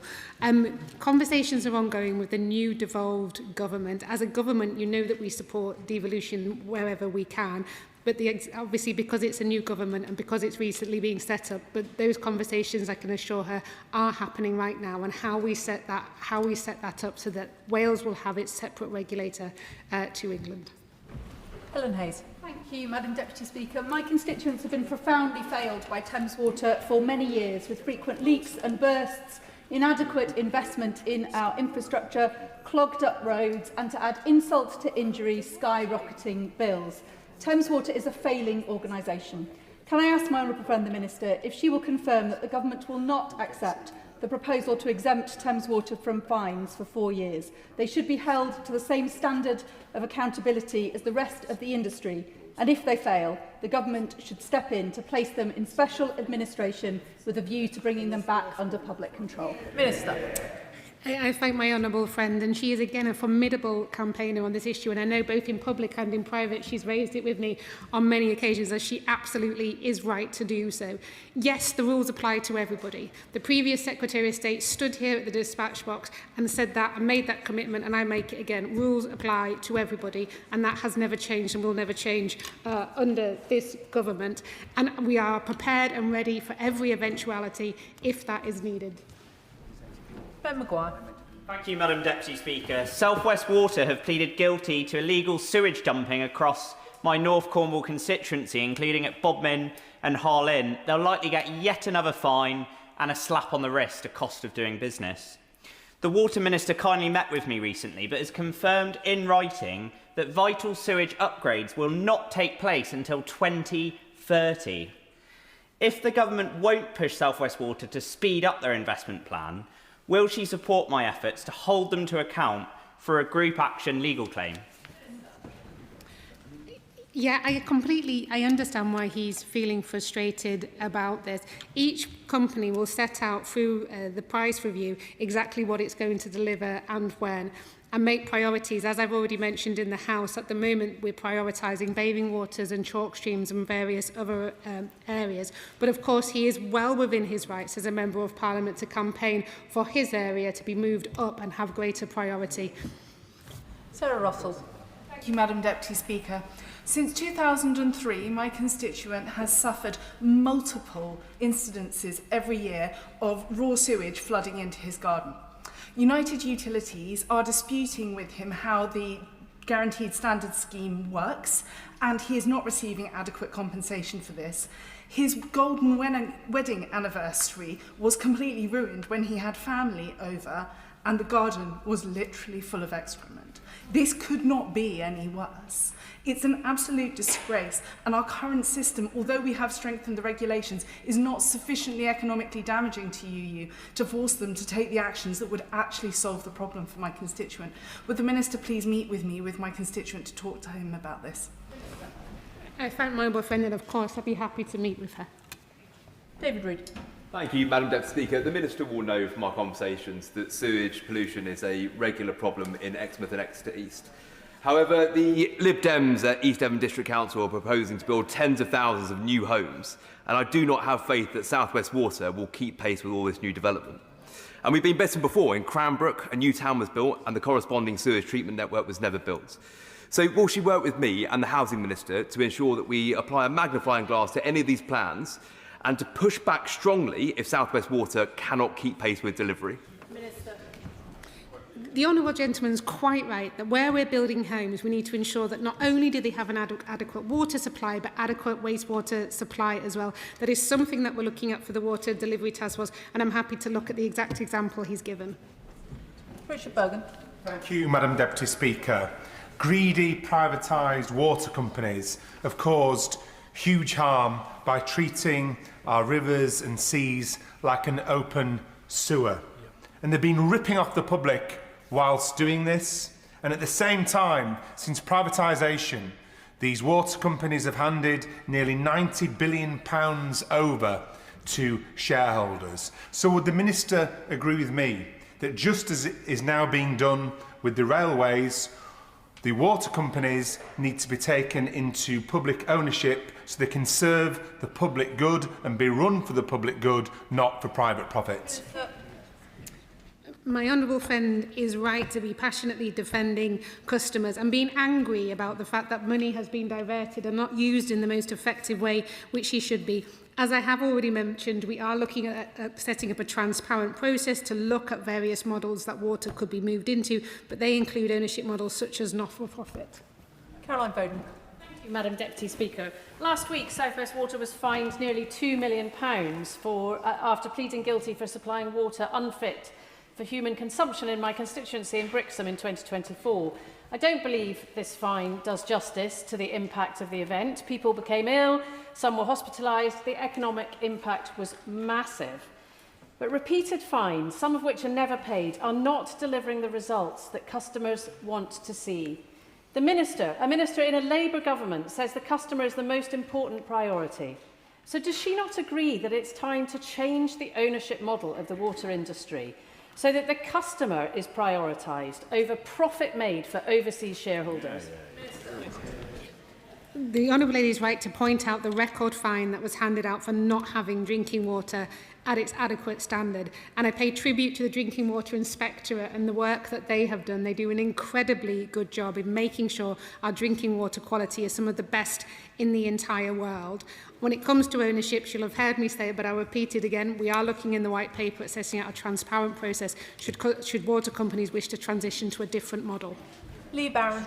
Thank you, Madam Deputy Speaker. And can I commend the Minister for coming today to outline the various measures that's been done. But what it says to me is that fundamentally the model is broken.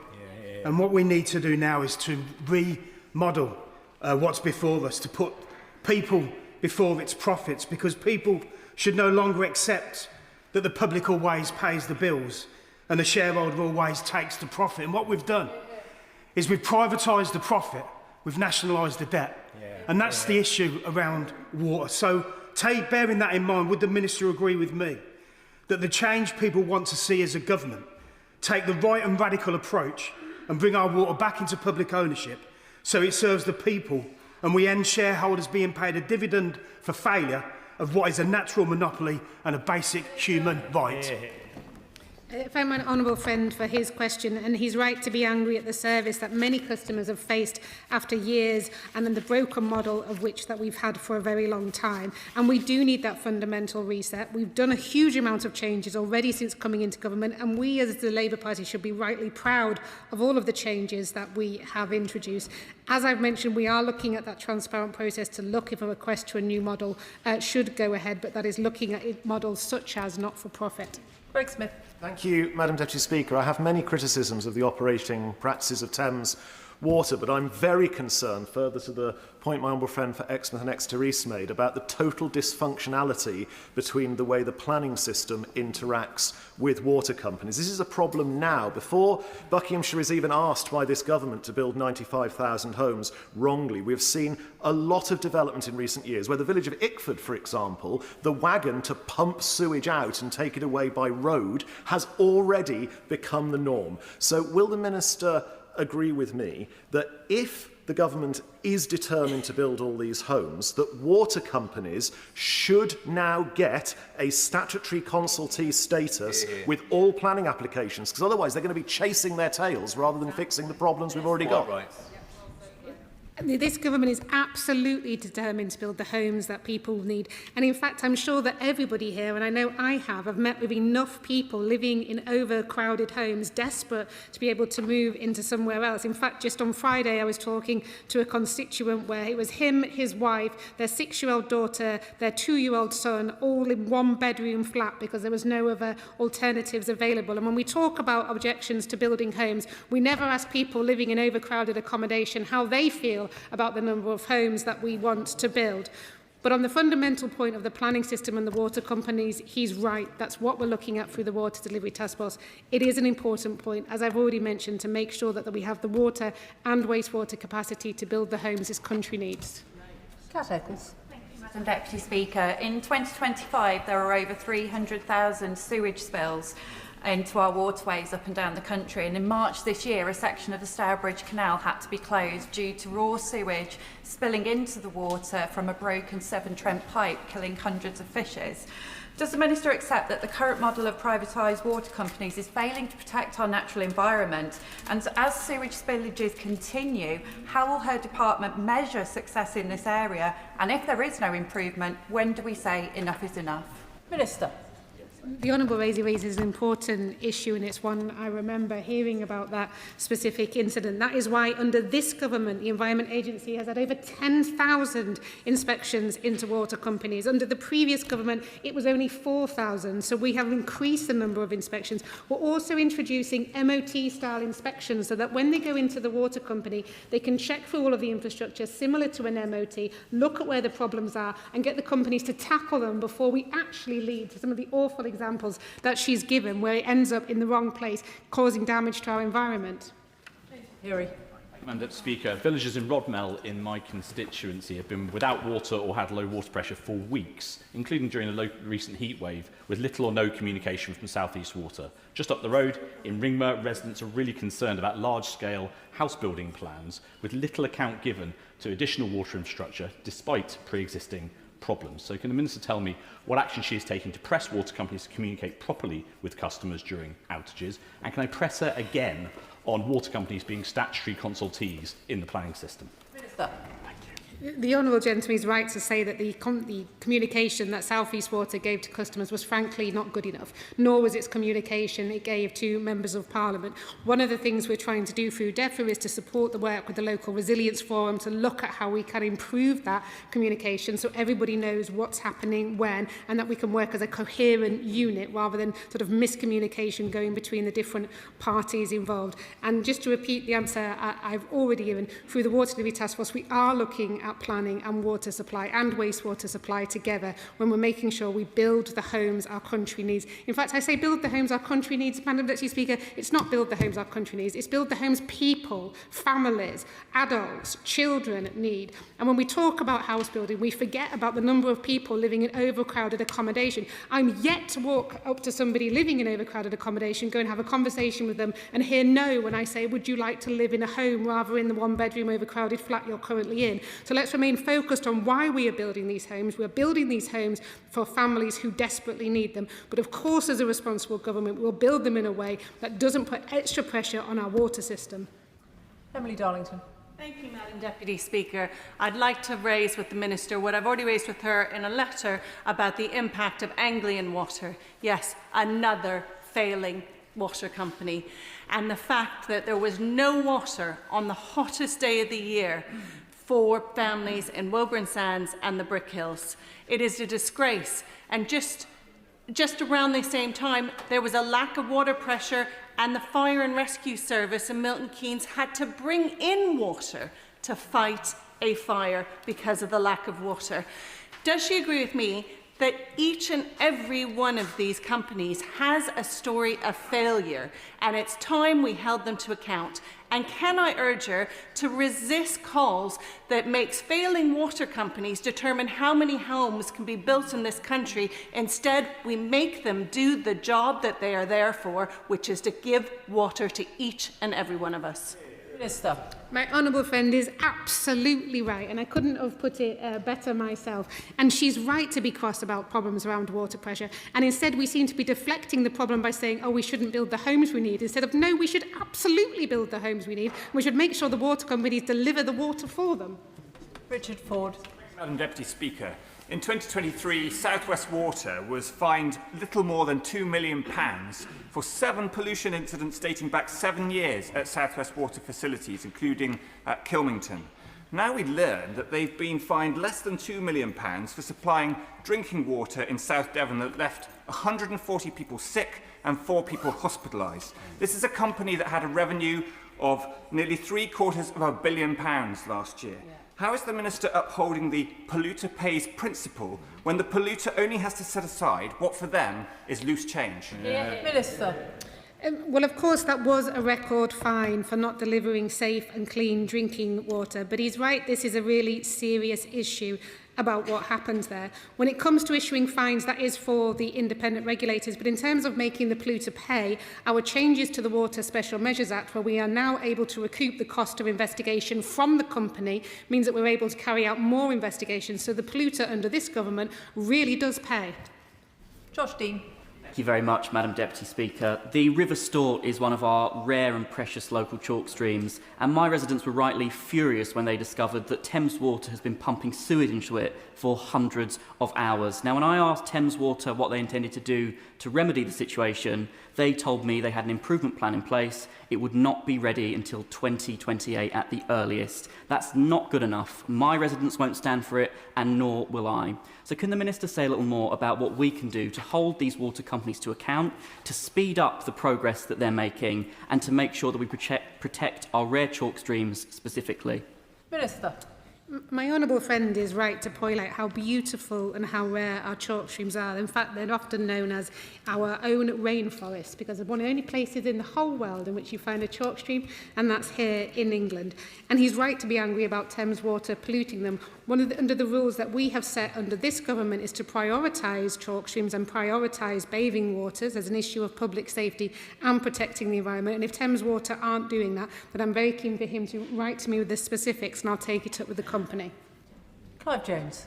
Thank you very much, Madam Deputy Speaker. In my constituency of Wokingham, sewage was spilled from the Arborfield Treatment Works 28 times last year. And in the last few days, sewage has poured into the N Brook. Given the numerous repeated spillages of sewage in Wokingham and across the country, will the Minister back Liberal Democrat proposals for a mutually owned public benefit model for water companies, focusing investment on the environment, on customers, and replacing and repairing infrastructure, rather than lining the pockets of water company shareholders and senior managers? Well, this government is of course determined to tackle the sewage scandal head on and clean up our rivers, lakes and seas for good. We want to address the root cause pollution. We're shifting the focus to a dual approach, driving water company action and pre-pipe solutions, tackling sewer misuse and pushing for better rainwater management. These changes are more sustainable, enabling growth, delivering more benefits, reducing flood risk and protecting biodiversity. And we will hold companies to account for their promises made on their storm overflows discharge reduction plans. Can I thank the Minister for her responses this afternoon? I will allow a couple of moments for the front benches to swap over.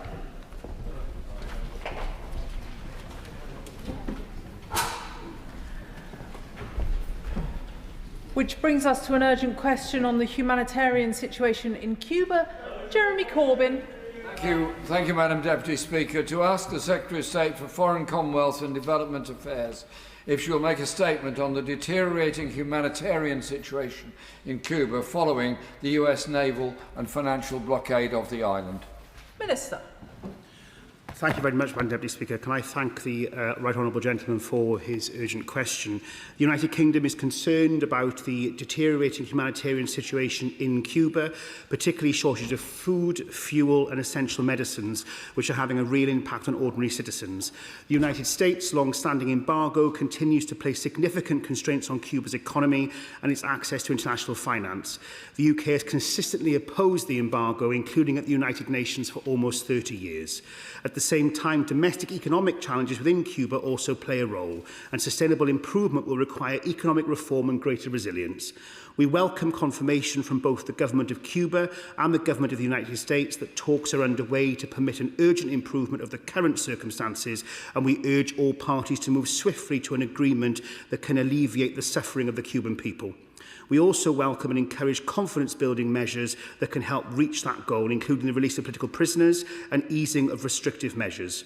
Our priority is the safety and welfare of British nationals in Cuba, alongside the resilience of Cayman and the Turks and Caicos Islands, and our two overseas territories in the region. We remain deeply concerned for the Cuban people and will continue to support constructive engagement, monitor humanitarian needs, and work with international partners to encourage solutions that ease hardship and promote long-term stability. Jeremy Corbyn. I thank the Minister for that answer, and I thank him for confirmation of Britain's consistent opposition to the blockade of Cuba. My register of interest entry will indicate my own interest in a recent visit I made to Cuba with the member for Leeds East, and during that visit we were able to deliver some medical aid, including a visit to a cancer hospital, and it's forever seared in my memory the sadness in the director's eyes as he was trying to deal with the catastrophic situation of loss of power and loss of medicines when he's dealing with people who are potentially terminally ill conditions. The blockade of fuel means that to buy any fuel on the open market on the streets of Havana would cost at least £10 per litre. Unobtainable, impossible for most people. Therefore, traffic simply doesn't flow. That means bus services don't run, very few taxis run, refuse collection is impossible, and so much else is absolutely impossible. It also means that because some of the electricity, quite a lot of it is generated by use of oil, it means that there are power cut-offs of up to 20 hours per day. So the health risks are enormous, the education risks are enormous, and Cuba is really up against it. We had a fascinating meeting with the government and others about converting the economy much more into sustainable energy sources and the way in which they wish to take things forward. But the effects are really the US sanctions and blockade. The order of Donald Trump of January 26 and the long-term effects of the Helms-Burton Act means that the economy of the island is actually strangled the whole time. The loss of financial services, the loss of use of international credit card and card facilities means that, in effect, the tourist industry has halted. There is no tourist industry at the moment. There are no visitors to Cuba. There are at best 1 or 2 flights a day in an airport that used to be quite busy. None of this is necessary. And I think we should just recognise and thank the governments of Mexico, China, Canada, Japan and the EU for the support they've given. Britain has recognised Cuba for 124 years. Can we have some aid for Cuba, please, including oil? Minister. Thank you, Madam Deputy Speaker. Can I thank the Right Honourable Gentleman for his further statement? Just to reassure him, as I said from my opening remarks, this is the 30th year in which the UK Government has objected to the embargo. We will continue to do so, and we work through the United Nations on humanitarian aid relief to ensure that support does reach directly to the Cuban people. Alan Gemmell. Thank you very much, Madam Deputy Speaker, and may I thank the Minister for his statement. The situation in Cuba is very worrying. Can the Minister set out what the UK Government is doing to ensure that aid reaches those who need it? Minister. Can I thank my honourable friend for his question? He's right to raise the wider humanitarian concerns, and I can reassure him that via the World Food Programme and through UNICEF, the UK Government continues to provide as part of a major contributor to the UN Central Emergency Fund response, which ensures that disaster response efforts, as well as efforts in relation to the latest challenges, are supported for the Cuban people. Shadow Minister Wendy Morton. Thank you, Madam Deputy Speaker. I'm grateful to the Honourable Gentleman for Islington, Right Honourable actually, Gentleman for Islington North for securing this urgent question, and to the Minister for his response. The imposition of tariffs is a bilateral matter for the US and Cuba. We are appalled by Cuba's record of abusing its civilians' political, civil and human rights. The Cuban regime's record is shameful. But we should be wary of narratives that seek to explain Cuba's current difficulties solely through external factors. The reality is that the Cuban people have endured decades of economic stagnation, political repression, and the denial of basic freedoms under a one-party communist system. Any assessment of the present situation must acknowledge that wider context. So turning to the Minister's response, can he tell the House what recent discussions ministers have had with the United States administration regarding developments in Cuba and the United States actions? Can he also set out what engagement the government has had with the Cuban authorities? And in those discussions, have ministers raised concerns about human rights, political prisoners and democratic freedoms alongside humanitarian issues? And importantly also, and finally, is the government considering any humanitarian response? And if so, how will it ensure that assistance reaches the Cuban people directly and is not diverted for the benefit of a regime with such a poor record on human rights and civil liberties? The House would really benefit from a clearer statement of the government's overall policy towards Cuba at what is clearly a significant moment for the country and its people. Minister. Thank you, Madam Speaker. Can I thank the Right Honourable Lady for the constructive way in which she always engages in these conversations across the floor of the House.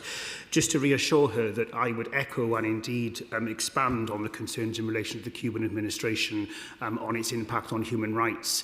And to answer the question directly around engagement, I have met with the Cuban ambassador since the beginning of this year to not only discuss the challenges the Cuban people are facing, but also directly challenge on the human rights conditions that people are facing within Cuba. Just to answer a question, Madam Deputy Speaker, on engagement, I can confirm that there are ongoing regular engagements between our British Embassy in Washington with US State Department officials, but also more specifically the Foreign Secretary, the Deputy Prime Minister and the former Permanent Under-Secretary of State have held regular engagement with both Secretary Rubio but also Deputy Secretary Landau, raising these points specifically around what the negotiations, discussions are happening between the Cuban and US administrations.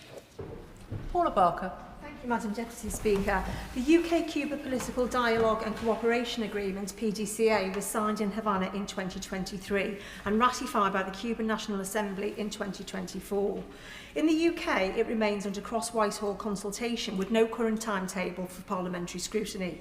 So will the Minister consider agreeing to a provisional implementation of the PDCA, as the EU did with its own agreement in 2017, to signal constructive engagement and deepen bilateral cooperation? Can I thank my honourable friend for her question? I know how much she cares about this issue, and I was pleased to meet with her and other colleagues recently to discuss the challenges the Cuban people are facing. Just in relation to better bilateral relations, we are now looking to extend work in relation to climate and also wider environmental protections and also around science and technology. So we are looking more towards the bilateral relationship, and she is right to say that the political dialogue and cooperation agreement does remain under review. Liberal Democrat spokesperson Monica Harding. Thank you, Madam Deputy Speaker. Trump's reckless blockade is exacerbating the humanitarian crisis facing Cubans. It is the latest iteration of his might is right approach to global diplomacy with devastating impact. Now, 4 months in, Cubans are facing a backlog of 96,000 pending surgeries, 1 million people without reliable drinking water, empty petrol stations and a deadly summer heatwave. UN experts are formally condemning the blockade as energy starvation used as a coercive tool against civilians. With fresh sanctions imposed on Thursday, it will only get worse. And with Raul Castro now indicted, the parallels with Venezuela, where Trump used an indictment as a precursor to forcible regime change, are impossible to ignore. So could the government outline what conversations they have had with the US administration about the blockade, an assessment on what happens next, including the possibility of military incursions, and whether, as Spain and Canada organise emergency aid shipments, they will review our own aid contribution? Can I thank her for her questions, Madam Deputy Speaker? Just in relation to engagement with the administration, as I set out to the Shadow Minister, there has been a continuous dialogue since the beginning of the year, whether with myself, with the Ambassador, or with the Foreign Secretary and the Deputy Prime Minister, with Secretary Rubio as recently as April. These conversations are ongoing, and particularly on aid, I can confirm that officials are working up options for how else the UK might support additional funding for the Cuban people, including through the United Nations. Richard Bergen. Thank you, Madam Deputy Speaker. I recently visited Cuba on a 3-day humanitarian visit where, amongst other things, we delivered aid to a cancer hospital. At the time that we were in Cuba, at that point, because of Trump fuel restrictions, not a single drop of fuel had got into the country for 3 months. So Trump's fuel blockade was having a devastating humanitarian effect on millions of ordinary Cubans, and I saw that with my own eyes. I'm very disturbed and very concerned to see some of the threats emerging from the Trump administration, but I do welcome the fact that the UK government continues, as has been the long-standing position of our country, to vote against the blockade at the United Nations. Now, disputes between nations must be resolved through dialogue and respect for international law. So will the Minister confirm that he will use his efforts and the efforts of his office to ensure that diplomacy and dialogue are seen as the best way forward? Minister. I will, Madam Deputy Speaker. Mark Pritchard. Thank you, Madam Deputy Speaker. Can I congratulate the Right Honourable Gentleman for bringing forward this urgent question? I think I certainly agree with him that the humanitarian situation in Cuba is bad and getting a lot worse. But perhaps where we might disagree, Madam Deputy Speaker, is the best way to bring relief for the Cuban people, in my view, and it's not a Western construct, I believe it's an international construct, freedom, democracy, and the international rule of law might be a better way of opening up Cuba to that humanitarian relief and political relief. This is, of course, a one-party communist state, a failed state. Can I ask the Minister if he would, again, emphasise the importance of the Cuban government releasing political prisoners, giving more freedom to its people, and allowing people to actually grow its own food, to grow their own businesses? And just on the humanitarian point, would you agree with the American administration it's best that humanitarian aid goes through the Catholic Church, charities or faith-based organisations, not through the regime? Minister.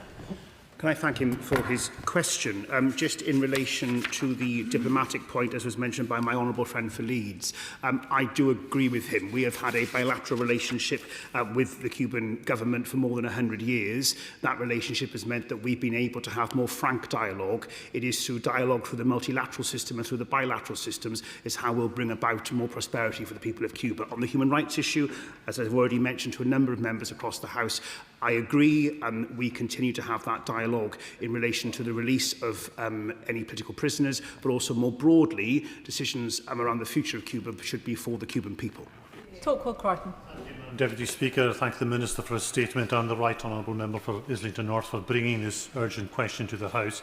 Cuba is on its last breath after a brutal 4-month siege that is as commercial as it is ideological in its nature. We're seeing Spanish hotel operators pull out of the country. We've seen Canadian companies like Blue Diamond and Sherritt, the Canadian nickel company, thinking again because of the threat of secondary sanctions. It seems the US President is attempting to sweep aside Canadian and Spanish interests in order to bring in US crony companies to reintroduce the spirit of colonialism which led to Castro's revolution in the first place. Can I ask the Minister what discussions the UK government has had with Spanish and Canadian counterparts to make it clear to the US government that this is not acceptable? Minister. We continue to have ongoing dialogue. I have met with Canadian and Spanish counterparts in recent months where Cuba has been discussed. In relation to US decisions in regards to what's happening within Cuba, they are, of course, as you will know, decisions for the administration.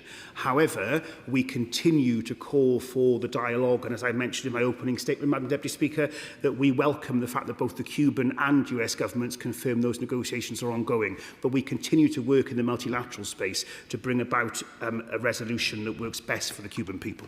Alicia Kearns. Thank you, Madam Deputy Speaker. I would hope that no one in this House would have any sympathy for the Cuban regime.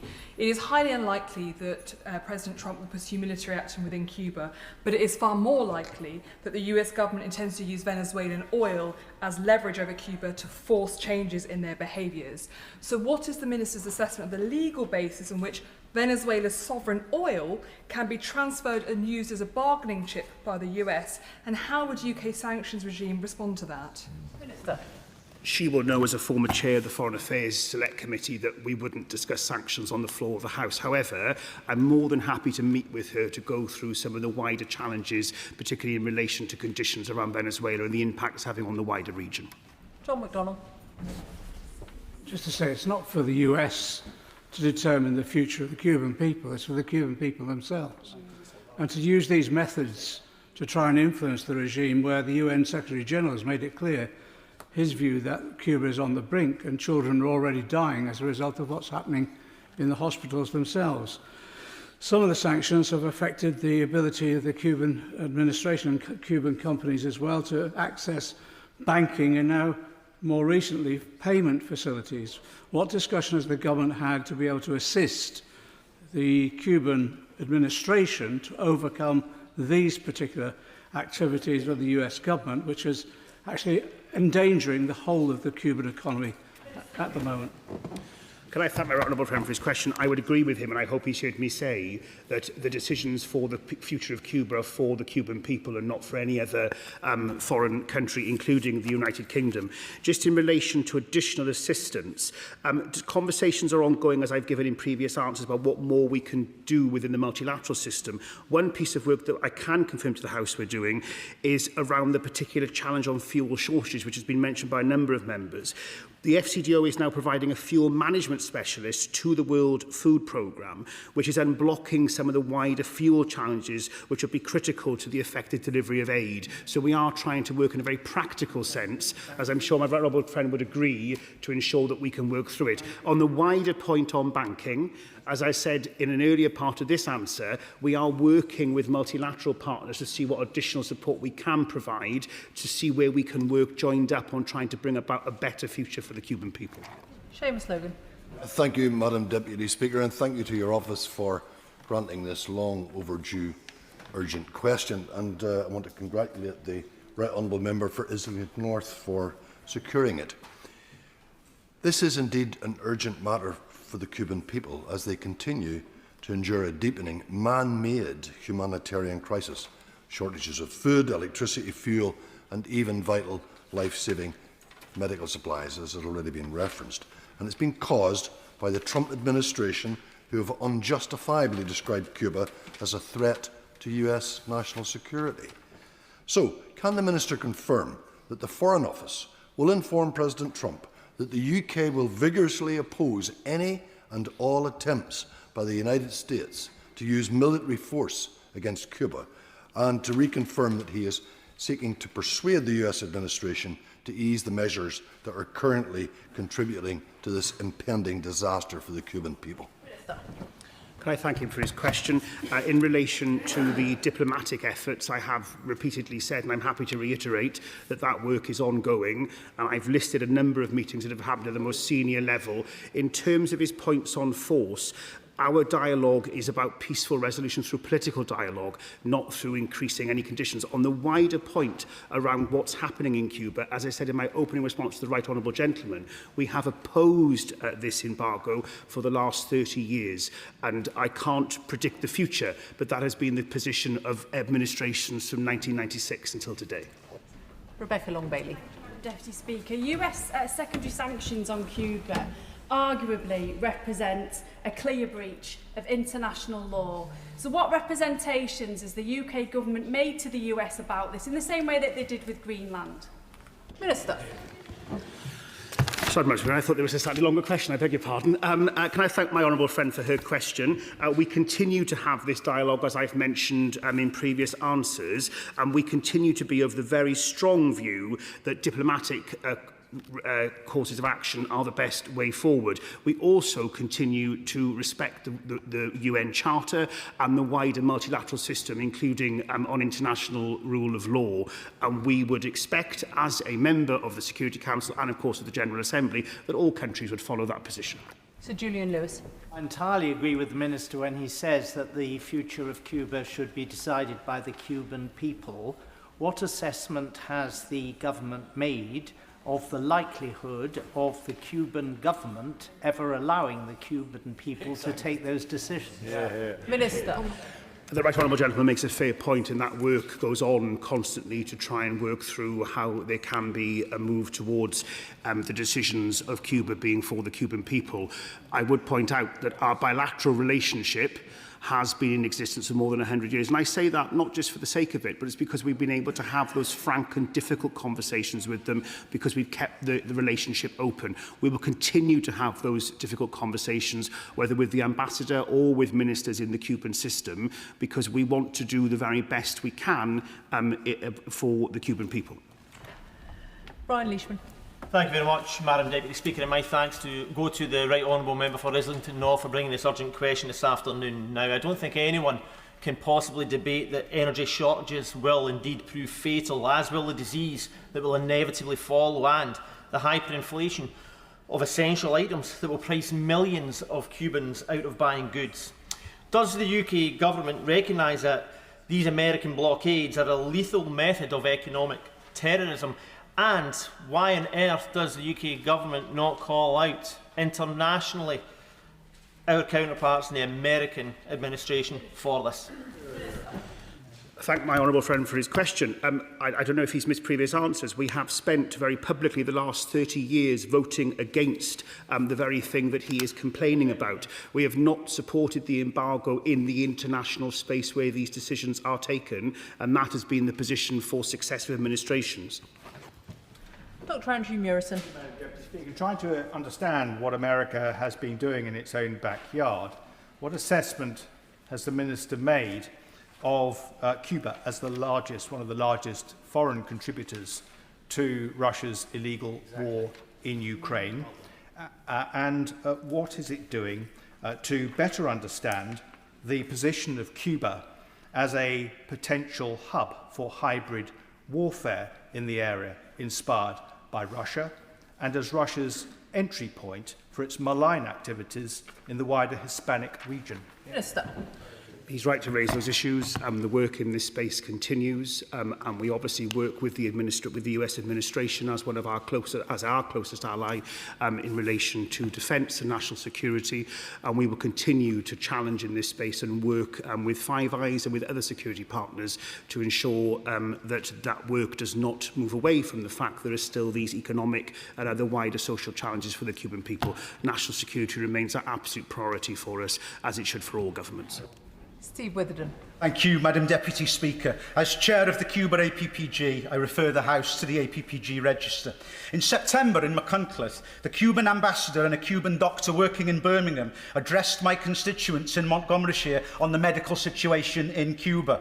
Since September, the situation is worse. Nurses manually hand-pumping ventilators so sick babies can breathe, and plastic carrier bags being used instead of colostomy bags. We have the aid needed here. Will we defy Trump's monstrous blockade and get it into Cuba? Minister. Can I thank my honourable friend for his question, for the work he does as the chair of the APPG, and I've been pleased to engage with him since he took on that role.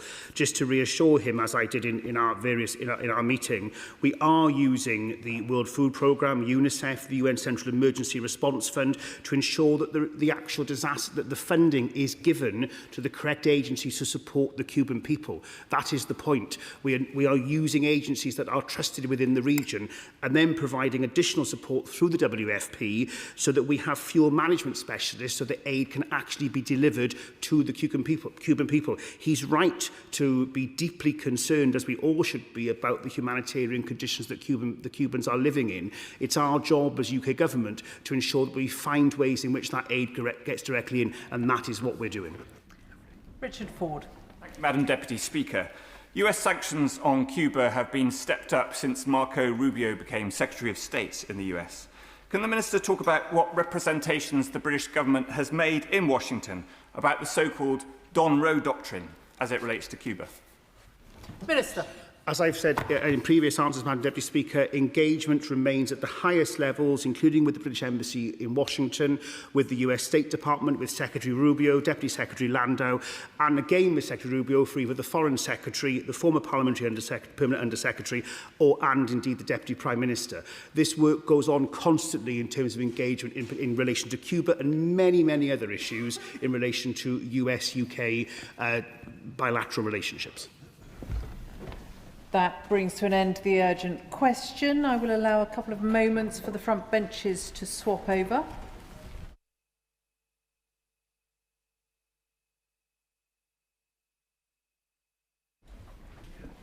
And the clerk will now proceed to read the orders of the day. Steel Industry Nationalisation Bill, Committee. Now. Order. Under the order of the House of the 21st of May, we shall now move to Committee of the whole House.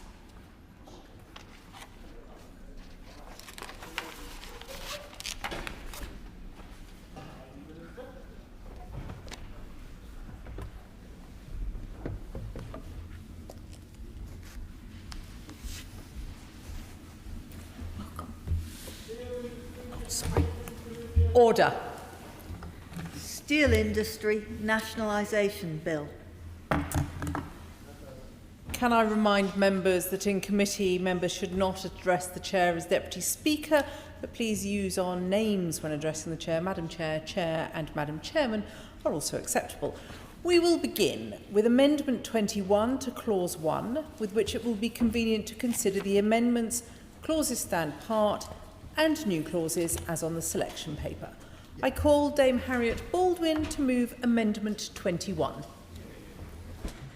Well, thank you very much, Dame Caroline. And may I start by moving Amendment 21, which leaves out the word of or including and inserts predominantly of. This amendment would narrow the definition of a steel undertaking so that it had to be a business consisting predominantly of the manufacture or processing of steel or iron for the purposes or in connection with the manufacture of steel. If I may, I would like to speak to the other amendments in my name and those of my honourable friends. Before I perhaps do that, Dame Caroline, approach the bill with the serious concern that it deserves, because today's amendments really reflect some of the points that we made at second reading, that this bill is a chaotic, unplanned intervention that risks landing taxpayers with an open-ended and potentially unlimited bill. And without addressing those issues as we make this legislation, we need to really focus on the things that are currently making domestic production of steel unprofitable, such as the higher employment costs and policies in pursuit of net zero, such as carbon taxes and associated regulations and levies.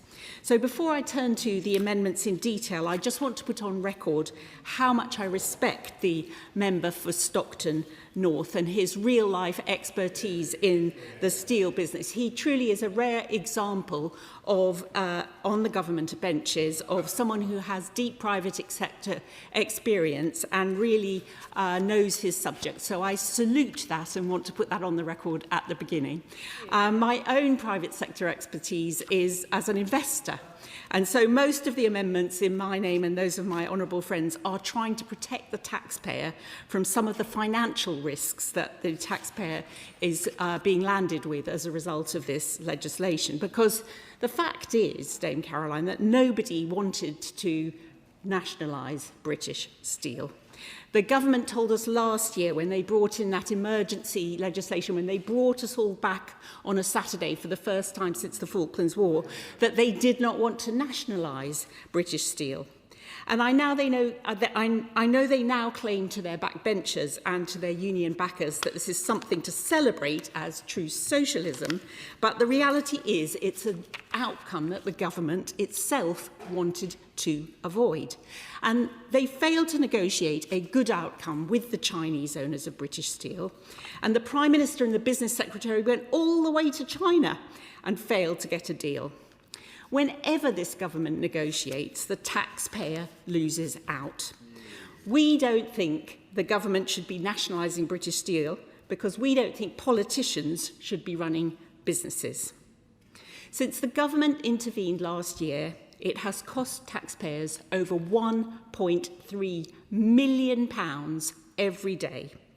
This bill is deeply flawed, and it's in the spirit of goodwill that I offer the government the chance to adopt our amendments to it, and I'm sure they will want to agree to them because they're all very sensible. I give way to the If I can just correct the record, I've actually been calling for British Steel to be nationalised for 7 years. I urged the previous Conservative government not to sell British Steel to the Chinese, and if the Conservative government had followed my excellent advice at the time, we wouldn't be in the pickle we're now in.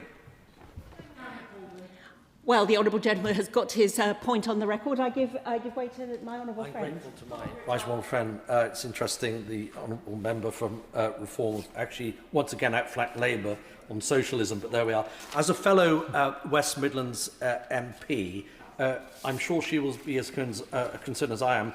My constituent, Mr Peter Hughes of Everidge, that is a West Midlands steel manufacturing company, has suggested that whilst these measures are positioned as protecting primary steel production, such as Tata Steel, they're inadvertently undermining the much larger UK steel processing sector. Does she share those concerns? And in particular, while raw material costs are rising, there are no equivalent restrictions on imported finished products. So in fact, this could be seen, inadvertently I accept, as a tax on manufacturing. Certainly it will damage UK manufacturing, Shropshire manufacturing and West Midlands steel manufacturing. Well, I absolutely do recognise as a West Midlands MP. In fact, I was with my constituent, Mr Michael Outwin of Industrial and Tractor Limited in Worcester on Friday, and he is going to have to pay a 50% tariff. I did try to table some amendments to do with the tariff regime. Unfortunately, they weren't orderly, Dame Caroline, so I think I better limit myself just to agreeing with my honourable friend and saying how there are many types of steel that will be affected by the tariffs that do not seem to be made here in the UK, and therefore I'd like the Minister to clarify how he expects people to continue manufacturing from the steel that they've been importing for some time once these tariffs have been put in place. In terms of the amendments that we've tabled here, I'm sure everyone in this House would agree that the bill exposes the taxpayer to unlimited liability as it stands, and it exposes the taxpayer to an unlimited liability for an unlimited length of time, and it expropriates businesses that will deter inward investment into our country. You don't need to have to take my word for it, Dame Caroline. It's also in the government's own impact assessment that one of the potential impacts of this legislation would be that it chills the investment environment in this sector in our country. And so that's why we've tabled the amendments that we've tabled today. As far as Amendment 21 is concerned, this would ensure that the bill applies only to businesses that are predominantly engaged in the manufacture of processing of steel or iron for the purposes of steel manufacturing, rather than those merely including it. The way the bill is written at the moment is extremely wide, and as highlighted in the explanatory statement to our amendment, it narrows the scope to avoid dragging in businesses that only have very minor steel operations. The current drafting is just far too broad and it's indiscriminate, and it could exacerbate that chilling effect on business in this country. So by tightening the definition, and I'm sure the Minister will want to agree to this amendment, it responds to business concerns that the legislation could create collateral damage across supply chains and related sectors. It prevents government overreach and the unintended consequences across the wider industrial base. Turning to Amendment 14, this replaces the words includes but is not limited to with means. It's a subtle difference, but it restricts the public interest test strictly to the listed criteria. As it stands, the public interest test is very widely defined. It would stop ministers who could currently have the powers to expand the definition of public interest at will, ensuring that the trigger for nationalisation is both clearly defined and bounded in law. A vague public interest test increases the risk and makes the UK, again, less attractive to investors, especially in capital-intensive sectors like steel. Our amendment would limit the bill's chaotic, unplanned intervention with no set limits that risks an open-ended checkbook for state control. Amendment 15 requires the Secretary of State to commission an independent assessment, proving nationalisation is in the public interest before exercising transfer powers. Industry figures have warned that nationalisation could cost billions of pounds and burden British taxpayers with large contingent liabilities, reinforcing the need for independent scrutiny before action. So our amendment introduces an objective check before it potentially allows a multi-billion-pound intervention, ensuring that decisions are based on evidence rather than political expediency. We cannot have an indefinite and indeed an infinite bill without proper safeguards. Amendment 16 requires that nationalisation can only be considered in the public interest if the National Audit Office determines it delivers value for money for the British taxpayer. Our amendment introduces an explicit taxpayer protection test, ensuring that ministers cannot proceed unless the intervention is economically justified, not just politically convenient. British taxpayers shouldn't be asked to sign off on a blank cheque. We cannot have nationalisation in search of a rationale. Amendment 17 requires the Secretary of State to publish full details of the criteria used to judge whether nationalisation is in the public interest before exercising those powers. This amendment addresses the unchecked powers and lack of clarity in this bill. It ensures that Parliament and the public can effectively scrutinise the government's reasoning. Amendment 12 removes provisions allowing the government to extend the sunset clause for nationalisation powers. At the moment, these sunset powers can be extended time and time again. It ensures that those extraordinary powers remain strictly time limited. And again, I'm sure the Minister will want to agree to this amendment, because without it, we risk open-ended intervention with no clear exit strategy. Amendment 18 would require regulations relating to continuity obligations to be subject to the affirmative procedure rather than the negative. Given the enormous scale of intervention in this bill, this amendment addresses insufficient democratic scrutiny and strengthens the parliamentary oversight of potentially intrusive or costly measures.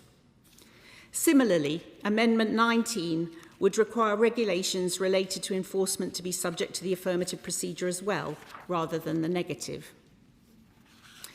Finally, Dame Caroline, new Clause 8 requires the Secretary of State to publish a statement to Parliament on contingent liabilities before nationalisation. Nationalisation could saddle the state with significant contingent liabilities and long-term financial risks, making the upfront disclosure to Parliament absolutely essential. Of particular importance in new Clause 8 are paragraphs A and B in subsection 2. On A, we must ensure the government is required to be transparent on the value of hidden or future liabilities, including those which relate to their environmental, pension or operational risks that could fall on taxpayers. And on B, the Secretary of State must take steps to minimise taxpayer exposure to any contingent liabilities that are so acquired. We don't think that the British taxpayer should be exposed to unknown and escalating costs without clear disclosure. So in conclusion, taken together, our amendments and new clause will hold the government to account. We oppose this steel nationalisation bill in its current form. We oppose its potential colossal cost to the British taxpayer and the adverse impact on our steel manufacturing sector and related supply chains.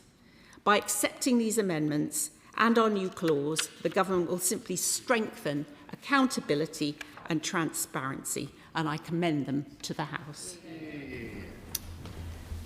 The question is that Amendment 21 be made. Before I call the Minister, just to set the record straight, sadly, plain old Ms Noakes.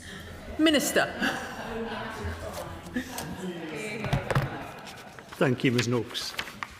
Thank you. And I'd like to start by thanking the Shadow Secretary of State, the Right Honourable Member for West Worcestershire, for her incredibly generous remarks at the start of this debate. I think we all try our best here with whatever expertise that we have, and I do recognise, of course, the expertise that she has in finance as well, and I certainly will aim to address some of the questions, serious issues that she raised also. At the heart of this bill and of this debate is the future of our steel industry, and I do think that the difference of opinion between ourselves and the opposition may be irreconcilable in terms of the use of nationalisation as a useful tool of industrial strategy. But it is a useful tool, though not one to be used lightly. And certainly it's important that it's used in situations where there is a market failure or otherwise some sort of private sector issue. And that is certainly the case here. And it was also the case that was recognised by the previous Conservative government when they briefly nationalised one of our steel companies as well before leading to a failed private sector ownership. Yes, of course. Yes, he's right. Greg Clark nationalised it. And as far as my constituents are concerned who work at Scunthorpe, and I'm sure my honourable friends as well, all we want is a viable Scunthorpe. We don't take an ideological line on nationalisation in this case. But can he commit, given the problems we're now reading about, electric arc technology in Port Talbot, can he give a commitment that the government is fully committed to the blast furnaces in Scunthorpe? Thank you, Mr Speaker. Perhaps I can give even a slightly more fulsome answer than that. So the previous nationalisation you referred to by the then Secretary of State, I think that the particular issue there was that the nationalisation was effected merely to create a change of ownership, but without actually improving the quality of the business or attracting additional investment into the business at the time. And it's important to take the steel nationalisation bill in the full context of our steel strategy as well, which lays out, and our steel trade measures also, of course, which lays out a forward plan for the steel industry. So it's one of the tools that we would use in that way. The government has been quite clear in our steel strategy that we do see a transition to electric arc furnaces over time, and there are good reasons for that, not least because they're the most productive and efficient technology that's available, and they are a reliable and tried and tested technology. But of course, our intervention in the Steel Industry Special Measures Act last year and our ongoing support of the British steel business has been to ensure that we do have blast furnace produced steel, primary steel available as part of that transition. They are the only two working blast furnaces in the UK and they are currently our only source of primary steel. He raised also reports in the press about delays to the project in South Wales. Delays on such a large project are not unusual, but the specific issue there was around the groundworks, and certainly I'd be happy to expand on that more if it becomes part of the debate. But of course, I'm in close contact with Tata Steel about that, and certainly from my experience of such projects, it is always difficult to understand what the duration of the project will be until you get out of the ground ultimately, and there are issues with the groundworks there. But perhaps I could just move on to address specifically the amendment and the issues that were raised by the Shadow Secretary of State. So in terms of the structure of the bill is itself modelled very much on the Banking Act, which received incredibly broad support. And the clauses in Part 1 are vital to the operation of the bill. And I would certainly urge the committee to reject attempts to remove those clauses. And whilst I understand the consideration that has gone into the preparation of these amendments, narrowing the scope of the bill in terms of what is in the definition of the steel undertaking would, in the government's view, actually introduce ambiguity rather than clarity in the scope. In practice, there are unlikely to be many undertakings that are operating at scale in both steelmaking and an unrelated business practice. And if there were, the government would look to exercise the power in such a way that focused on what would be necessary for operating the steelmaking business. And in addition, I mentioned the Steel Industry Special Measures Act, and of course the drafting of this bill follows on from the text of that bill, which is why the government is of the view that this amendment is not necessary. Will the Minister give way? Yes, certainly. I thank the Minister for giving way, and I fully support the need to buy British, but does he recognise that JCB in my constituency cannot source entirely the grade and size of steel required for their machines entirely from the UK, and a significant proportion of their steel comes from the EU? The proposed tariffs will apply to imported steel even when no UK alternative exists, so this is due to cost them millions. Will he urgently look into this and meet with me and JCB to look into this specific issue? Thank you, Madam Chair. So he raises the point about JCB specifically, and I think that I'm reasonably familiar with their business, and I think that their particular concern may well be around the sourcing of plate steels, and the steel trade measures, the tariffs and quotas that we announced are designed to ensure that the UK is not subject to subsidised steel, which will damage our upstream industry, and certainly helps to support the upstream sector. But of course, we need a strong upstream sector in order to have a strong downstream sector as well. And the issue, of course, with plate steels is that the DL plate mill in Scotland, which is capable of making many of these steels, has not been operating for some time. And I would certainly be happy to meet with him and with JCB to discuss that in more detail. But the general point, which was also, I would give way to the honourable gentleman if he wants to. Do you want to come in? I was going to address the point the honourable gentleman made, the general point about the business in his constituency too.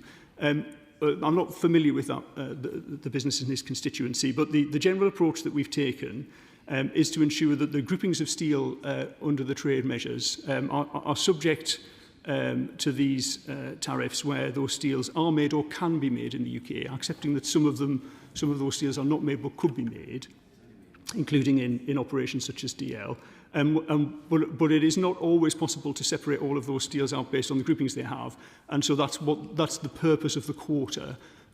However, I am always interested to hear of specific examples like this. I had a meeting with a business last week for whom that this was a concern, but actually once we discussed the issue in detail, we found that it wasn't an issue for them, and that was to do with some of the arrangements that were in place. So if you would like to share further details about that, I'd be very keen to hear about it. I'll give way in a moment, but first. Grateful for the Minister to give way. Just for clarity, maybe I wasn't clear, it's a constituent of mine who runs that company. The company is actually in another constituency, but employs people throughout the West Midlands. But on that point, if I may ask him, could I write to the Minister then about that particular case so we seek more clarity? I'm grateful for that. On the point of tariffs, which he mentioned, can I just mention two very brief points, Madam Chair?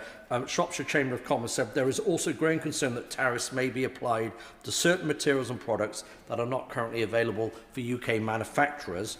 be interested in your view on that. And secondly, in addition, concerns have been raised regarding fabricated steel products that appear to fall outside the tariff regime. In practice, this could create an unintended incentive for steel processing and fabrication work to move overseas in order to avoid tariff costs. I wonder if the Minister would like to comment on that. Minister. Thank you, Madam Chair.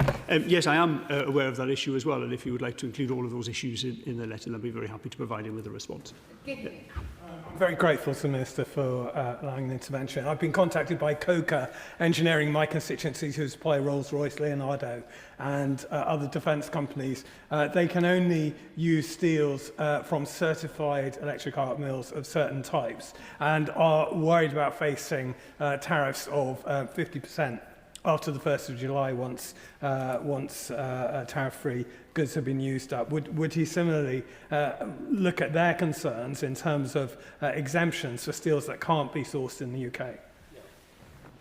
Minister. Thank you, Madam Chair. So again, I'm very happy to take that response. He may also wish to let the business know that we've committed to a 12-month review of these tariffs. And as I said, they do apply to steels that are made or could be made. And I am aware that currently the Speciality Steels UK business is not operational as it's going through an administration process. And exactly the sort of high-quality aerospace steels that he mentioned, whilst they may not be made there, I think that's probably the most likely location where they will be made, subject to those certifications which are held by that business. And the official receiver is currently in exclusive discussions with that business with a potential owner. So it's possible that the company he refers to may see a UK supplier soon, but if he shares the details with me, I'll certainly be able to give him a more fulsome response. Absolutely. Thank you for the Minister. And interestingly, there is also a coca facility in my constituency, but I've had several other businesses write to me on this subject. I visited the London Screw Company in Hales Owen only last week. They are really concerned that the 50% tariffs are going to increase the price of their products to the point that makes them uncompetitive. And whilst I'm pleased that there's going to be a 12-month review, I wonder if that comes soon enough for businesses like those in my constituency, and can the Minister give any other relief to them in the interim for those that may be on the verge of something more serious? Thank you, Madam Chair. So yes, thank you for raising the issue of the London Screw Company, and also for the discussion that he had with me about that very particular company last week as well, who do look to me to produce an extraordinary high-quality range of products, and certainly better than I normally find for my DIY projects. So it's my intention to patronise that company in future, that's for certain. And we should all have more high-quality ironmongery, I believe. But yes, in a similar vein, I'd be very happy to offer further details on that if you'd write to me with that, and ensure that my officials do look at it. But in the first instance, I think we'd look to see whether those steels are made or could be made in the UK. So unless there are any further questions about downstream steel producing, I could perhaps just move on to address some more of the comments that were made by the Shadow Secretary of State. In particular, she talked about the public interest test in Clause 2. And so some of the amendments that have been tabled today do set out to limit the test exclusively to the consideration of the three factors that are set out, whereas Amendment 23 seeks to expand them to include the prevention or closure of job losses in Wales. The three factors on the face of the bill do offer some additional weight by their inclusion, but of course any assessment of an intervention will need to be considered against them. But there may be a well-rationaled reason for an intervention that would move beyond that and doesn't sit squarely under those factors. So in our view, it would be sensible not to bind the hands of the government in that way. And I think, Madam Chair, that is a response to the issues that were raised by the Shadow Secretary of State, and happy to move on to future clauses and amendments. I call the Liberal Democrat spokesperson, Sarah Olney. Thank you very much, Madam Chair. Steel provides vital materials for our national infrastructure, from defence to renewable energy, and it creates thousands of jobs across the UK. So the Liberal Democrats welcome the action that the government is taking to protect British steel, to ensure that the blast furnaces in Scunthorpe don't go cold. But we're clear that the nationalisation of British steel must be a temporary stop to rescue the business before it can be returned to the private sector. We believe in a thriving, privately run steel industry, supported and empowered by the government through an effective steel strategy. And while the Liberal Democrats support this step, the government must provide more detail on the plan, including how it will find private co-investors who can help to modernise the sites and put the money in to help create more jobs. They must also ensure that the key stakeholders, including industries that rely on steel, such as defence, are properly engaged with and represented through the process. We cannot afford another collapse of British steel in a few years' time, and we must move on from interim short-term measures to create a robust long-term plan for the future of the plant and sustainable domestic steel production with an emphasis on national security. Firstly, Madam Chair, I wish to speak in favour of Amendment 1 in my name. Fundamentally, this amendment is about parliamentary accountability. If the Secretary of State is to exercise a significant transfer power, Parliament should, at the very least, be told why that action is necessary and in the public interest. The amendment does not prevent the government from acting. It simply requires ministers to explain their reasoning before exercising the power, providing far greater accountability and transparency. Requiring a statement to both houses helps ensure that the use of these powers is proportionate, justified and open to democratic oversight. The government already argues that these powers would only be used where necessary, and if that's the case, there should be no objection setting out those reasons clearly before Parliament. This is a modest and reasonable safeguard. It does not create a veto or impose an onerous process. It merely asks ministers to account for their decisions. I wish to speak also in favour of Amendments 2 and 3. These amendments seek to ensure that regulations relating to property transfers and share transfers are subject to the affirmative procedure rather than the negative procedure. The transfer of property or shares by ministerial regulation is not a minor or purely technical matter. These are the heart of this bill that give the government significant powers with substantial financial, operational and public consequences. Given the importance of such decisions, would the Minister not agree with me that it is entirely appropriate that Parliament should approve the regulations rather than having to rely on the limited scrutiny afforded by the negative procedure? The affirmative procedure would guarantee a debate and a vote in both houses, ensuring proper democratic oversight before these powers are exercised. At its core, these amendments are about reinforcing accountability, transparency and parliamentary sovereignty in the exercise of delegated powers, and I urge members to support this measure. Furthermore, new clause 2, also tabled in my name, would establish a stakeholder advisory committee to ensure that decisions made under these powers in this bill include input from the relevant groups and those who will be most affected. The exercise of principal transfer powers could have major implications not only for the steel undertaking itself, but for workers, local communities, supply chains and strategically important industries across the country. The proposed committee would bring together voices from industry, the workforce and local authorities, ensuring that decisions are grounded in practical expertise and real-world consequences. The inclusion of sectors such as defence and critical national infrastructure is particularly important given the strategic significance of the steel supply to national resilience and economic security. A structured advisory mechanism would improve transparency, strengthen confidence in decision-making and help ensure that interventions are sustainable and effective. This new clause is about ensuring that the public interest is determined not behind closed doors, but with the benefit of broad expertise and stakeholder input. And I wish to speak also in favour of new clause 3. This addition to the bill recognises that intervention in a steel undertaking cannot simply be about ownership or transfer powers in isolation. It must be about people, about jobs and about the long-term future of industrial communities. If the government exercises these significant powers, it should also be required to set out a clear strategy for protecting workers and supporting economic transition. The steel industry is not only strategically important to the national economy, but often central to the identity and prosperity of the local communities within which it's situated. Workers in these industries possess highly valuable and specialised skills. Any transition strategy should therefore prioritise the protection of skilled employment wherever possible. Where change is unavoidable, there must also be a serious commitment to retraining, reskilling and redeployment opportunities so that workers are not left behind. This amendment would help to ensure that government intervention is accompanied by a coherent industrial strategy rather than another short-term fix and crisis management. Steelmaking is of vital strategic importance to the UK. It creates thousands of jobs across the country, is central to many communities, and we rely on it for essential parts of our national infrastructure, from defence and transport to clean energy generation and advanced manufacturing. While the Liberal Democrats are supportive of the government's pace and urgency in action to protect British steel, nationalisation must be a temporary step, and the government must ensure there's adequate transparency and accountability throughout this process. I therefore urge the ministers to support these amendments to ensure that this legislation can deliver the necessary support to the steel industry while balancing the needs of local communities and workers and ensuring that the necessary steps are taken to ensure thorough parliamentary accountability. Thank you, Madam Chair. Sarah Champion. Thank you, Madam Chair.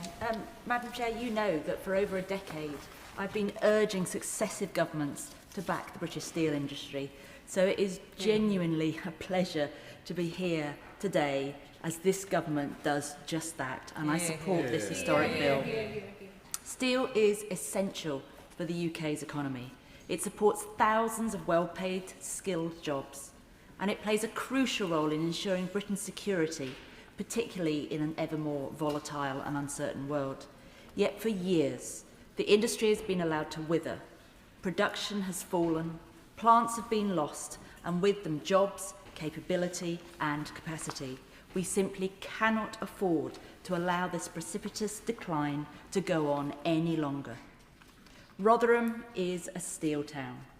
It has seen the consequences of past governments' neglect up close. Speciality Steels, which is based in Rotherham and Stocksbridge, should be a crown jewel in our economy. But it has been allowed to lurch from crisis to crisis, choked of investment, left at the mercy of unscrupulous ownership, unfair competition and a lack of vision. The plants currently stand still, shuttered, amidst the fallout of Liberty's collapse, their workers furloughed, uncertain about what their futures will hold. And I would be grateful if the Minister is able to update the House on the current state of the sale, now in its final stages. But my concern is not just limited to speciality steel. Steel in Rotherham is at the centre of our local economy, and the crisis has had a substantial impact up and down the supply chains. The Minister's ambition for steel's renaissance can also be a rebirth for local businesses and local communities, but this requires investment, foresight and commitment. The government's steel strategy sets out a strategic vision for the industry and, crucially, delivers real and profound change for the sector as a whole. With £2.5 billion of investment in the sector and an ambitious but achievable target of 50% steel used in Britain to be produced here, the strategy is a blueprint for a revitalised domestic steel industry, one that has been roundly welcomed by the sector. Perhaps most importantly, the strategy sets out a new approach to steel imports. Time and time again, myself and other steel MPs particularly have warned that failure to tackle cheap, often state-subsidised and heavily polluting imports would destroy any attempt to increase domestic production. Without a level playing field, British steel cannot hope to compete. It's therefore welcome that the government has acted to protect UK steel producers from unfair competition through a range of new trade measures, quotes and tariffs. And whilst this is good news for steel producers themselves, we do need to get the details right. And I thank members across the House for raising some specific examples of this. Alongside steel producers, Rotherham also hosts a large number of steel stockholders and downstream businesses. I have raised with the government a number of instances in which trade measures have been introduced on products that are either not currently produced in the UK or where UK production and capacity is far below demand. I would therefore urge ministers to act to ensure that these businesses are not impacted unfairly and that trade measures conform to the realities of a UK market. To do otherwise risks inadvertently harming the very industries and communities the government is seeking to defend. While the bill we are discussing today will not have a direct impact on steel production in Rotherham, it does send an important signal. I'm proud that the government is taking resolute action to ensure that it has the necessary tools at its disposal to safeguard the future of British steel in Scunthorpe. I hope that this will set a precedent as the situation with speciality steels develops, and that the government will take similarly decisive action should this prove necessary. Hear, hear. With the right support, British Steel can and should play an ever greater role in our economy, in infrastructure projects, and crucially in our national security.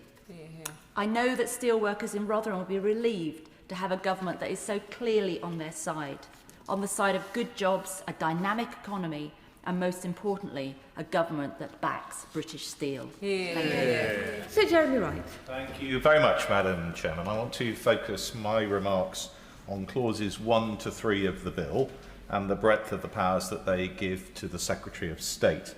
And I want to start with the meaning of a steel undertaking in clause 1, that being one that carries on a business consisting of or including the manufacture or processing of iron or steel. And as the Minister knows, I raised in an intervention on the Secretary of State during second reading, and as indeed my right honourable friend who speaks from the front bench mentioned earlier, it appears from the wording of this bill that that could include undertakings which have as little as 1% of their business in iron or steel. Now, I take the Minister's point earlier that that may be vanishingly unlikely and that the majority of the enterprises we're concerned with are predominantly engaged in the manufacture of steel. But we do, I think, have to make sure that the legislation we pass is fit for purpose, not just in the usual case, but in all anticipated cases. And so I hope the Minister will consider seriously my honourable friend, my right honourable friend's amendment, because it seems to me to be a sensible one to ensure that we are not encompassing here the possibility of any undertaking being liable for nationalisation in pursuit of what may be perfectly rational government policy to protect domestic steel manufacture when that undertaking produces very little of its output in the iron and steel industry. And I hope again that the Minister will seriously consider the content of Amendment 21, so that steel is a predominant feature of a business in scope of this bill and not an incidental one. Clause 2 gives the Secretary of State authority to exercise a principal transfer power if the Secretary of State considers it necessary to do so in the public interest. And of course it is the Secretary of State's judgment about the public interest that counts here. So we do need to be confident that the Secretary of State's power to do so is appropriately constrained. Now, as has been discussed, Clause 2.2 does set out some examples of where the public interest test may be met. But there is plenty of breadth even in those scenarios. In Clause 2.2c, for example, the Secretary of State may decide to nationalise a steel undertaking where he considers to do so would support, and I quote, the economy of the United Kingdom or any part of the United Kingdom. And again, the Minister will recognise I raised this point too at second reading. And the question must surely be how small a part of the UK will do to satisfy that criterion. The closure of one steel-related facility will have obvious economic impact on the town or immediate area in which it's located. Is that sufficient to meet the Clause 2.2c criterion and justify the Secretary of State in deciding to nationalise the whole undertaking? The current wording would appear to allow that and would mean that any decision to close any steel plant or any other steel-related facility relating to the manufacture of steel would render the company that owns that facility liable to nationalisation. So we need to ask, is that what the government intends here? And if so, what are the likely consequences on industrial investment into this country? If that is not what the government intends, and it may well not be, then surely the language here should be tightened. But of course, Madam Chairman, the definition of public interest in this bill is wider still, because the three examples given in Clause 2.2, A through to C, are just that. They are examples. The bill, as drafted, allows the Secretary of State to nationalise on the basis of any other definition of the public interest he may choose, undefined in the bill. So I support my right honourable friend's Amendment 14, which would limit the definition of public interest to the three subjects listed in Clause 2 as examples. But I do say to the Minister that I think the government would be wise to think again and tightened the language even within that text in the bill. In Clause 3, the Secretary of State purports to limit his powers by use of a sunset clause. The problem is, he also proposes to allow himself to reset the sunset, and to do so indefinitely under Clause 3.3. And that, I'm afraid, Madam Chairman, makes a mockery of the concept of a sunset clause. Of course I'll give way. I'm most grateful to the honourable member. But the very reason why the government needs the ability to extend the sunset clause is because if the government listened to the amendments from the Conservative Party, the delays from various items would be so great you could go beyond the 2 years. So of course he needs the ability to extend the sunset clause. Well, I'm grateful for the honourable gentleman, and I recognise he doesn't normally engage in the detail of legislation, but if he did, he would know this is committee stage and we look at the detail. What the government could perfectly properly do is pass the legislation as amended by my right honourable friend, and if it felt at the end of the sunset clause period that it needed further powers, could come back to this House with further primary legislation and seek our consent to do so. The difficulty with what we have before us is that the Secretary of State has himself the power to extend by regulations the sunset clause indefinitely, over and over again. That's what the wording of this bill says, and that seems to me to be something we should not accept here.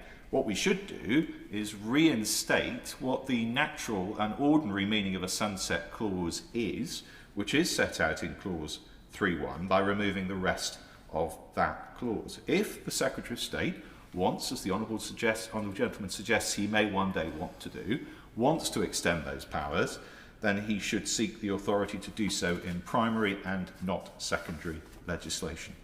And of course, Madam Chairman, these deficiencies in the bill are cumulative. A power to extend indefinitely the Secretary of State's proposed powers here is more pernicious because the powers are so broad. The huge latitude he would have to define the public interest matters more because the bill may apply to many more companies than might have been thought when hearing the government's original intentions for the bill. Plus, of course, the Secretary of State's consequent powers, which are set out in the rest of the bill, having decided to nationalise, to make that initial transfer decision, are mostly constrained only by the scrutiny of secondary legislation. So the initial decision, the initial transfer decision, is all the more important. So it's my view, Madam Chairman, that the Secretary of State's powers as defined in clauses 1, 2 and 3 are simply too wide and need to be constrained. But the government, I think, makes two substantive arguments in response to that view. So I want to address those arguments. The first argument, and the Minister made it a little earlier, is that the government is only doing what a previous government did in the Banking Act of 2009, and that the powers it seeks to take here are no wider than those taken in that Banking Act. Well, Madam Chairman, I don't agree for three reasons. The first reason is that the powers in the Banking Act were premised on the existence of a special resolution regime where the bank in question was already in financial trouble. As far as I can tell, the steel bill before us does not require the relevant steel undertaking to be in any trouble at all for nationalisation to be an option.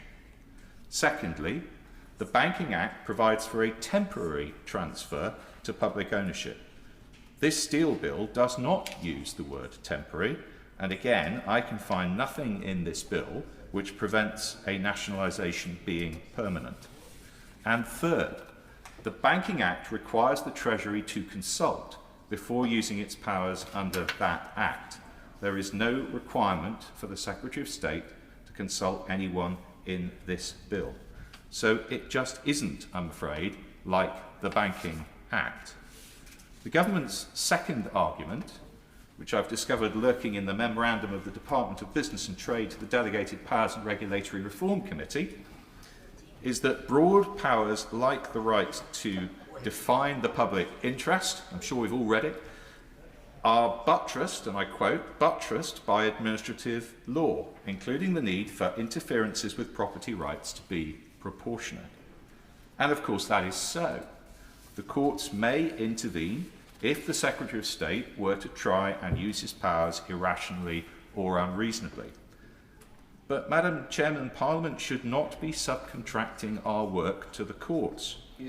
If legislative powers, as drafted, are too broad, then it's up to the legislature, us first and foremost, to constrain them. And the Secretary of State has consistently maintained, as has the Minister, that he only wants the powers needed to act where government action is unavoidable, and only the powers to do what is necessary for the period that they are needed. But the powers that he has in this bill as drafted go well beyond that, and they could and should be restricted. Thank you, Madam Chair. And first, I just want to start off by saying that I find it absolutely incredible when people turn around and say our government shouldn't be intervening, our government shouldn't be running services, yet they're happy to allow other countries' governments to be running our services, our utilities. Exactly. And to be honest, I get a little bit tired of it because it's essential, I think, that if we're going to save industries, save sectors and save jobs, that we do. And that's why we're right in doing this. Madam Chair, I'll stand to speak on Amendment 21, a new Clause 8, a new Clause 5. It was a privilege to be recalled here on a Saturday last year to pass the Emergency Steel Industry Special Measures Act, to save the Scunthorpe Works, and I'm just as happy to be here today in order to see this go through the first day of the committee stages.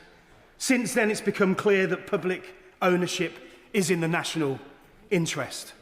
Corby is a town literally built on steel, steel that built this country. At one time, Corby Steelworks was the largest combined steelworks in Europe, and whilst I recognise that this doesn't nationalise the steelworks in Corby, what it does do is it makes sure that the sector itself does well, and where that happens, obviously, that will ensure that the other aspects of steel does well.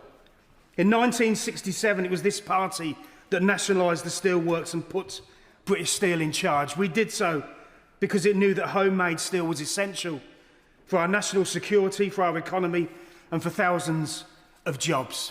In 1980, a government that failed to see those opportunities closed the steelworks, and with it, tens of thousands of jobs went, and almost a third of the people in my constituency became unemployed. That's why it's so important that British Steel is allowed to continue. This bill marks a reversal in direction. It shows what can happen when you have a vision for our economy and the dedication to see that vision through. How could the last government shape our economy and create jobs when it failed to even create an industrial strategy? This government does have a strategy. The government's decade-long industrial strategy and the steel strategy announced in March shows that.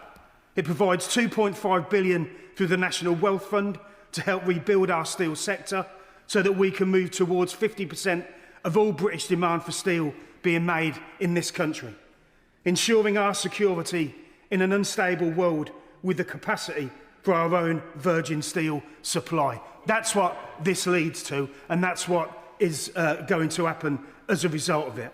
Where British Steel working powered the first industrial revolution, it can do so again, building the renewables and the technology for the future.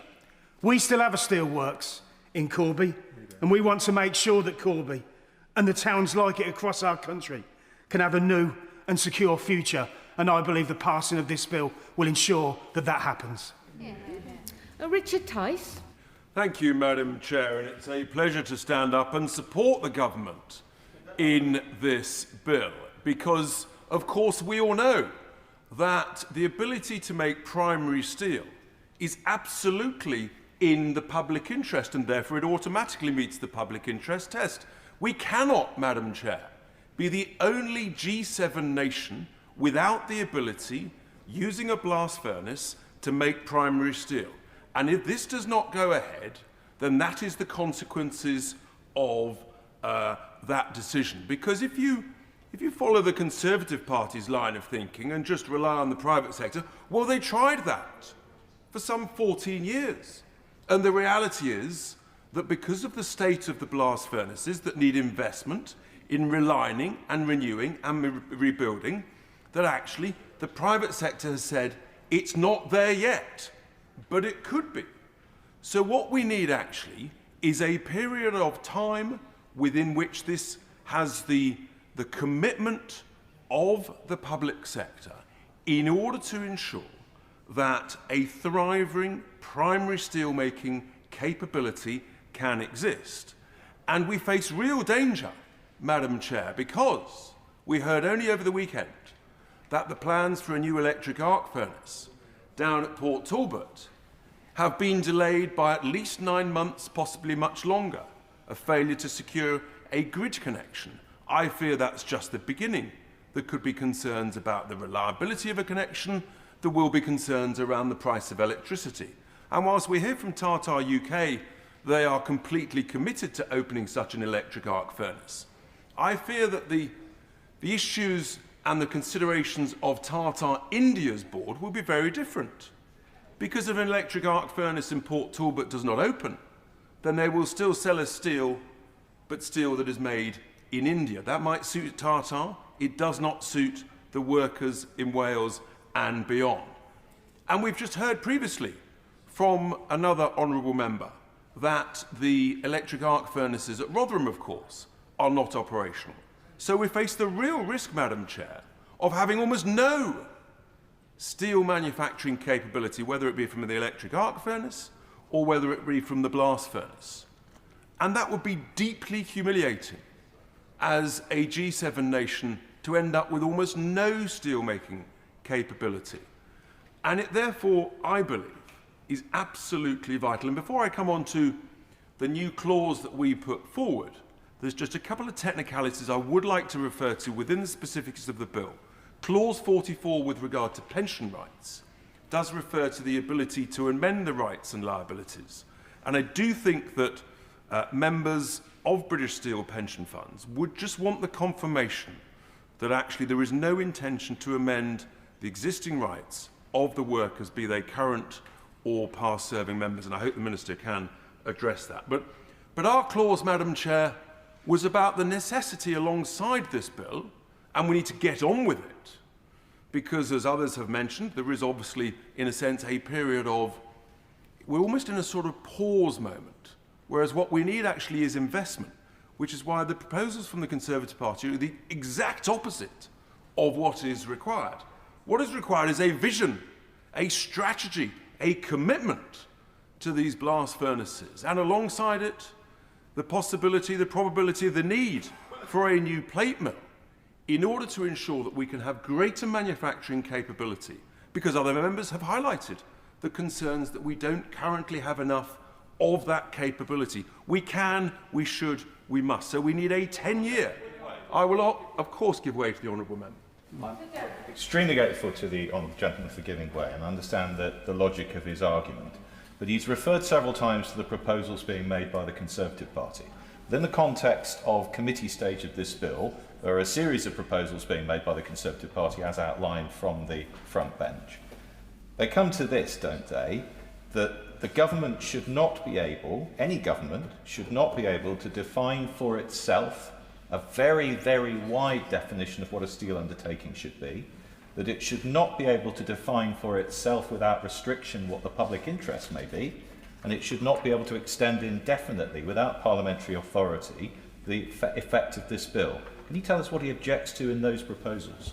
I will indeed. I'm grateful for his intervention, but my objections is that the consequence of the Conservative Party's amendments will be to delay the investment that is required to get on with it.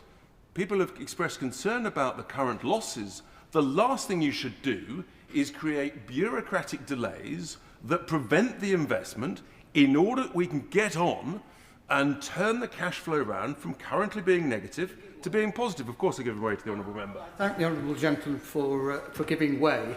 I've already made clear to my constituents that I do not oppose the bill, but I do support the opposition front bench in trying to constrain the cost of it.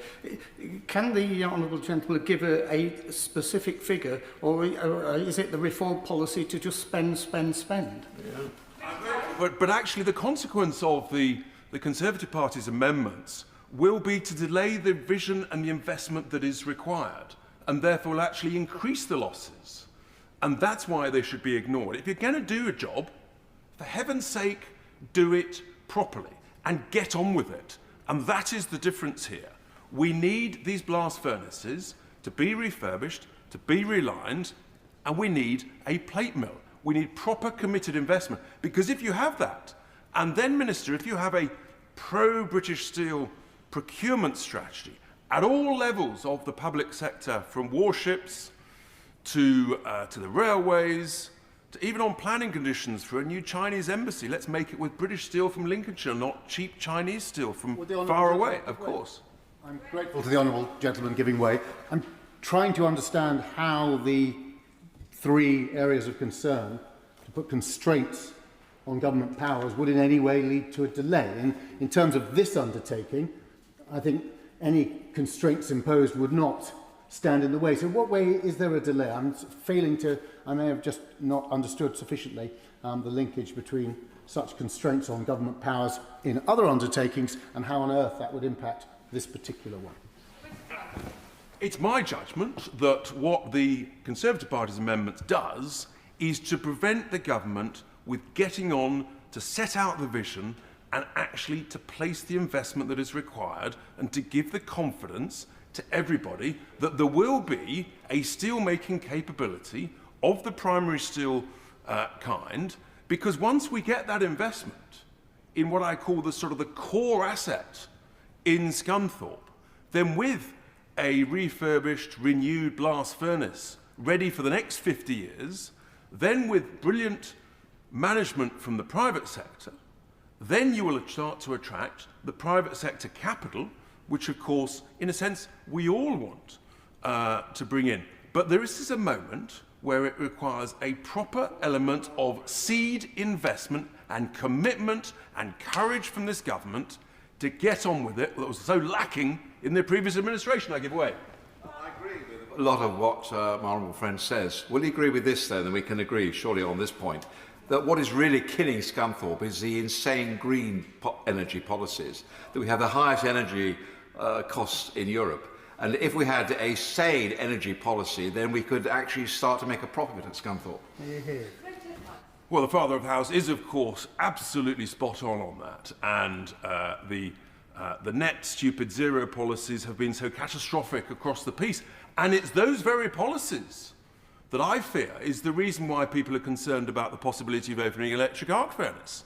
And that, therefore, puts even greater pressure on the need to have a blast furnace capability, renewed, brilliant, wonderful, for the next 50 years. If we achieve these things, Madam Chair, then we can bring in, as I say, private sector capability with a pro-British procurement strategy, and that will give the confidence to all. And there's been a previous mention also about that this bill would prevent other investment from the private sector. The discussions that I've had with overseas pension funds, overseas sovereign wealth funds, is exactly the opposite. Indeed, it says that actually, with this sense of commitment, what I like to call a joint venture between the core asset owned by the public ownership, then actually you will attract more international investment, knowing that there's that long-term commitment as opposed to a bit of a wibbly-wobbly flip-flop approach from previous regimes. So that's the reason, Madam Chair, that we need to get on with this. We need to ignore any delaying amendments. Let's have the vision, but my new clause was requiring the government within 3 months to set out that 10-year vision, that 10-year commitment to the blast furnaces and others within the steel undertaking in order to ensure that we have a vibrant and then ultimately viable primary steel making capability in the United Kingdom. Alan Strickland. Thank you, Madam Chair. Speaking today in support of this bill and to comment on a number of the proposed amendments, and I do so as a member of this House representing a proud manufacturing constituency. That includes a number of industries that rely on steel in a variety of ways, from the rail industry to advanced manufacturing, to the cluster of innovative defence and space-related companies at Net Park and Sedgefield. And of course, steel is not only used primarily by some of these companies, but is extensively used in their supply chain. So it really does underpin manufacturing, not just in my seat, but across the North East and across many constituencies in the country, as we've heard today. And I've also campaigned successfully to protect sovereign supply of key materials in my constituency and the wider economy. And given the importance of steel to our national security and national critical infrastructure, it's crucial that we get our approach to steel right. So, Madam Chair, what does this mean? Well, firstly, as a number of honourable members have said across this House today, we need to make sure that the government can act quickly and with agility. And that's why I've got concerns about several amendments which could, as other colleagues have raised today, could slow down the government's ability to act decisively. So this appears in a number of amendments, but for example, amendments 2, 3, 18, 19, new clause 2, seek to impose additional requirements onto ministers before they can act using the provisions of the bill. And others have gone into the specifics of some of these clauses. But my concern, Madam Chair, is that when considered in the round, these proposed changes would have the cumulative effect of hampering the government's ability to act and to act swiftly. And it's critical that ministers can act, because that is the key purpose of this bill. That's why we're here debating it today. So, Madam Chair, why is it important that ministers can act quickly, and why might some of these amendments be a challenge? Because, as we're discussing, when a steel plant is facing significant challenges and the government is minded to intervene, ministers, in my view, need to achieve three things. Firstly, they need to be able to provide certainty about the future of the business, which helps sustain the workforce, gives certainty to its supply chain, and reassurance to its contractors. And we've seen members who've talked from their private sector experience, myself working regeneration and housing previously, when there is doubt about the future of an industry or a particular business or a particular commercial concern, we know that when business confidence starts to fall, if action isn't taken quickly, the lack of confidence in the supply chain, the contractor chain, can do serious damage. The second priority for ministers must be to minimise risk. And we know, not just in this process, but in other similar processes undertaken by the public and commercial sectors, that the longer the process, the higher the commercial and legal risk, and the more likely it is we won't get the outcome that we desire. And it was that desire to act swiftly and show significant national leadership that, as honourable members have mentioned earlier, is why we were all recalled last year on a Saturday to intervene quickly in the steel sector. And thirdly, Madam Chair, and this is crucial, the reason that speed is important is if this is agreed, it's important that ministers have got the powers they need to enact the will of Parliament quickly. Quicker intervention in circumstances like this, given the factors we've discussed, is likely to be more successful, particularly in complex cases, as we see at British Steel in Scunthorpe. Now, moving on, Madam Chair, of course. He makes the point about the need for speed in these circumstances, but perhaps he could explain to the House why the endless resetting of a sunset clause, contradicting the whole purpose of a sunset clause, plays into the need for urgent action right now. Or does he agree with me that it's something that should be looked at again and doesn't need to delay any of the effective action which he's calling for? Thank you, Madam Chair. I thank the honourable member for his intervention. Well, I think ministers will speak for themselves, but I think are seeking the flexibility to act in the national interest and do so appropriately. I think my concern is more with some of the clauses that add lots of prerequisites to what needs to happen before ministers can act. My view is, in the limited and hopefully rare circumstances where ministers do feel the need to exercise these significant powers, my view is they need to be able to act quickly. And that's what we're discussing today. Now, Madam Chair, a number of the amendments relate to concerns around value for money, which of course is an incredibly important consideration. But I do think it's important for all of us to remember that one of the key reasons we're here today is precisely because ministers have said they want to do more to ensure value to money for taxpayers delivered in the government's potential intervention in British Steel Scunthorpe. And that's why my honourable friend, the Industry Minister, was clear in May the government intended to bring this legislation forward precisely because ministers were unable to agree suitable terms with the current owner of British Steel that represented, in his words, a responsible use of public money. So value for money has been a key driver of ministerial action on this matter and the reason we're debating this issue in the Chamber today. Now, turning to new clause 5, Madam Chair, which the honourable member was just describing, I have to say I'm sort of slightly astonished that Reform, a party with no plan for steel, has put an amendment demanding a plan for steel. And I'm pleased to tell honourable members in Reform who are here today that we've already got one. The Labour government, as the Minister mentioned in his comments, published the UK Steel Strategy in March this year, and this clearly addresses a number of the important points that the honourable gentleman mentioned quite rightly earlier, including, specifically, the need for the public sector to buy more steel. And a year ago, in June 2025, the Cabinet Office published guidance, Procurement Policy Note 22, that required public bodies nationally and locally and their executive agencies to ensure that UK-produced steel is routinely considered in public procurement and that this is done at an early stage in the process. So I think the mention of public procurement around steel in that amendment is redundant. Ministers have already issued clear guidance on that and some time ago. The second problem, I think, with new clause 5 from Reform is it sort of misses the point of the bill. The bill isn't this bill isn't about a national strategy on steel. One was published, as I've just mentioned. The proposed law before us today deals with specific questions of ownership and government intervention in specific steel undertakings. And my concern is that Part 2 of New Clause 5 risks fundamentally undermining any steel company that might be acquired by government. Why? Because in requesting that internal strategies, investment plans, the various things mentioned in the amendment are published, the amendment risks asking the government to release highly sensitive commercial information about that new public corporation into the public domain, and information which, having spoken to people in the sector, other commercial steel operators would be unlikely to publish.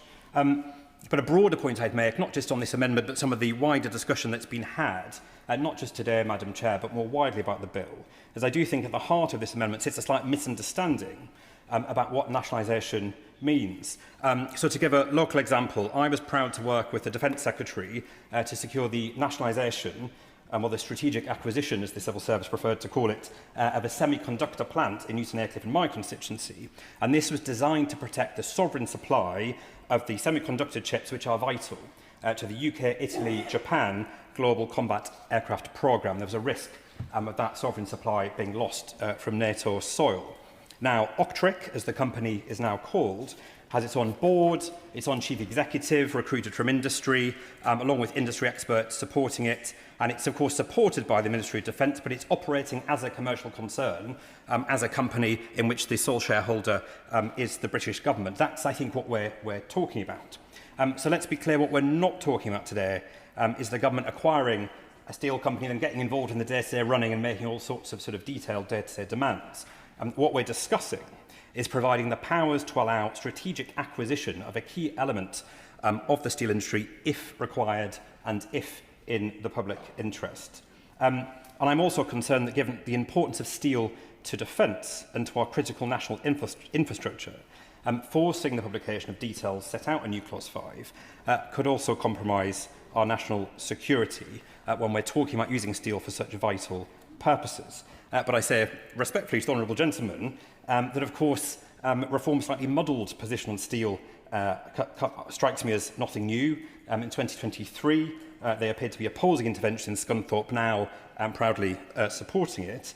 Last year, they talked of reopening blast furnaces in Port Talbot. In the recent Senate elections, I noticed that pledge had disappeared from their manifesto. So, Madam Chair, this bill deals with serious and crucial issues, not just for our national economy, but as members have said, for many of the constituencies represented taken very seriously indeed. So, before I finish, Madam Chair, I've got three issues I'd like the Minister to address, if he could, in his closing remarks. The first is to bring clarity to what nationalisation would mean in this context. So my understanding is that were British Steel to be nationalised, It would remain effectively a private company, but its primary shareholder would be the government, and commercial leaders with relevant sector experience would be brought in to run it. Can the Minister confirm that the best commercial minds from the steel manufacturing industry, other relevant industries, would be recruited to run the company, and that's how it would function? I think, Madam Chair, of comparisons from local government when I was a cabinet member in charge of planning and housing and regeneration, where we had a number of subsidiary companies as a council, but they had operational independence. We recruited the best people from the relevant sectors. We didn't interfere in day-to-day operational running of those organisations. If the Minister could give clarity on whether that's a suitable comparison to what he envisages, that would be helpful. The second thing I'd like the Minister to address is a number of the amendments, quite rightly, seek clarity on transparency or accountability that members here quite rightly want some reassurance on. Now, I've expressed concerns that the commercial reality of this company operating means that some of what I think is being asked for just wouldn't be appropriate, wouldn't be reasonable, wouldn't be helpful, and could slow things down. But could the Minister give some clarity on the entirely reasonable and legitimate desires from members in this House to understand if British Steel is acquired, how things are going, how public money is being spent, what's being delivered, how that transparency might be brought to this House in an appropriate way. And then finally on new clause 3 from the Honourable Lady for Richmond Park on jobs and industrial strategy transition. I won't get into the specifics of that amendment, Madam Chair, but I do think it flags an important point about how ministers will ensure that any acquisition of a plant will deliver social value, including jobs, apprenticeships, traineeships and other opportunities. Now, I've been very pleased recently to meet the new apprentices at the semiconductor plant I mentioned, Madam Chair, in my constituency, which was acquired by the Ministry of Defence. And I've seen for myself how that government intervention is delivering wider value to the community. A new apprenticeship programme has been established. 35 people have started working there additionally. More people are being recruited. Work is going in to expand that business and actually make it work better commercially, which is exactly what we want to see. So could the Minister also say more about the very important issues raised by the Honourable Lady around jobs, skills, apprenticeships, and how they might be looked at and how they might be considered in any potential acquisition? So to conclude, Madam Chair, I support the government's approach to this bill and have been happy to set out some of my thoughts on the amendments that have been suggested from across this House. I do think that given the importance of steel, it's entirely right that this bill seeks to move us to a more proactive position, that it seeks to give ministers more options to act in the national interest. And this is important not only to provide a more secure future for sovereign supply of steel, but also to avoid a permanent loss of our country's steel-producing capacity. So finally, I think a modern, dynamic, future-facing steel industry is critical to this government's ambitions for industry and modern industry. It's crucial, as we've heard from honourable members across this chamber, it's crucial and central to the ambitions of many of the communities represented today, and I commend the Minister with his significant expertise on steel for pushing this important matter forward. Anne Davies. Diolch yn fawr, Madam Cadeirydd. I rise to speak to Amendment 23, tabled in my name. This amendment seeks to strengthen the public interest test that decides when government may nationalise steel sites under the bill. Specifically, it would ensure that nationalisation can and should be used to prevent loss of jobs in Wales and to prevent the closure of steel sites in Wales. And why is this change needed? At present, the public interest test notes 3 specific factors where nationalisation powers may be used. 2 of these are, and I quote, the construction, maintenance and operational of critical infrastructure in the United Kingdom, and one of the others is to support the economy of the United Kingdom or any part of the United Kingdom. So while these could allow the government to intervene to protect Welsh steel sites, it offers no guarantee that they will. Welsh steel communities know all too well what happens when governments choose not to act. We've experienced this before. Port Talbot stands as the most painful example, where the blast furnaces were allowed to close in 2024, resulting in thousands of job losses and devastating a community that had a proud history of making steel for over 100 years. Before the closures, Wales had the largest workforce anywhere in the UK, with 9,300 people employed in this sector. This government has several years in opposition prior to entering government. They could have developed a plan to nationalise Port Talbot to safeguard jobs, as they have done for British Steel in Scunthorpe. They could have acted, but chose not to. And Port Talbot deserved equal treatment. Wales deserves equal treatment. The Welsh economy cannot afford another repeat of the calamity of Port Talbot. The need for certainty is not theoretical. Only recently, last Thursday night in fact, a major fire at Port Talbot caused significant disruption, and we are so grateful to the emergency service who acted so quickly, evacuated the area so no casualties were there. But significant damage was caused to the steelworks. And we've also learned that the installation of a new electric arc furnace at Port Talbot may be delayed for months due to an electrical connection issue, and I believe that that's a planning issue with the local authority.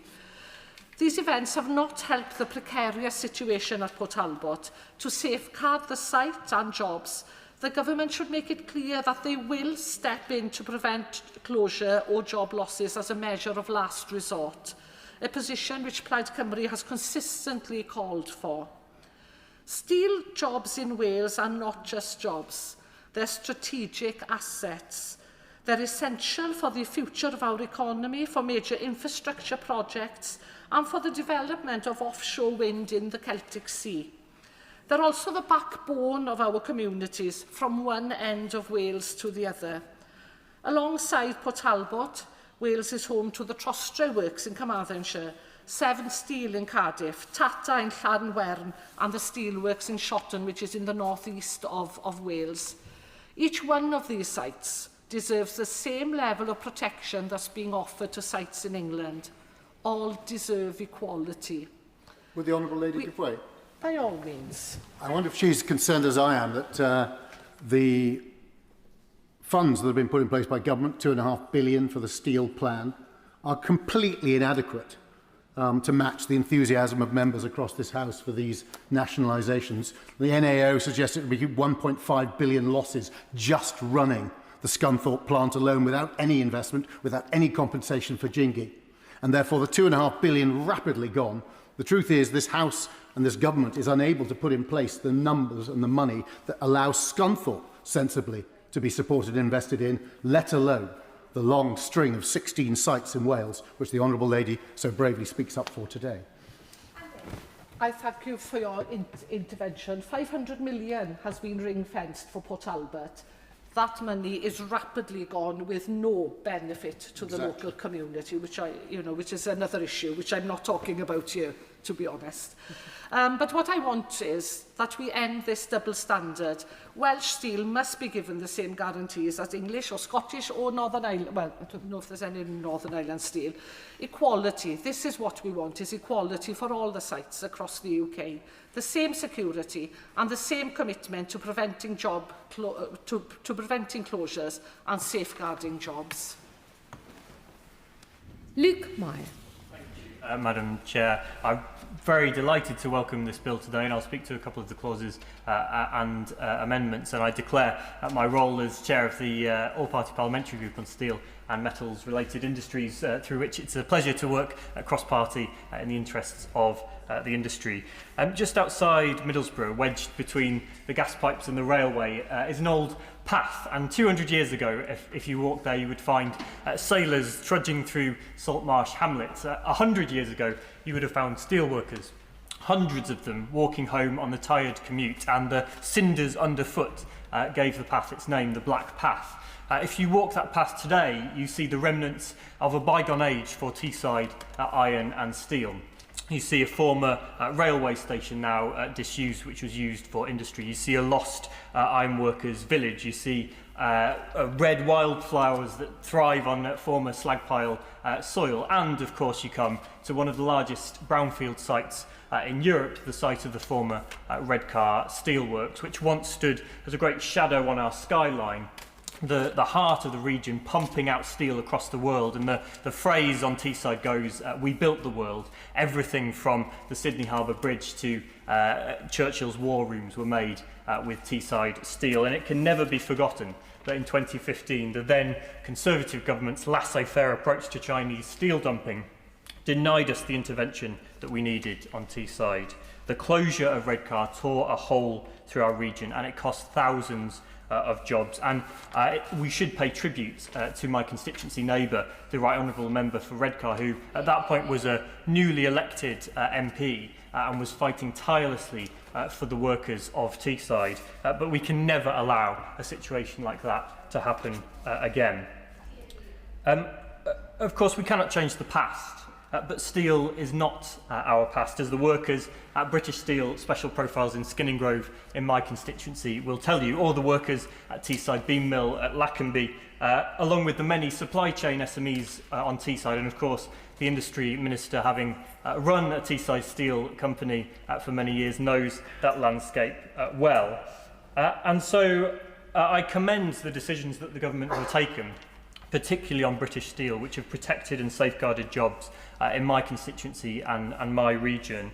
An independent analysis earlier this year found that British Steel alone supports more than £1 billion in GDP and over 20,000 jobs across the UK.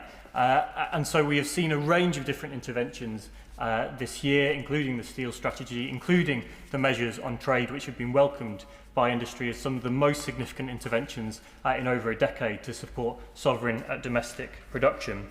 And now we have this bill as well, which allows the option of full public ownership as the Minister says, another tool, a useful tool in the arsenal to protect sovereign capability.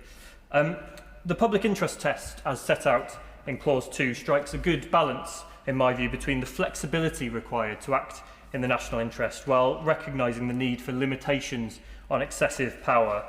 It should not be restricted any further, or we would risk leaving critical assets out of scope of the interventionist powers. I also want to speak to Clause 3 and the Opposition Amendment 12. I'm a little cautious about Clause 3. I think the powers enabled by the bill must not be overly restricted by the Sunset Clause, as future governments may not be as interventionist when it comes to our critical sovereign industry, and it may not be guaranteed to renew them. And so if these powers are too quickly withdrawn, it will leave the industry with greater uncertainty. And it's for this reason that I also oppose Amendment 12. I understand the instinct behind it. Parliament should always be careful about broad powers, and it's our right to ask how they will be used and how long they will last and what accountability will sit around them. However, I do not support the amendment because, in my view, it would risk building this unnecessary uncertainty into the bill. The steel strategy published in March was right to recognise that rebuilding resilience in the sector will take time. It will not be job done within 2 years, and the challenges facing steelmaking, from energy costs and international overcapacity to supply chain fragility and strategic ownership, are long-term challenges. As the Minister says, the strategy is inseparable from this bill, and so I welcome it. I welcome the decisions on trade. It would be useful, I think, to get from the Minister today some clarity on CBAM alignment with Europe, which of course is a bit of a limbo issue at the moment. I was disappointed, however, not to see new measures in the strategy on industrial energy prices, which remain one of the greatest barriers to competitiveness for steel. And we have seen the British Industry Supercharger and the British Industrial Competitive Scheme, which help ease the pain, but we need to think much more strategically about the long-term energy future of industry. We are seeing the government race ahead with SMRs, and in my view, there should be an alignment here with ensuring that SMRs are based in industrial clusters and supporting industry there, but also vice versa, that as we move ahead with the SMR programme, we're making sure that British steel is used throughout the supply chain there. I think it was a courageous decision of the government to choose Rolls-Royce SMR for that programme when other international bidders were available. We need to make the most of that by ensuring that the procurement for those contracts and for that work uses UK steel. I worry actually that if we pass the amendments today from the opposition, we bake in that instability and that loss of control, and we don't allow some of those long-term issues to be addressed on an issue where government intervention will be needed to ensure long-term resilience in the national interest. I'm happy to give way. The honourable gentleman, he's giving a powerful speech showing great expertise. Is he confident, as so many critics of this steel plan weren't, that the £2.5 billion that has been found by the Treasury is sufficient to allow the interventions which he so enthusiastically supports? And if it isn't there a danger that we won't invest in these things? We will just bleed out public cash on facilities which continue to be uncompetitive and don't get renewed. Because if you don't put the right resource in, as France and other countries have arguably done, then we will be losing out, not winning. Well, I thank him for his intervention. Of course, as a backbencher, I will always be fighting for more funding to modernise our steel industry. What I do know is that for British Steel in particular, the current owners are not responsible owners, and we saw last year the crisis that was created when they failed to provide sufficient supply to keep those blast furnaces running. We cannot allow the current situation to continue if we are going to protect our domestic industry. And so this bill is about the powers to be able to nationalise and ensure that the national interest is served. Whether there is sufficient funding is a question that I'll continue to push government on. We're not focusing today on clause 58, but the freedom to make the necessary fiscal decisions to support operational stability and competitiveness are also fundamental to the sunset clause issues we are discussing, as well, of course, as the potential for ongoing considerations around other critical assets which the bill might be used for. And so it would be helpful, I think, to hear more about the government's intentions on issues like energy and also procurement, as my honourable friend, the member for Newton Aycliffe and Spennymoor mentioned. We had a very positive intervention from the Cabinet Office last year, and I think the ambition to increase domestic steel market share back towards 50% is absolutely right, but the test will be delivery. For too long, we have had industrial strategies while also approving publicly backed projects that import vast quantities of overseas steel, and taxpayers rightly expect public investment to strengthen British industry and British jobs. So mechanisms like contracts for difference and other subsidy schemes must align much more closely with procurement objectives so that public money genuinely supports UK supply chains. I also think the forthcoming Defence Investment Plan is a major opportunity as well to ensure that we're using UK steel across the country in industrial communities to support national security as well. At the end of the day, economic security is national security, and Britain cannot become dangerously dependent on overseas steel for critical infrastructure or defence capability. I'm going to make another point as well. While I support the shift to electric arc furnaces and the increased focus on how we use domestic scrap is very welcome as well, I also believe Britain should seek to retain some primary iron capability. Other countries are investing heavily in technologies like DRI, and you only need to look at Luleå, for example, in northern Sweden, where an operational hydrogen-powered DRI facility is already producing steel. And this hasn't held the region back in any way. Economically, it's had the opposite effect, attracting inward investment in new industries from data centres to clean power. So I would like to hear a little bit from the Minister about DRI and whether we will be looking seriously at that as well. But I do not wish to stray too far out of scope of the bill today. The legislation was, of course, brought forward in the context of British Steel, but we shouldn't pretend that British Steel is the only critical asset that may ever require government's action. There may be other sites and other capabilities and other parts of the supply chain where future intervention is needed to protect jobs and sovereign capability and the national interest. And so my concern again with Amendment 12 is that it would make these powers too easy to lose, and a future government may not share the same commitment to active industrial strategy. They may not be as willing to renew the tools needed to protect the sector. So we shouldn't remove the extension mechanism now, because we may leave workers and industry more exposed later on. The opposition made the point that politicians shouldn't run businesses. Of course, the industry minister did run a steel business for many years and did so very effectively. I think they may mean that politicians from this country shouldn't run businesses. The bill is before us because of the approach that Xinjiang have taken. China's steel industry, of course, has long benefited from huge state subsidies and cheap state-directed finance, energy support and overcapacity policies. Beijing did not leave it to the market. It used state power aggressively to expand industrial capacity, and so I think that's worth bearing in mind. Madam Chair, I will finish on this point.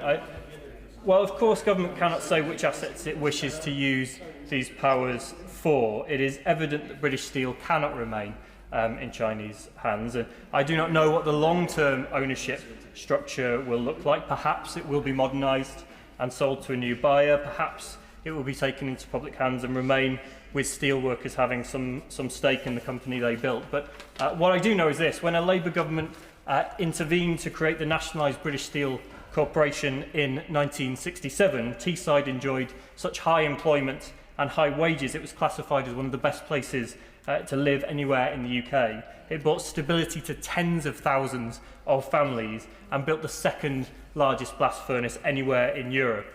In 1979, of course, a very different government took office with a very different theory of Britain, a small state and a blind faith in the global free market. And in just 5 years, our region had the highest registered unemployment rate anywhere in Great Britain. And by the end of Thatcher's premiership, almost 250,000 jobs in our region had gone. They took a British industrial economy and turned it into a globalised service sector economy. And today, of course, the Thatcherites are back with a new logo and a new face, and they will talk a big game on steel, but we have been here before, and it is my belief that only a social democratic government can truly protect our steel communities and equip them to face the future, because a social democratic government recognises something a foreign private owner cannot, which is the value of protecting sovereign industry even when the going gets tough. So this is about our jobs, it's also about our security. Will we be left exposed in a volatile world, or will we build for the future again? I hope this Labour government has the courage and ambition to do so. Thank you. Minister MacDonald, I believe you wish to contribute again? Minister. Thank you very much, Madam Chair. So much to say and so little time until the rising of the House. I think members who are standing may wish to take a seat, so we might be here for a little while. In case you are confused, we have until 10 o'clock. Yes. Minister. We're ready. No, indeed, Madam Chair. I was banking on 10 o'clock.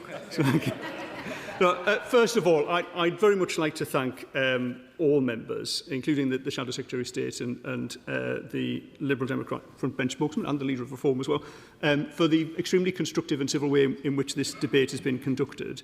And I know that it comes from all members in the House, from a really enthusiasm to want to have a successful steel industry. In fact, there were many points of agreement here, I thought, in debating these amendments from the first part of the bill. The importance of the steel industry came through extremely strongly. Also, the importance and reliability of the use of public money as well. That is something that we all share across this House. And a third point, I think, is extreme care in the use of the powers of the bill as well. And I know that those people who moved amendments in that regard are concerned about that, and the government is also. And perhaps I could address some of those points, and I'll endeavour also to address some of the points that were raised by members during the debate. But maybe I'll start by addressing a bit of a recurring theme in the debate, which is about what nationalisation is. Yes, certainly we have to give way. I'm sure I'm enthralled that he has until 10 o'clock to speak. So we'll have lots of if the Madam Speaker is agreeable, we'll have lots of interventions. But the one I want to make is this. Whether people agree with nationalisation of the steel sector is not the issue. Set that aside. The issue is, will we have a steel manufacturing sector that can produce the steel for all of the United Kingdom of Great Britain and Northern Ireland? Northern Ireland, but we need the steel from here. And also for our defence sector, which is really important. My pastor told me in my church just before Christmas, he says, there's 69 wars in the world. We have to be prepared for the world wars that we're going to have to fight. We need a steel sector to do that. And what the Minister is putting forward is a justification for it. Thank you, Madam Chair. The honourable gentleman is quite right, of course. The steel sector is vital for our national security and our infrastructure, construction industries as well, throughout the whole of the United Kingdom, including in Northern Ireland too. He speaks very well about that.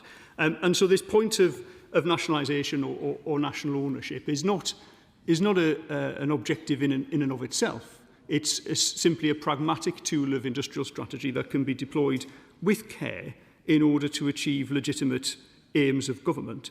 And if we think about some of the nationalisations of the past, it may be that some of those were driven by pragmatic use of industrial strategy. It may be some of them were driven by ideology.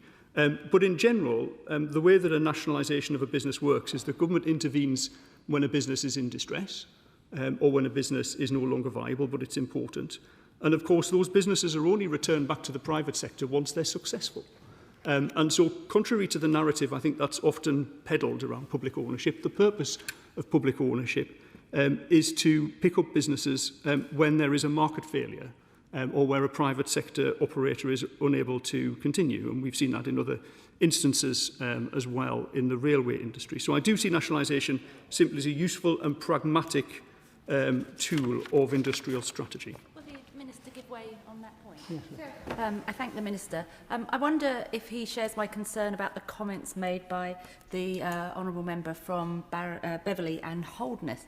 I wasn't sure if he was supporting nationalisation of British Steel, but there wasn't enough money, or that there was too much money, but then he seemed to support the fact that in Europe they subsidise the electricity, the government subsidises the electricity, and I felt he wanted that to happen here. Did he share my confusion? Because for me, I just want, for all the reasons members have said, a really strong, secure steel industry in this country. Well, I thank my honourable friend. I think the member for Beverley and Holderness also wants a strong steel industry as well, but I think he perhaps has been quite clear that he doesn't see nationalisation as a tool to deliver that. I think that would be fair, and also he's concerned about the use of public money, which I also think is fair as well, and I shall address both of those points as I continue, but I'm very pleased that she's raised those issues, and perhaps it's an opportune time to mention that in her earlier comments she asked me particularly if I could give an update on the current status of the Speciality Steels UK business, which I know affects both her constituency and particularly the constituency of my honourable friend, the member for Penistone and Stocksbridge.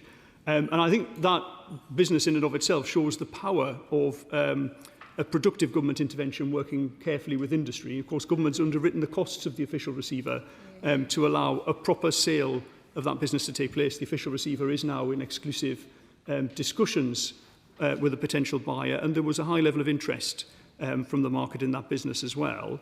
And of course, as we look forward to a potential sale of that business, we can see that the really vital role that government's played there, recognising that steel undertakings are complex. It can be difficult to take time to assess them. They require high levels of working capital. And I think that contrasts significantly with governments that we've seen in the past, who, for instance, allowed steel companies to close simply by not allowing that process to continue. Well, perhaps I'll take the member for Beverley and Holderness. Given that he was referenced, it would be helpful to give him the right to reply, perhaps. Grateful to the Minister, and just for the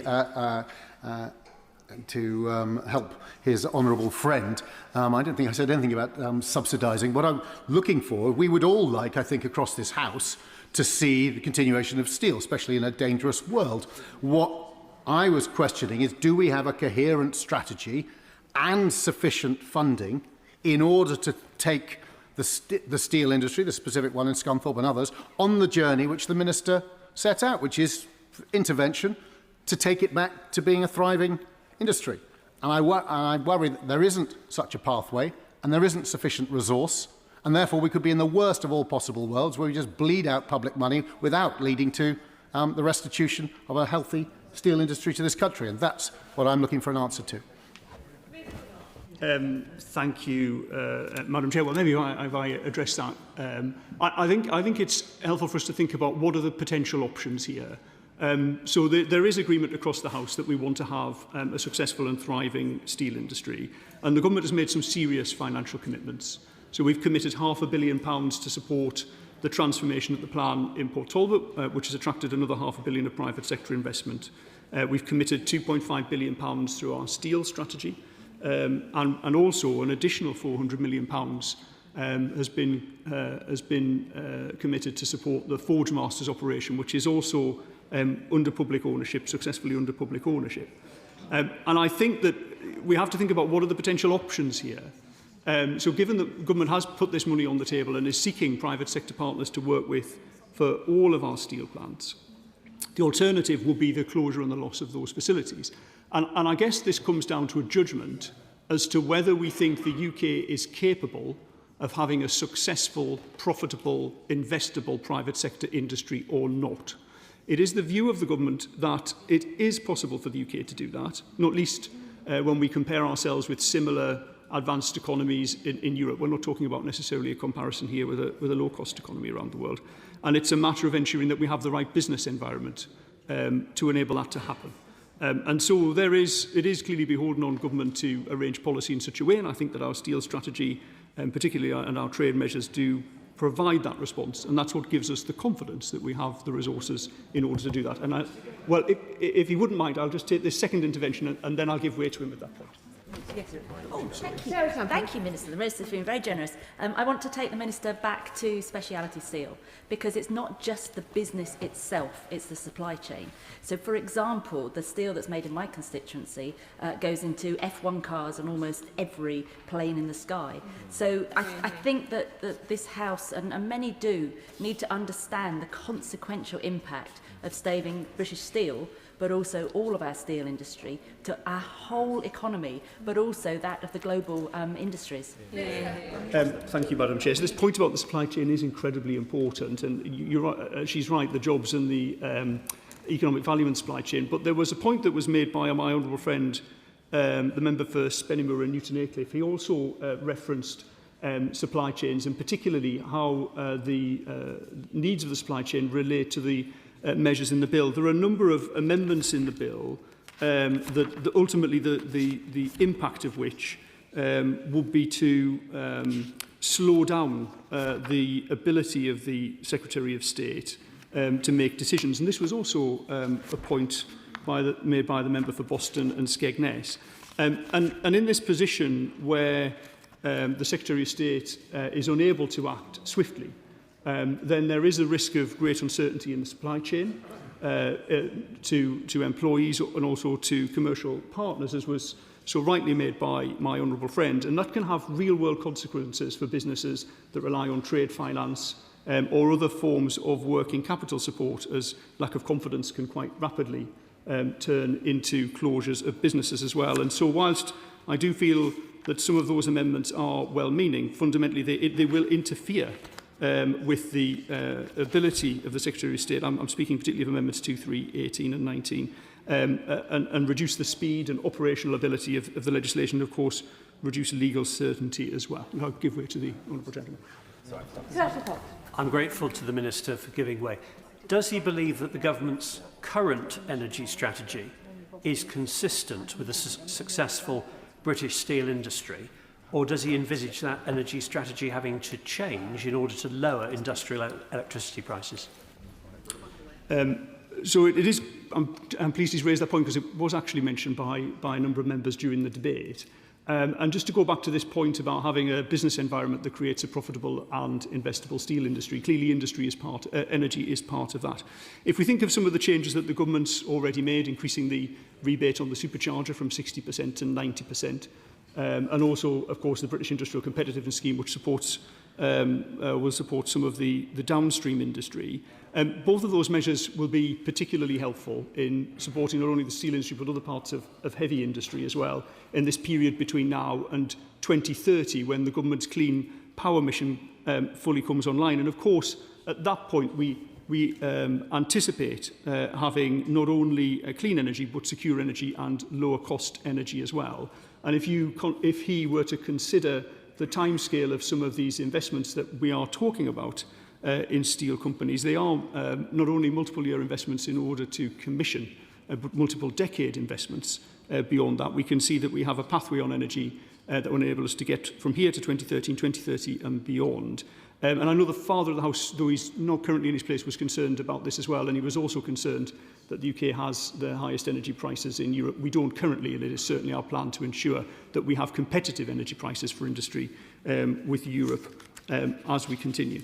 So, turning back to some of the amendments that have been moved today, there was quite some discussion around the sunset clause in the bill, and I know that there were a number of objections to that, but the case for the continuation of the sunset clause was made extremely well by my honourable friend, the member for Middlesbrough South and East Cleveland. And of course, as we stand today, the government has no intention of extending the sunset period, but we do recognise that we're living through particularly volatile times.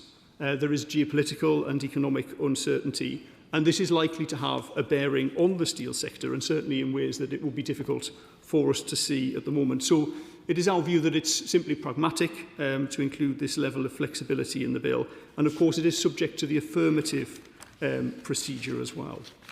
I think it's really important that I address some of the concerns of the member for Caerphilly, who raised with great passion and commitment the importance of the steel industry throughout the whole of Wales. And I know that in this House there is often a considerable discussion of Port Talbot, but of course, as she rightly laid out, there are steel works in Llanwern, in Cardiff, in Newport, in Trostre, in Shotton as well. I hope I've remembered all of them.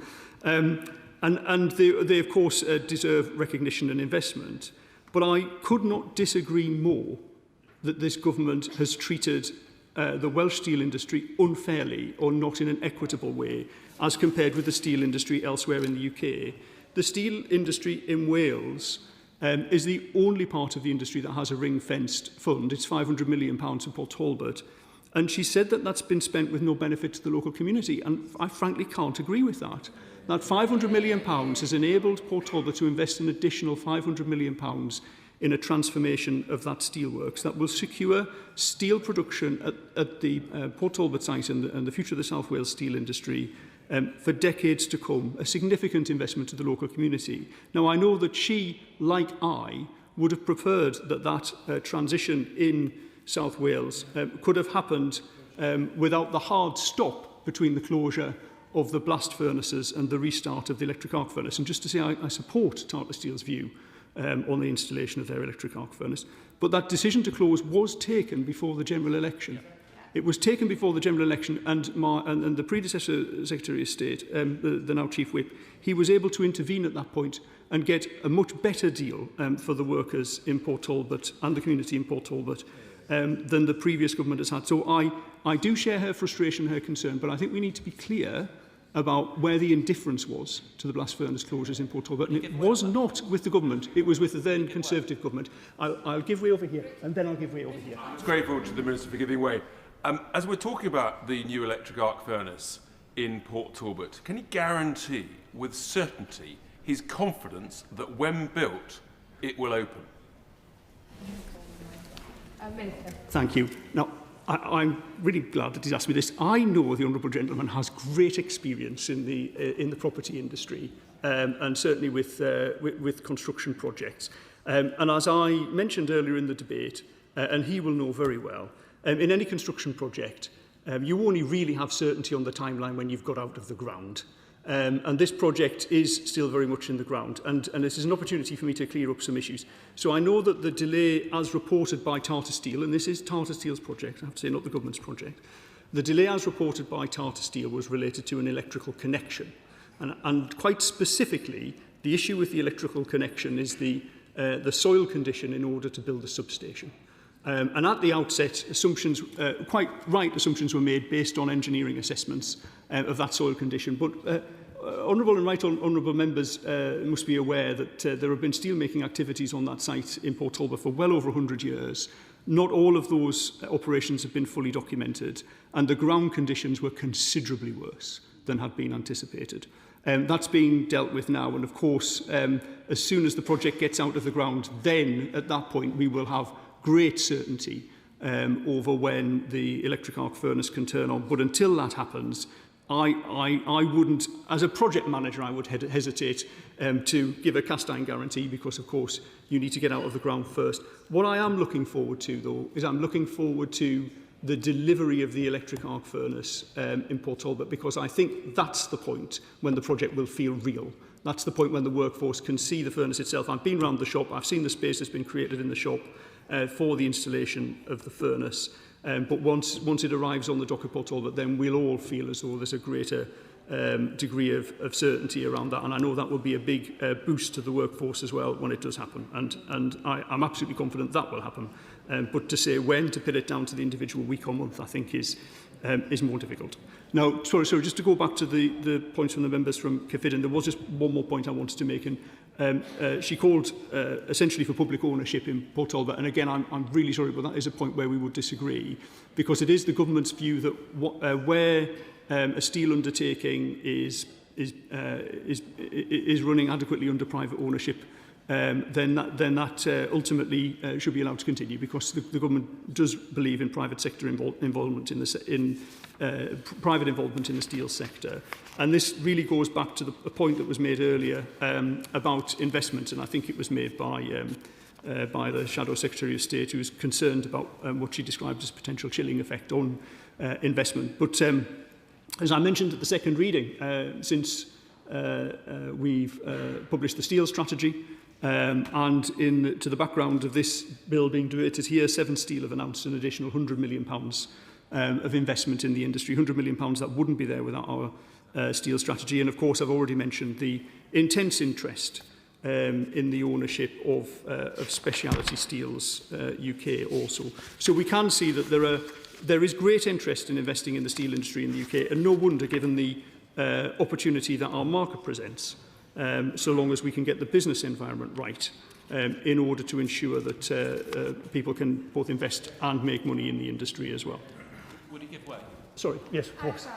I thank my honourable friend for giving way, and I'm grateful for him for putting on the record, this Labour government's record, when it comes to Welsh Steel, because it belies the fact that there was 14 years of ruin from the Tory government and their failure to have an industrial strategy that caused decisions to be taken in Port Talbot before this government came into power, something they don't like to be reminded of, but we'll remind them about it every time, and something that Plaid Cymru will do well to remember. And I have great respect for the Honourable Lady and Reform when they turn up for their photo op outside Port Talbot. But what I just wanted to touch on is mentioned there, which is what my constituents are really grateful for, which is the steel strategy that this government has, and which Seven Steel, as he has rightly said, has resulted in £100 million investment in Seven Steel in Cardiff. And will he agree with me that not only is that a sign of the importance of the steel strategy, but also that for future UK steel making, at least half of that will be Welsh steel, and that's something that all people in this House should welcome.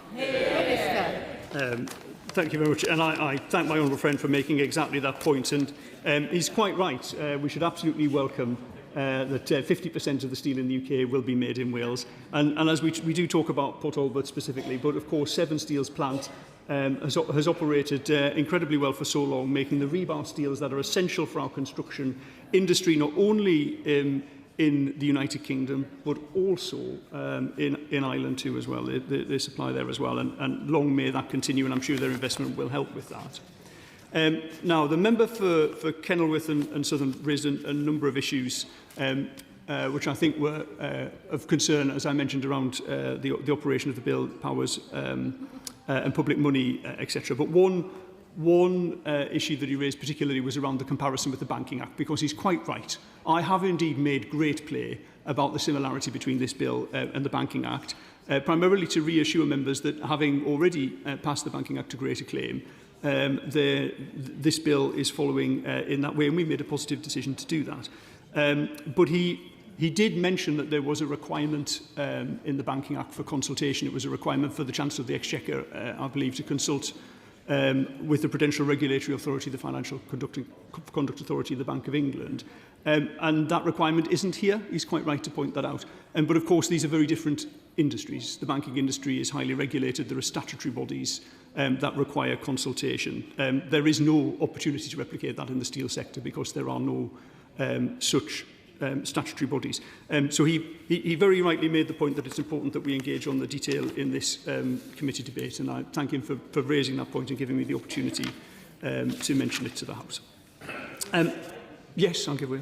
Yeah. If I can. In relation to Northern Ireland, the Minister very quickly and very helpfully responded to my earlier intervention, but we will all be very well, and the Minister will be well aware of the economic position of Northern Ireland due to the winter framework. And that should the bill go forward, government must provide a cast iron guarantee that the nationalisation and supply chain structures outlined in this bill will operate seamlessly. Can the Minister give us that guarantee that that will happen and that Northern Ireland won't be disadvantaged by any new tariffs or tariffs that are already in place, please? Thank you, Madam Deputy Speaker. Certainly from the perspective of the Government, there's no intention to disadvantage Northern Ireland, and the unique position that Northern Ireland holds, I know, is enabling Northern Ireland to attract additional investment above and beyond. In fact, the economic growth rate in Northern Ireland is incredibly impressive, and I look forward to seeing that myself when I visit Northern Ireland, I think in 2 or 3 weeks' time. So perhaps, Madam Deputy Speaker, I could move, having addressed the amendments, I could move on to some of the new clauses. But first, I'd like to acknowledge the incredibly constructive dialogue I've had with the member for Richmond Park in the preparation of the bill and the tabling of her amendments. So new clause 2 would place a requirement on the Secretary of State to consult with an advisory committee as part of his decision-making process. And the Government does agree with the sentiment here. We've had wide consultation with stakeholders. But again, there is a practical reality here, and particularly a commercial consideration around the exercise of the powers in the bill. And so it's not possible for us to accept that. On new clause 3, the detail of jobs and an industrial strategy transition, I think that links very closely with the comments of my honourable friend, the member for Newton Aycliffe and Spennymoor, who asked specifically about this.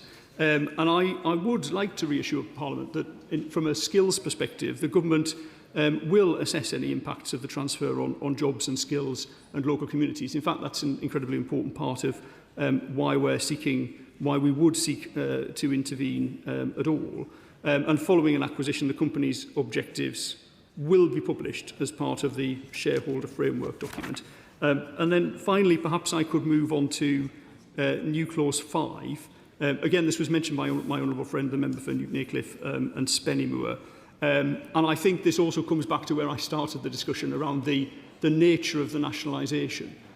So government, whilst government in this situation would own a steel undertaking, and as the main shareholder in the business would have the opportunity to set the direction and appropriate strategic objectives, it is not the government's aim that the steel companies would then become an extension of the civil service, as amazing as my civil servants are, but instead that steel undertakings should be run by those people knowledgeable and skilled in the industry, as we've seen at Sheffield Forge Masters, and as, of course, as we heard at the semiconductor factory at Optrix as well. So I feel, having covered the amendments and the new clauses, and perhaps tried the patience of the House to a great extent, it would be wise to withdraw. But I would point out to honourable and right honourable members, there is an additional day of debate on the floor of the House on this bill tomorrow. And rather than me standing here and talking to myself for 6 hours, they will be most welcome to come back at that point. And so hopefully, if I have addressed these points sufficiently, some of those who've moved amendments may see fit to withdraw them, but otherwise I feel I've addressed those sufficiently for now. Thank you. Marvellous. Shadow Minister, Dame Harriet Baldwin. Well, thank you very much, Ms Ghani, and it's wonderful to see so many people interested in following this debate up till 10 o'clock tonight, which is the time that we have to scrutinise. But I just want to make a few remarks, if I may, because I think despite the fact that we still have another day tomorrow, there were a few things in today's debate which I haven't sufficiently heard an answer to. So, first of all, to pay tribute to the very wise remarks from my right honourable friend, the member for Kenilworth in Southam, and I encourage the Minister to take on board his points about the wide scope of the powers he's taking in this legislation. He is a former Attorney General of this country, so I think his remarks should be heeded with a great deal of seriousness. I also would like to reiterate the questions from my honourable friends, the members for Gainsborough and Brigham Immingham, who I think sought assurances that the blast furnaces were going to continue, and I'm not sure that we heard that actually on the record. So perhaps the next time the Minister gets to the dispatch box in these days of debates, he can clarify his intentions as far as that is concerned. As far as the public interest test is concerned, again, perhaps the Minister can clarify the very, very sensible remarks that were made in terms of the Regulatory Reform Committee and the fact that the public interest test is so broadly defined, and how would it ever be reversed once it has been invoked. I didn't hear anything about limiting the contingent liabilities or the sunset clause, Madam Deputy Speaker, or the impact that is in the impact report itself that it could have on investor confidence in this country. And finally, the Minister mentioned that he was willing to meet colleagues who've got concerns about the steel tariffs, which is a separate issue. Can I urge him over the next 24 hours to try and put some time in his diary so that colleagues can raise specific examples with him? And so on that, I would love to give way. Just following up, on May 21st, the Business and Trade Select Committee met with more than 20 steel fabrication companies who are deeply worried about the potential loss of hundreds or thousands of jobs. So I second that in terms of the urgency, because July 1st is around the corner and this represents a major risk to that sector. Indeed, and one of the suppliers is still in administration, as we heard. So I do think that he needs to rethink that deadline, and I hope that he'll find time in his diary, perhaps as early as tomorrow, to meet with colleagues from across the House on that. And so, with no more ado, Ms Ghani, I would like to see if I can press as many of the amendments as you'll allow, and we will test the view of the House on these issues. Please. Ms Baldwin, is it your pleasure that Amendment 21 be withdrawn? Drawn. Amendment by leave withdrawn.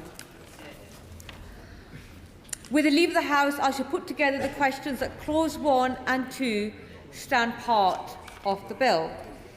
The question is that Clause 1 and 2 stand part of the bill. As made in that opinion, say aye. Aye. Of the contrary, no. I think the ayes have it. The ayes have it. Amendment 12 has been selected for separate decision. I call Dame Harriet Baldwin to move Amendment 12 formally. I beg to move. The question is that Amendment 12 be made. As many in that opinion say aye. Aye. Contrary, no. No. Clear the lobby.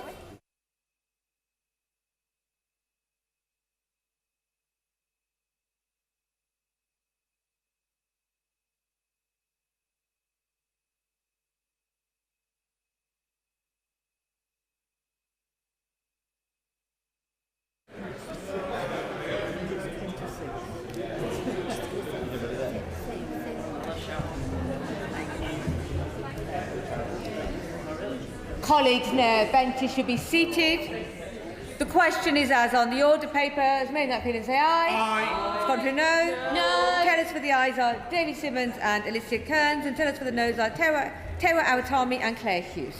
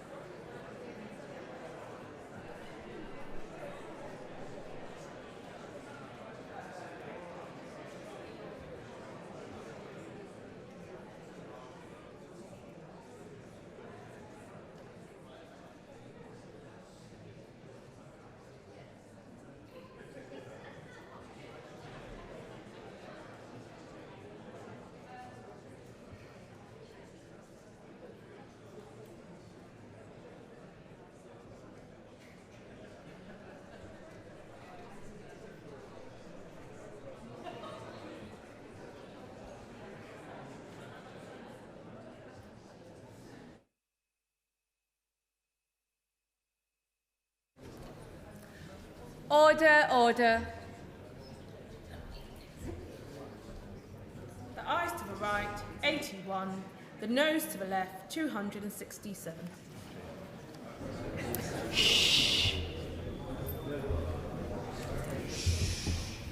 The ayes to the right, 81. The noes to the left, 267. So the noes have it, the noes have it. Unlock.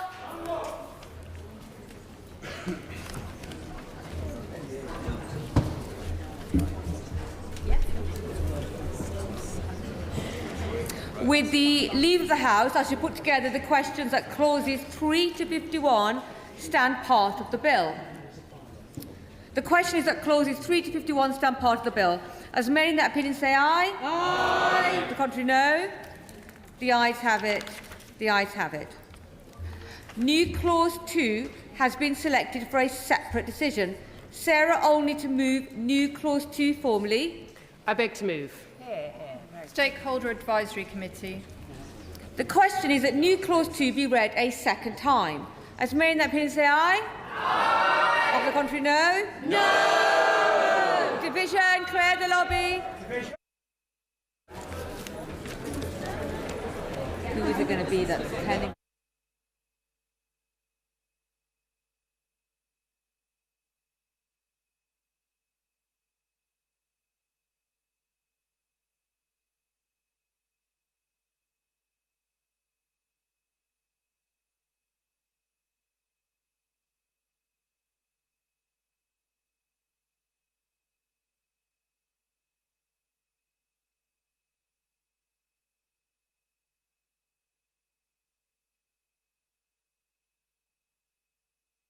Colleagues should be seated.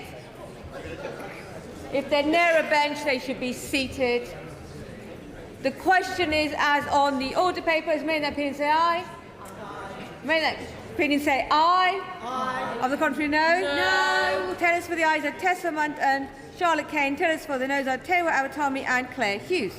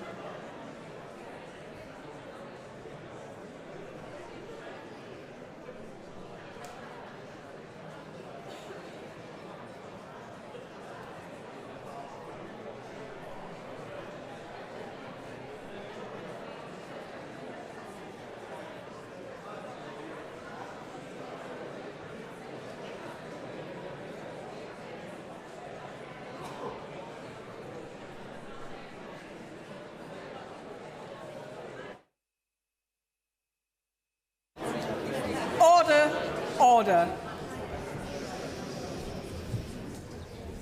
The ayes to the right, 65. The noes to the left, 257. 57.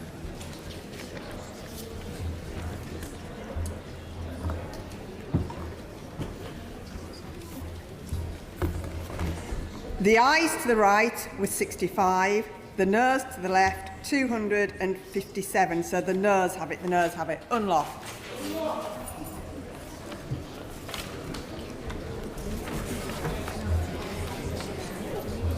New clause 8 has been selected for a separate decision. Dame Harriet Baldwin to move new clause 8 formally.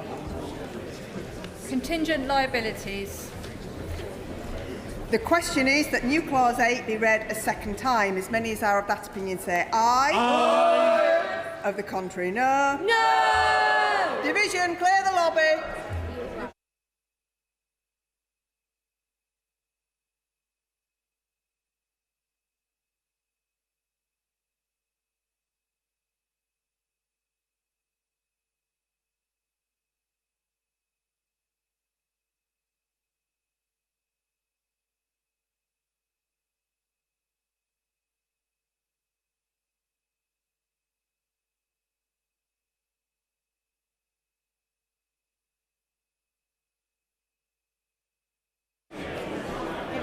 The question is, as on the order paper, as many as are of that opinion say aye. Aye. Of the contrary, no. No! Tellers for the ayes, David Simmons, Alicia Cairns. Tellers for the noes, Taiwo Watame and Claire Hughes.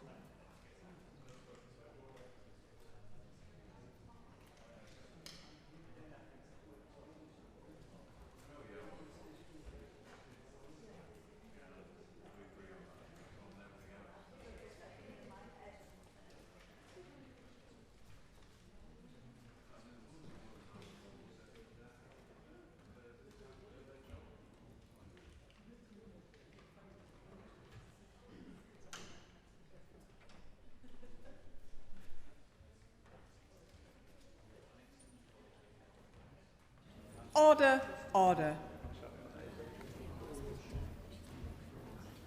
The ayes to the right, 145.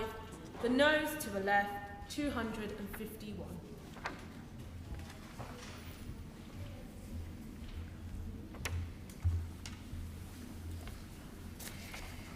The ayes to the right were 145, the noes to the left were 251. So the noes have it.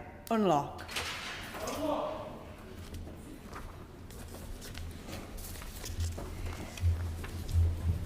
It has been drawn to my attention by the tellers that the numbers were incorrectly reported for the division that Amendment 12 be made. The correct numbers were 81 for the ayes, 266 for the noes. I will direct the numbers to be corrected in the journal.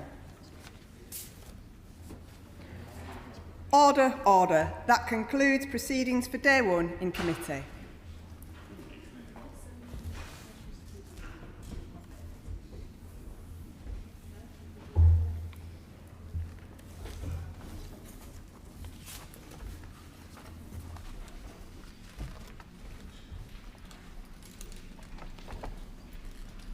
Order. Whip to report.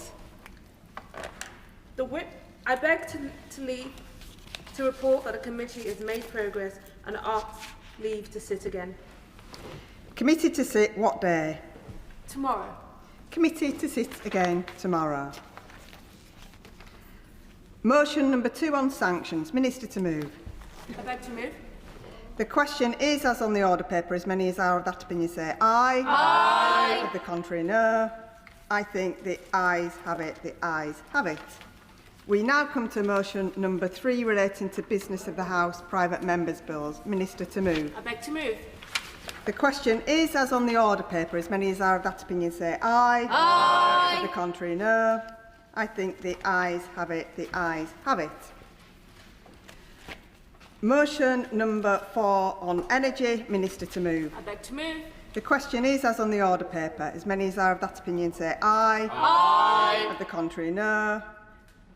I think the ayes have it. Motion number 5 on retained EU law reform. Minister to move. I beg to move.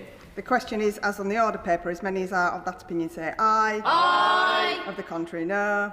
The ayes have it. Motion number 6 on financial services. Minister to move. I beg to move. The question is as on the order paper. As many as are of that opinion say aye. Aye. Of the contrary, no. Motion number 7 on retained EU law reform. Minister to move. I beg to move. The question is as on the order paper. As many as are of that opinion say aye. Aye. Of the contrary, no. We now come to motion number 8 relating to the Backbench Business Committee. Taiwo Watama to move. I beg to move. No. Jen Kitchen to move. I beg to move. The question is as on the order paper. As many as are of that opinion say aye. Aye. Of the contrary, no. I think the ayes have it. The ayes have it. We now come to motion 9 relating to the Environmental Audit Committee. Jen Kitchen. I beg to move. The question is as on the order paper. As many as are of that opinion say aye. Aye. Of the contrary, no. I think the ayes have it. The ayes have it. I beg to move that this House do now adjourn. The question is that this House do now adjourn. Mr Connor Rand. Thank you, Madam Deputy Speaker. Being a parent is one of the greatest joys we can have in life. But let's be clear, it's also one of the hardest things we ever do. I remember the first year of my son's life and the happiness that those precious early moments brought both me and my partner. But I also remember the less precious moments, the daily battle every new parent has with their own anxieties. Why are they crying? Why aren't they sleeping? Am I doing something wrong? These questions swirl around our heads at a time when we are sleep deprived, emotionally drained, and totally unsure of ourselves. In other words, we are vulnerable.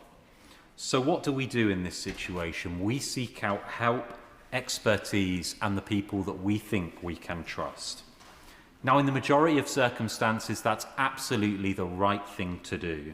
Health visitors and the vast majority of nannies who provide responsible care give us vital support that helps parents get by. But what if, when we turned for help, the person who responded was not someone we could trust?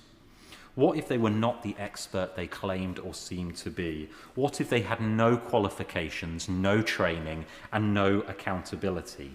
Because when this happens, we run the risk of unimaginable tragedy. And of course, I'm happy to give way to the Honourable Gentleman. Madam Deputy Speaker, first of all, can I commend the Honourable Gentleman for Altrincham and Sale West for bringing this forward. I spoke to him, I think it may have been last week, actually. I believe it was, in advance of this here coming forward. And I commend him for this. It's a really, really good debate. The Honourable Member will be aware that as it stands today across the United Kingdom, Great Britain and Northern Ireland, anyone can buy a website domain, call themselves an infant sleep expert or a maternity nurse, and change vulnerable sleep-deprived parents hundreds of pounds for unregulated, untested and potentially unsafe advice. Does the Honourable Gentleman not agree that sleep-deprived and vulnerable parents need to have security in that advice that they are taking, and it comes from a solid foundation, and the qualifications or lack of qualifications are clear when advice is offered? Again, I commend them.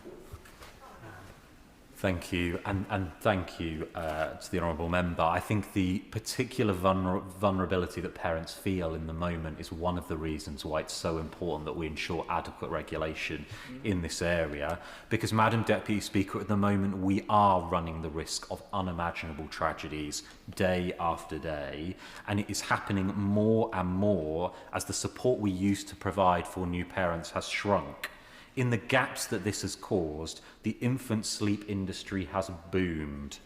And this industry is currently a wild west where literally anyone, as the Honourable Gentleman referred to, can pose as an expert and give parents advice that puts their child's life at risk. Sometimes these people call themselves maternity nurses, practitioners or consultants. Sometimes they call themselves sleep trainers or specialists. Sometimes they provide care in the home. Sometimes they share their advice to vast and growing audiences on social media. But in all cases, there is no requirement for them to have any medical training or qualifications to justify their title. And there is... And of course, I'll give way to my honourable friend. I thank my honourable friend for giving way, and it's really interesting to hear this as a new parent myself. This is hugely concerning, and not something I was particularly aware of. Is there any advice he would give to new parents if they are looking to get support as to what questions they should be asking to ensure this so-called experts are actually experts and not these, as the honourable member from Strangford said, people without any qualifications at all? Yes, and I will come on to some of that. I think it's always important for parents, whether they're following advice or performing these duties themselves, to think about safe sleeping extremely seriously. That's what any parent should be doing. And I think understanding the qualifications and medical expertise of those providing advice as parents is very important indeed. Additionally, Madam Deputy Speaker, there is no legal accountability for the advice that is provided and no recognised standard for the support provided. Madam Deputy Speaker, in May, the BBC used undercover filming to expose two prominent figures in the infant sleep industry who were openly giving advice to parents on safe sleep that could result in the death of their children. That's not just my opinion. The NHS clinicians who observed the BBC's footage said, and I quote, that it was horrifying. And of course, the Honourable Member is an assiduous campaigner on these issues, and I'm always very happy to give way to him.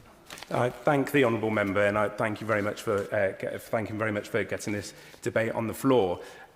He references the BBC investigation, and that was absolutely horrifying, the things that were put out on that. And actually, talking of experts, there's the Lullaby Trust as well, that are huge leaders, particularly around safer sleeping. I was horrified with the lack of regulation, the Wild West, as he describes it. So would he agree with me that we need a proper legal framework, a proper regulatory framework to make sure that these charlatans that are putting out this bogus safe sleep advice out there on social media and in other channels are held to account, and to make sure that parents and their children are protected from these groups of people? I thank the Honourable Member, and yes, I completely agree. I know he's worked with the Lullaby Trust, and I'm grateful to have met them myself and had their input into my campaign on regulation in this area. And of course, the government's already begun to set out, quite rightly, after his campaigning work, the approach we need to take forward in the early years settings, but I think it's critical that the whole sector, including advice provided in the home, has a sustainable legal framework going forward. The figures that were exposed, Madam Deputy Speaker, by the BBC in their undercover filming have thousands of followers online, have published widely bought books, and to any parent would look ostensibly like an expert. That such unqualified people can operate in that way without any oversight at all is terrifying. Madam Deputy Speaker, how can it be right that an industry dedicated to the care of babies is totally unregulated? We know the answer to that. It isn't right, and it must change, because without change, more children will die.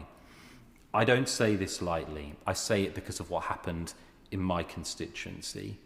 Madam Deputy Speaker, 2 years ago, a 4-month-old baby from Trafford died after being placed into an unsafe sleeping position on the advice of a maternity nurse who had no medical qualifications at all. There was no legal accountability for this death because no laws had been broken, but a family had been broken. Yeah. And I can't begin to imagine what the parents of this child have been through. There are no words to describe it, and I won't try to do so. But what I will try to do is ensure that change is the legacy of their tragedy. Yeah. And it's not just me that's calling for change. The senior coroner who worked on the case issued a prevention of future death orders to the Secretary of State, and in doing so called on infant sleep services to be urgently regulated. So what does this change look like? I have 3 main asks of the government and of the Minister today. Firstly, will the Minister explore the introduction of mandatory minimum safeguarding, training and qualification standards within the baby sleep industry and the nanny industry, as has been called for by the National Nanny Association and the Lullaby Trust and other organisations? I'm sure that we can all agree on the reason to do this, namely that people looking after children should have basic medical and early years training, including on safe sleep. This change could introduce standards and safeguards to an industry badly lacking in both, and it supports the majority of people who provide responsible, home-based care for children while cracking down on the dangerous minority who don't. It gives parents peace of mind and minimum legal standards to hold providers against. And the introduction of mandatory training and standards could lead to the development of a national regulated framework or register for all those providing home-based childcare. With a register, we strengthen safeguarding, give parents clarity and professionalise the sector. My second ask is that we need stronger legal protections for the title of nurse. And in response to the tragedy in my constituency, the government announced it will protect the title of nurse so it can only be used by someone with appropriate medical qualifications. And that is a really important step forward that I very much welcome.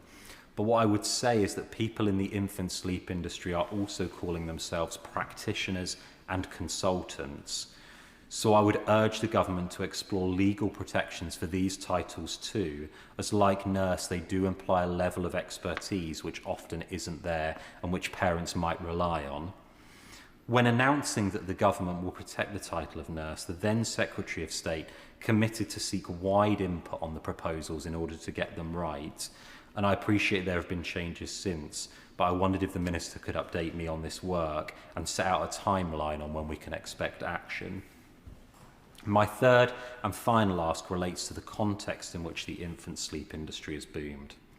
As I mentioned earlier, this is a sector parents are increasingly turning to as a support that used to be provided to the state, which has since been stripped back.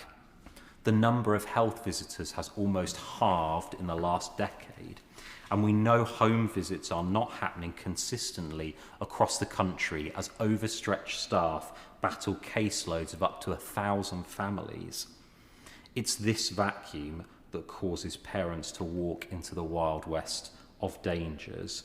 And so I would appreciate the Minister setting out the government's plan to invest in health visitors and infant care so we can protect children and their parents with the highest quality support possible in our National Health Service. Of course, I'm happy to give one. I thank the Honourable Member for giving way, and I'd like to commend the excellent speech that he is giving, and particularly the 3 points that he has made just then, which I absolutely agree with him. And I'd also like to put on record my thanks to Maria Cully from the National Nanny Association, who has been working tirelessly on this. She's one of my constituents. Indeed, I've met with children's and families ministers under this administration and previous administrations and not managed to get too much traction. So I absolutely back all of the calls that he is asking for. And does he agree with me that not only is it sleeping tutors, maternity nurses, but also those nannies that are completely unregulated, where we do need to have DBS checks, that we do need to have a compulsory national register for those nannies that want to come forward, and that we do have those minimal training standards that he is calling for. And finally, I'd just like to commend him, and I'd be over the moon to work with him to make sure that we can get this ask on the statute book. Thank you, and I appreciate the support from the Honourable Member, and I think we owe it to people who are working in the industry and behaving responsibly to ensure that those standards are in place right across the industry. Madam Deputy Speaker, this government is already doing vital work on safe sleeping. Safe sleep guidance in nurseries is set to become statutory, and Ofsted will now assess safe sleep practices during its inspections of early years settings. And I pay tribute to the Campaign for Gigi, the Lullaby Trust, and indeed the Honourable Member for Cheadle for the role they played in securing these truly transformative steps going forward. Now I believe the government must build on this progress, because if we accept the urgent need for safe sleep protections in early years settings, then why would we not apply the same standards to care that is provided in people's homes? This is about safety, accountability and support for every parent. Madam Deputy Speaker, of all the contributions I've made in this place so far, it is this that I feel most strongly about. I know from experience the difficulty of being a new parent, and I know in that time of stress, fear and confusion how vulnerable we are. That this vulnerability, combined with the desire we all have to do the best for our children, can lead us to seek support from those not fit to give it, is a truly chilling prospect. But this is what is happening, and we have a responsibility to do something about it.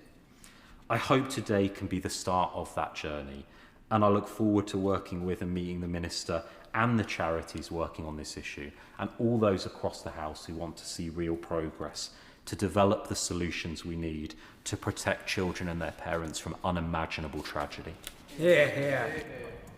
Minister. Thank you, Madam Deputy Speaker.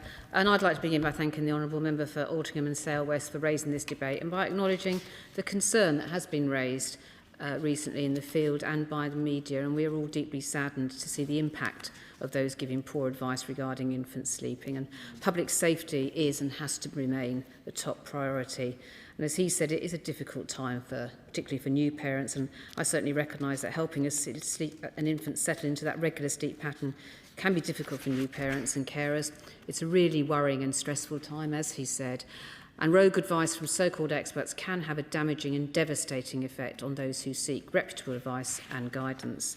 Before I talk about regulation of the sleep industry, I want to just clarify that the Department of Education is responsible for the regulation of nannies and childcare services, which I think he did mention. And the early years foundation stage statutory framework sets the standards and requirements early years providers must meet to ensure that children have the best start in life and are kept healthy and safe. And all early years providers are already required to meet the safer sleep requirements set out in the statutory framework, which currently links to the NHS Safer Sleep Guidance. And the Department of Education is planning to update the wording in the early years foundation stage statutory framework so that the requirements are set out directly in the framework itself, and this is due to come into effect from September 2026, subject to the usual parliamentary and legislative processes. The Department of Education has already written to providers informing them of the proposed new wording and to remind them that they must meet current requirements.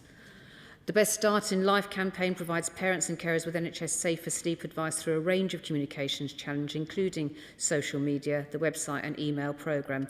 And recently, we've collaborated with experts like Rosie Davidson, a paediatric sleep consultant, to support the promotion of safer sleep guidance, reaching approximately 40,000 parents through one post alone. The Healthy Babies programme supports new parents and families by offering integrated, preventative and universal support, including for perinatal mental health, parent-infant relationships and infant feeding in the 1,001 days from pregnancy to age 2. And by delivering these services through a physical and digital Best Start family health networks, we are ensuring that parents and carers have access to joined-up, family-centred advice and support that is delivered in communities where there are high levels of need. In January this year, NHS England published a postnatal toolkit to improve the postnatal care experience for women and their families, and the toolkit supports integrated care boards, their place-based partners and health and care providers to work together with service users and professionals to improve the postnatal care experience in both short-term and long-term maternal and infant health outcomes. And additionally, NHS England has published guidance for GPs on the postnatal appointment women should be offered at 6 to 8 weeks after giving birth. And this provides an important opportunity for GPs to listen to women in a discreet and supportive environment. Qualified health visitors and their teams also have an important role, as the Honourable Gentleman said, in supporting infant health, well-being and parenting confidence. They promote safe sleeping for babies and provide safe advice to parents, and services such as health visiting are being strengthened by providing over £13.4 billion of public health funding for local government over the 3 years from 26-27 through a consolidated ring-fenced public health grant. Maternity nurse, night nurse, baby sleep consultant or other terms for these roles are not regulated professions. And often those working in the sleep industry role will refer to themselves as a nurse to indicate they are suitably qualified to advise. And this can mislead the public by providing an impression that such individuals are qualified and professionally registered to provide a particular level of care, advice or care intervention that they do not hold, which puts the public and babies at risk. In May 2025, the Government announced our intention to protect the professional title nurse within this Parliament. And protecting the title nurse will make it a criminal offence for someone to call themselves a nurse unless they are registered as a nurse with the Nursing and Midwifery Council or part of one of a number of exempt professions such as dental nurses and veterinary nurses. And these new protections will apply to longer professional titles that include the word nurse, such as maternity nurse and night nurse. To ensure that we get these changes right, we will shortly be publishing a call for evidence on the protection of the title nurse. And I invite everyone here and interested in this debate to share their views, which will inform future legislation underpinning the Nursing and Midwifery Council that will implement this change. Because we want to hear from those working in healthcare, but also those in other fields such as childcare and care for animals, as well as the general public, to understand what exemptions should apply here and to ensure that those who may be affected by this change can feed in their concerns. And we're also seeking views on protecting other titles such as nursing and health visitor. However, ultimately, this is about patient and public safety. And when someone seeks treatment, support or advice from a nurse, there is a legitimate expectation that the individual is suitably qualified and professionally registered. And our proposed changes will make it a criminal offence for someone who does not hold such qualifications and professional registration from claiming to be a nurse.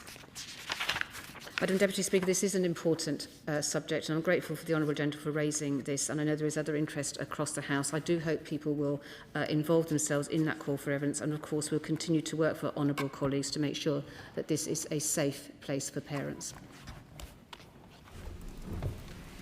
The question is that this House to now adjourn. As many as have that opinion say aye. Aye. The ayes have it. Order, order.